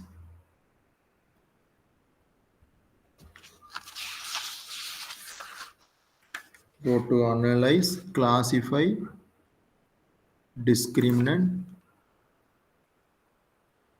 statistics,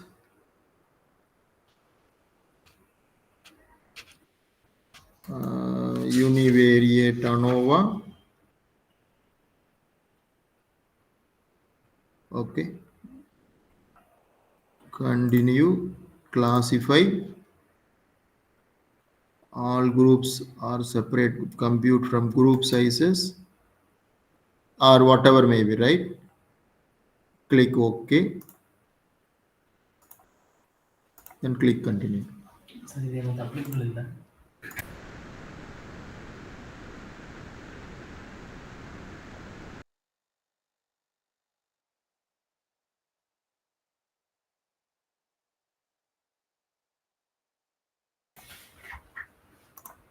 Okay, then click OK, right? Click OK, you will get this result.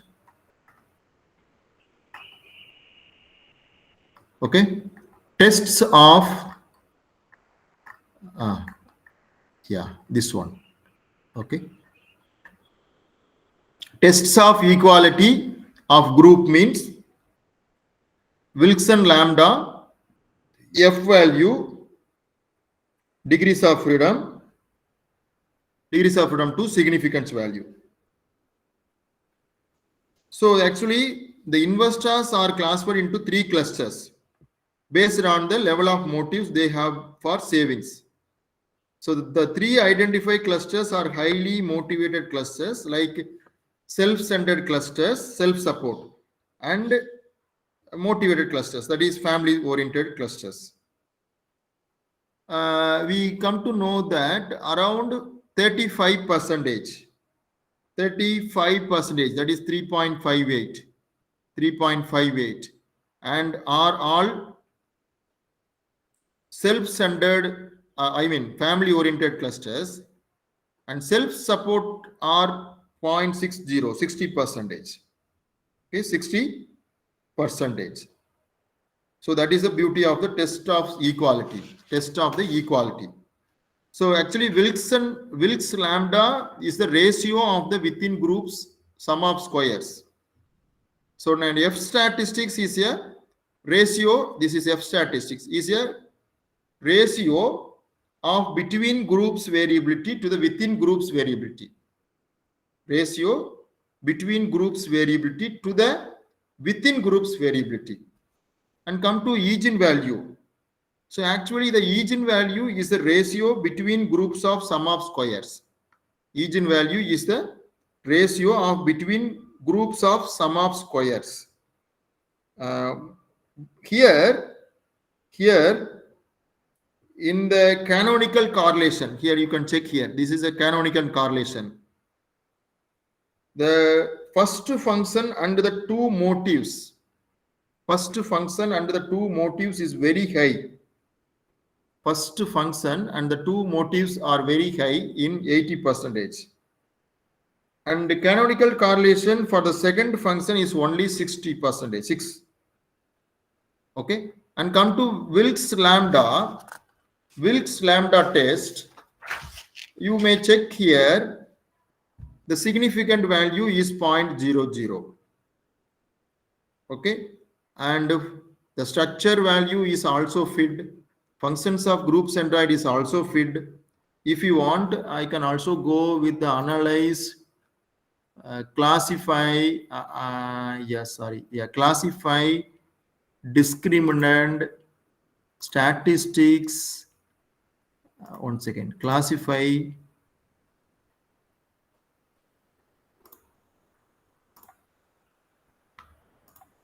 Means. Yeah, I am selecting mean.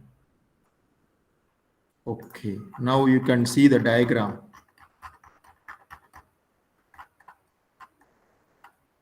Once again, analyze, classify, discriminant, statistics, continue, classify, reset. Say once again.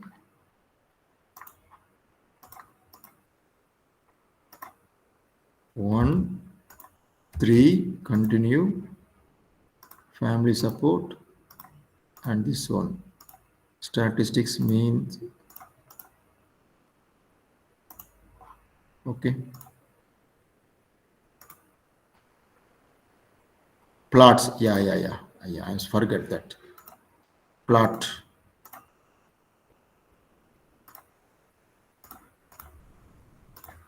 Now you can check here. Yeah, this is very, very important. So mostly all the data is lying under this canonical discriminant functions. So above groups, that is centroids diagram shows that all the 3 clusters. So all the 3 clusters or 2 clusters, whatever may be. Okay, I think we have only 2 clusters. We have 2 clusters. Oh, not sorry. We have 3 clusters now. Saving highly motivated, weakly motivated, self-centered.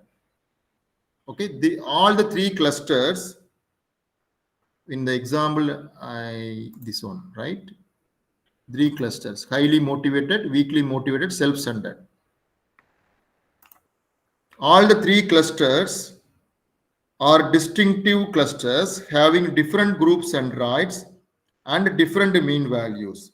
The cluster numbers are aligned separately from other group members. Okay, this is the function of the discriminant analysis. So I'm once again repeating. So this is a data set. Go to analyze, classify, discriminant, and just reset.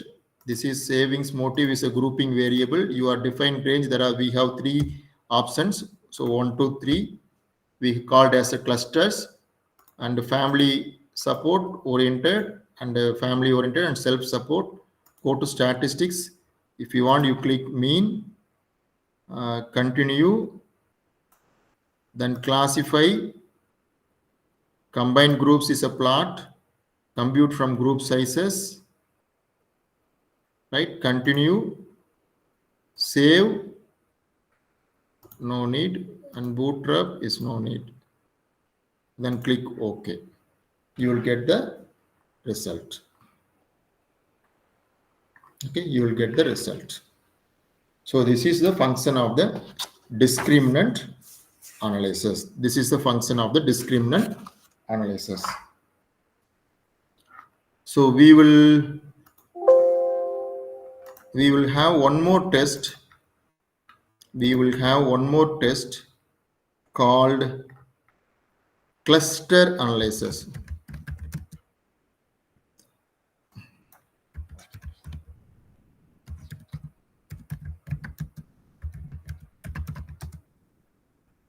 Cluster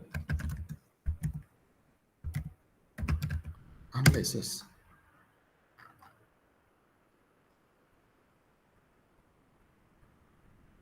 Okay, cluster analysis.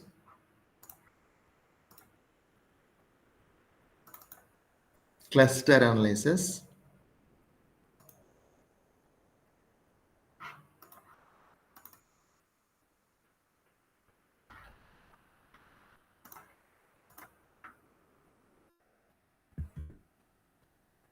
So we have 3 methods of clusters.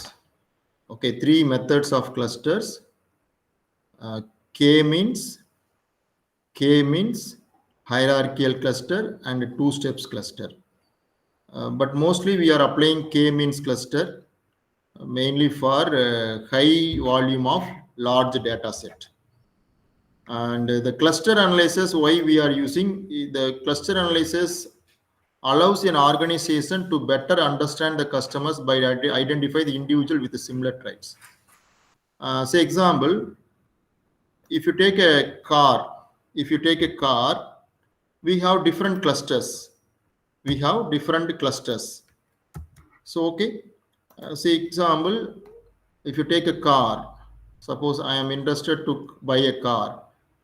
On what basis the customers are classified to buy a car? If you take a price, we have upper price cars, medium price cars, lower segment medium price cars. If you take a segment, we have luxury cars, we have sports utility cars, right? SUV, we have sedan cars, we have small cars, like that. We have different clusters. Okay, we have different clusters. See here, clustering is used to identify groups of similar objects in data sets with two or more variables quantities. In practice, when I'm speaking, so this data may be collected from marketing, biomedical, or geopolitical database, among many other places.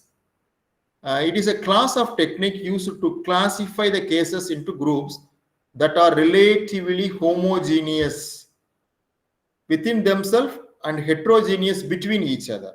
I hope you all understand. Homogeneous within themselves and heterogeneous between each other.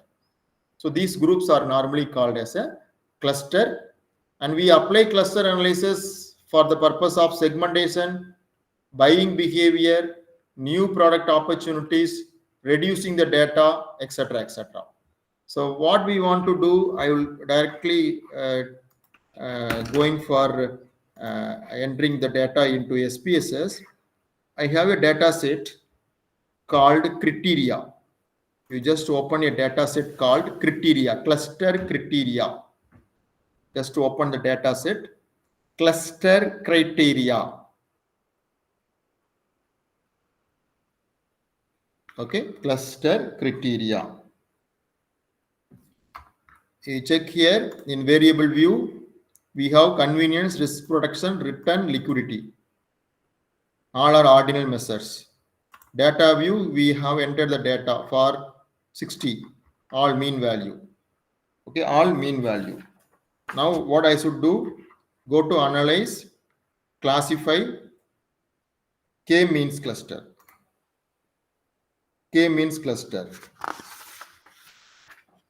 And select all the variables.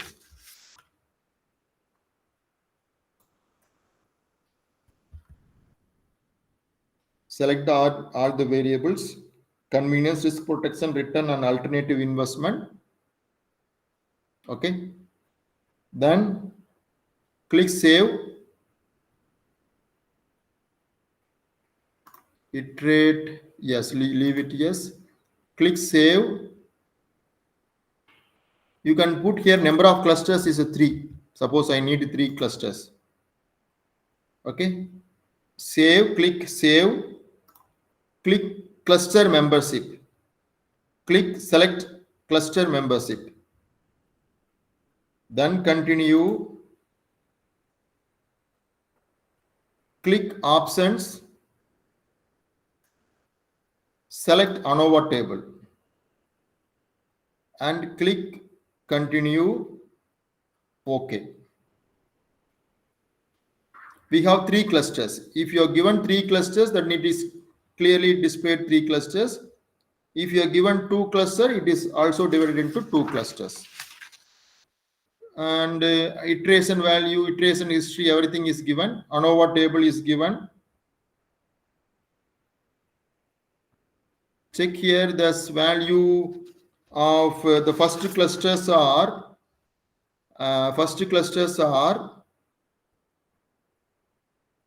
4, 4.25, 4.50. Okay. The iteration history, the final cluster value, sorry, here 3.83, 3.96. This is a final cluster value only. We want to look on that, not this value. Initial cluster value, we cannot look on that. We can look on that final cluster value. Final cluster value. So actually the investor can be classified into 3 categories based on the choice criteria.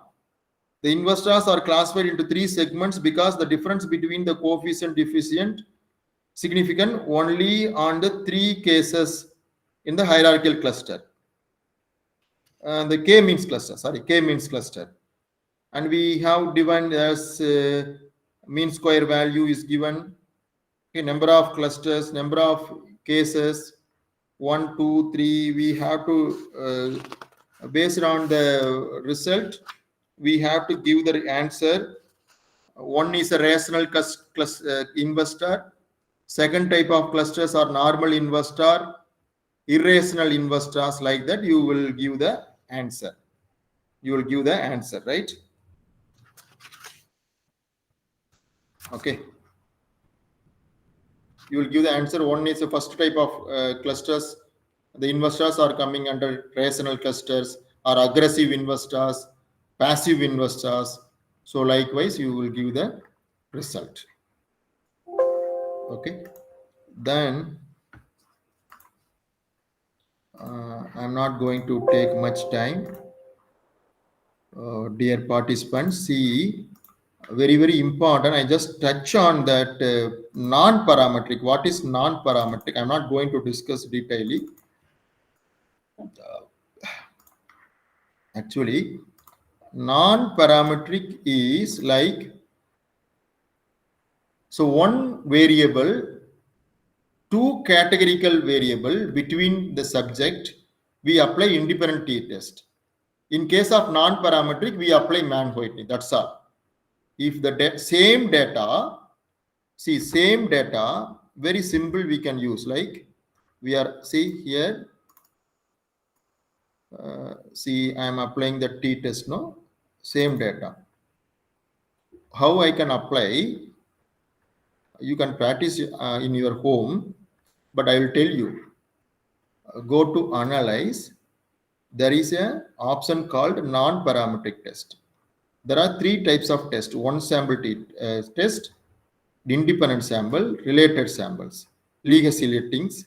Here in the legacy, we have KS, independent sample K, related sample, or like that.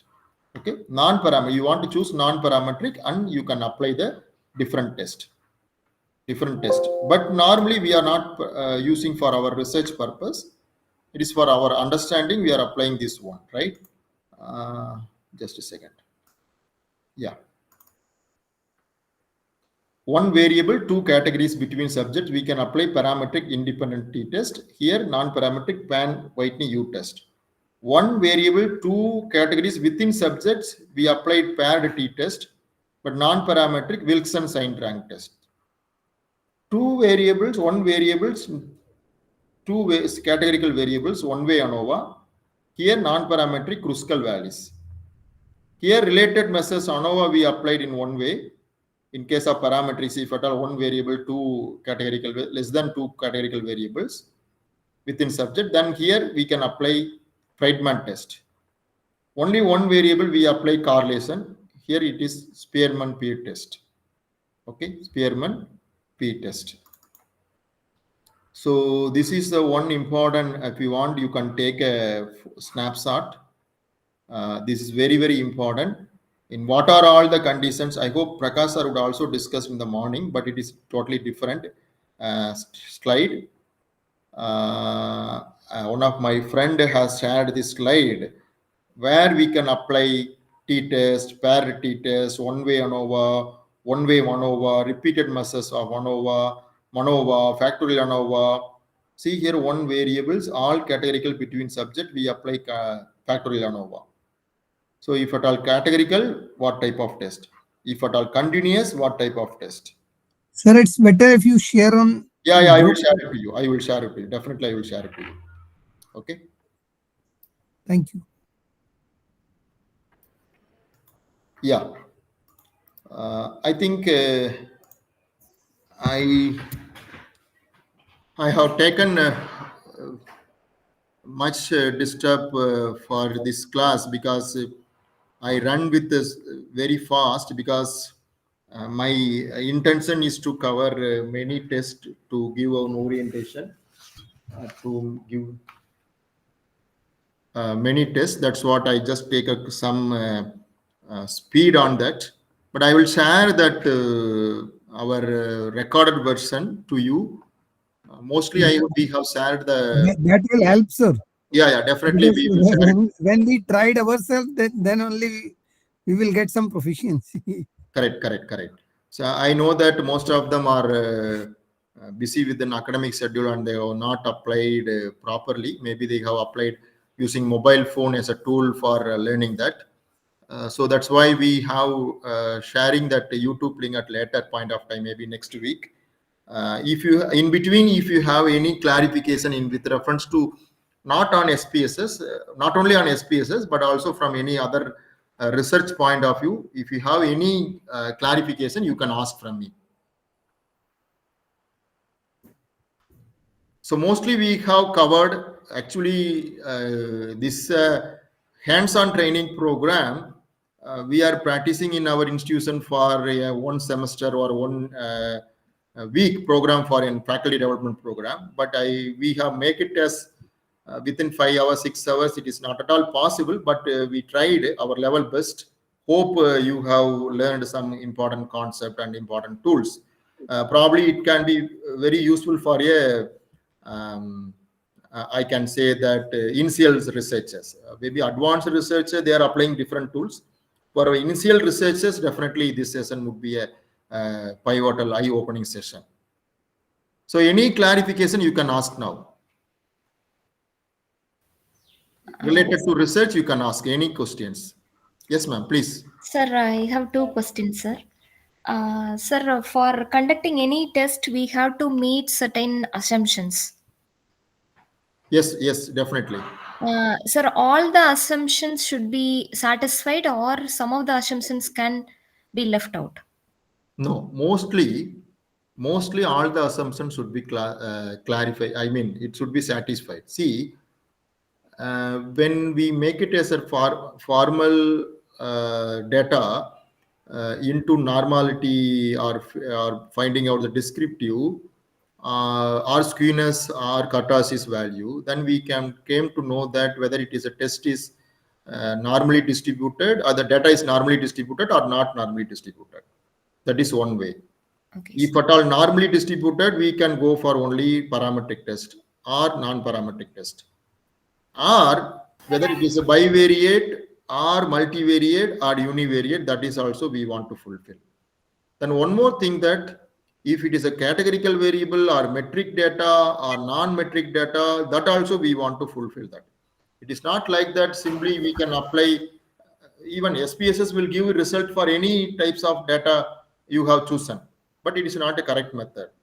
When we want to write a research paper or writing a thesis, definitely the statistical criteria for identifying the right tool is an important. Okay. Okay, sir. Hi, sir. Yes, ma'am. Please, ma'am.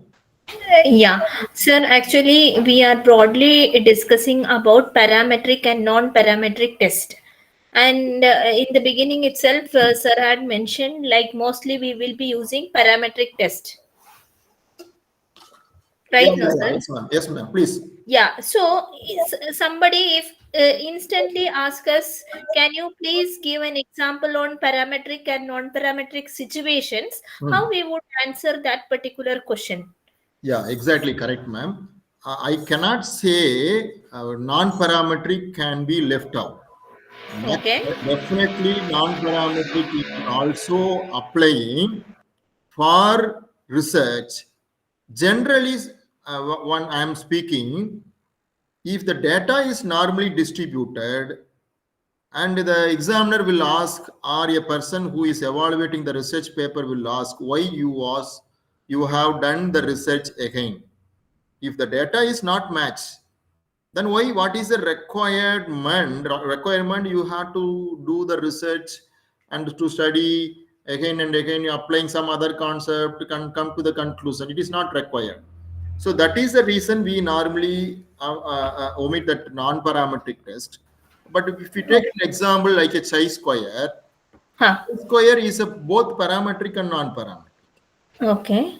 Right? We have to apply chi-square test mostly in the parametric, right? Mostly in Okay. the parametric. Hmm. So Okay. that is the reason, ma'am. So you Yeah. find that many paper, Huh. many research paper, they also done some non-parametric test, but Okay.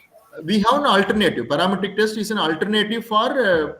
I have also shown one slide. No, it is an if at all match the situation, Hmm. some test will be an alternative for other test. I can show you Okay. this slide now.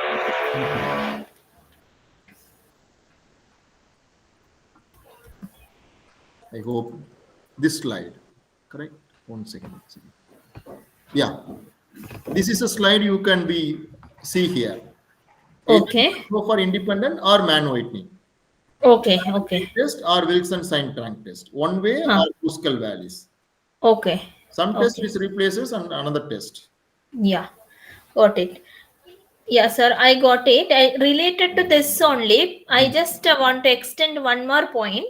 Actually, today, whatever session, whatever inputs you have given, it was up to understandable, up to our logic and basic understanding of the research. But when we go through the research papers, no, mostly they usually use a certain complicated analysis pattern, including factor plus something else, which now we may not like directly we may not be able to understand those concepts how they have put it in practically. And one thing which we can do, I felt like blindly follow what they did. So was that the right way, or else gradually whether we should learn? That's all, sir. No, That's all my actually, concern. yeah. Actually, today's session is only a foundation uh, course for a statistics, especially SPSS course. You have asking a very good question. Actually, the SPSS is a only early stage tool for learning and statistics or any type of tools and techniques. But in our research paper, the people will work on that different advanced tools and techniques. So that is the need of the hour. That is the need of the hour. And we cannot obey on that. We cannot admit on that all the time, because sometimes the data is only have, say if you take a data have only 40 samples or Okay. 30 samples, it is not always required to apply on advanced tools and techniques. Even with the help of a simple tool regression, we can able to solve the problem. Okay. That is a one situation we should note out. And mostly there are people can try to adapt in the different advanced tools like Amos, SEM, or now people are using smart PLS and other types of techniques. Even I can say that there are lot of things are happen want to know from the discriminant analysis. The Okay. discriminant or cluster itself, it is a one important tool. We can say that is it is advanced tool. I have just touched about what is discriminant, what is on cluster, but many Okay. things we can know from the cluster and discriminant. So Okay, for a sir. marketing subject, for a biology subject and all, mainly Mm. it is using for cluster and discriminant analysis. But we are Yes, all sir. not using cluster analysis and discriminant analysis even in our PhD thesis. Yeah, that I have got. When you have suggested, I understood it should be this way. Yeah. And most of the time, no, earlier I have also experienced like some of the people are very solid foundation they will have on conceptualization. Until conceptualization they will do it beautifully, but after the conceptualization how to statistically convert it, there they will fail. So if we send similar paper to the journal also, they will respond saying that your statistical tools which you have adopted is not supporting your conceptualization. You have to Great, great. use advanced one. This is what I have experienced. So the same Exactly. thing only you said. So I just shared it here to know others also. This is what where Exactly. we fail. Very nice, ma'am. Very nice. And one more thing is that because when we send the research paper to any of the expert, they will also point out that in the review comments, Okay. like how if this is the thing, it is if it is a categorical variable or it may be a metric variable or what non-categorical variable, how you have to select this test. You Okay. will also Okay. raise this type of questions. They all know that because in fact they are not asked you to share the data set. Okay. But in nowadays, some of the research journal, they are also asking for data set. Okay. Okay. So in such case, Huh. so there is a huge problem for the researcher because most of the time we are not taken much serious to using the data. Sometimes we are not using the data properly. Sometimes we are using missing without missing data. We are not using the data. Yeah. Many Yeah. things are happened, right? Yes, sir. Yes, sir. Okay, sir. Thank you for addressing the concerns. Thank you, ma'am. Thank you. If you have any other questions, Sir, yes, sir. Please, sir. I have collected data from for my questionnaire, but now how to proceed? A few things like I have gathered data in Excel. Okay. Now, so what should be the what steps I should take care of while importing data in? Yeah, fine. So actually, it is a huge questions I should address from this forum. First, you should come up with that pilot study. I don't know whether you have conducted the pilot study or not. If you are conducted the pilot study, then you can go. You might be go for validity, reliability, normality test. If at all no issue, then you have collected the data. You have a data in Excel form. Then you want to create the variable in the SPSS first, then enter the data, or you maybe import the data from the Excel directly to the SPSS. The variable's name is also generated according to the data set you are having in the Excel. Then you can proceed, or you can validate your data first. You can check So it. for validation, all three, this reliability test, then validation Correct, test and correct, correct. normality test, I Yeah, have to perform. definitely you want to confirm. At least reliability is very important. At least Okay. reliability is an important, and validity and normality is up to you. I'm not sure about that because sometime whether you are writing a research paper or for the thesis. For thesis, I can say it is a compulsory one, but Okay. research paper it is not always compulsory, right? Okay. And first you want to validate your data, then you have to check it whether any missing data is there, or you find that all the data's columns are fulfilled, then you can apply the test whichever is suitable for your In case research. of missing data, what should? So there are different methods are there. For I think morning Dr. Prakash would have discussed, otherwise Yeah. I will share the data's how to proceed at length. He told us one step that Get replacing average missing data. method. Yeah, correct, exactly. So in the same way, I can fulfill Yeah, the rest. definitely. Okay. And once I fill all those missing data, then Hmm. I can proceed. And the second question is, what type of test I should have for what type of questionnaire? That is actually little bit it is confusing. We will discuss, sir. I will share the PPT and content with you. Okay. You have you get some exposure, no issue. Otherwise, I will definitely help you in this regard. Okay, sir. Thank you.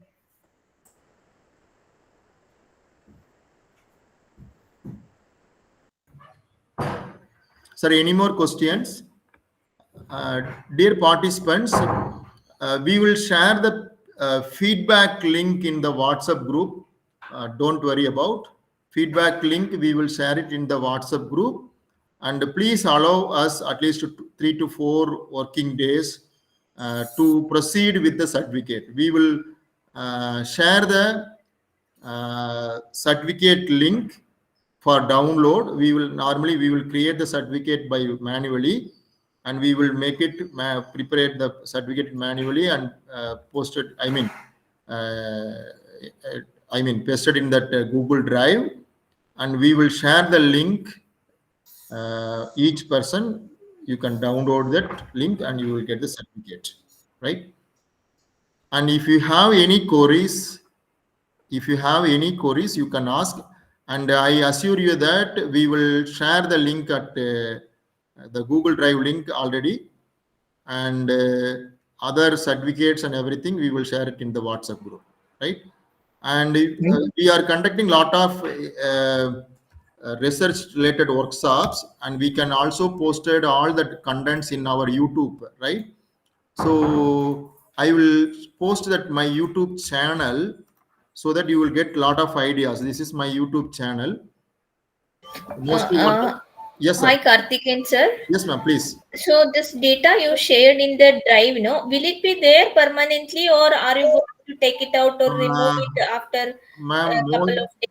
Ma'am, mostly it would be there in the permanently, but I am not sure whether if I gave the permission to all the people, I'm not sure what the people will do, right? But from our end, we will not I can say that we will not delete the data, right?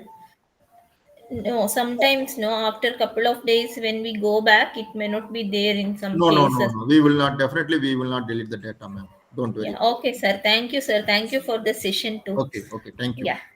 Thank you, sir. Thank you. The session is very informative. Yes, sir. Thank you. So, thank you, sir. If you have any questions, you can ask. So, dear participants, please allow us for at least 3 to 4 working days. So, we are running on trimester pattern in our institutions. So we have a lot of administration and other classworks. So, please patiently wait. Definitely within next week, we will share all other information related to certificate and other work, right? So, thank you all. Thank you. Thank you, sir. So this is our channel. You can subscribe also for recent updates on research.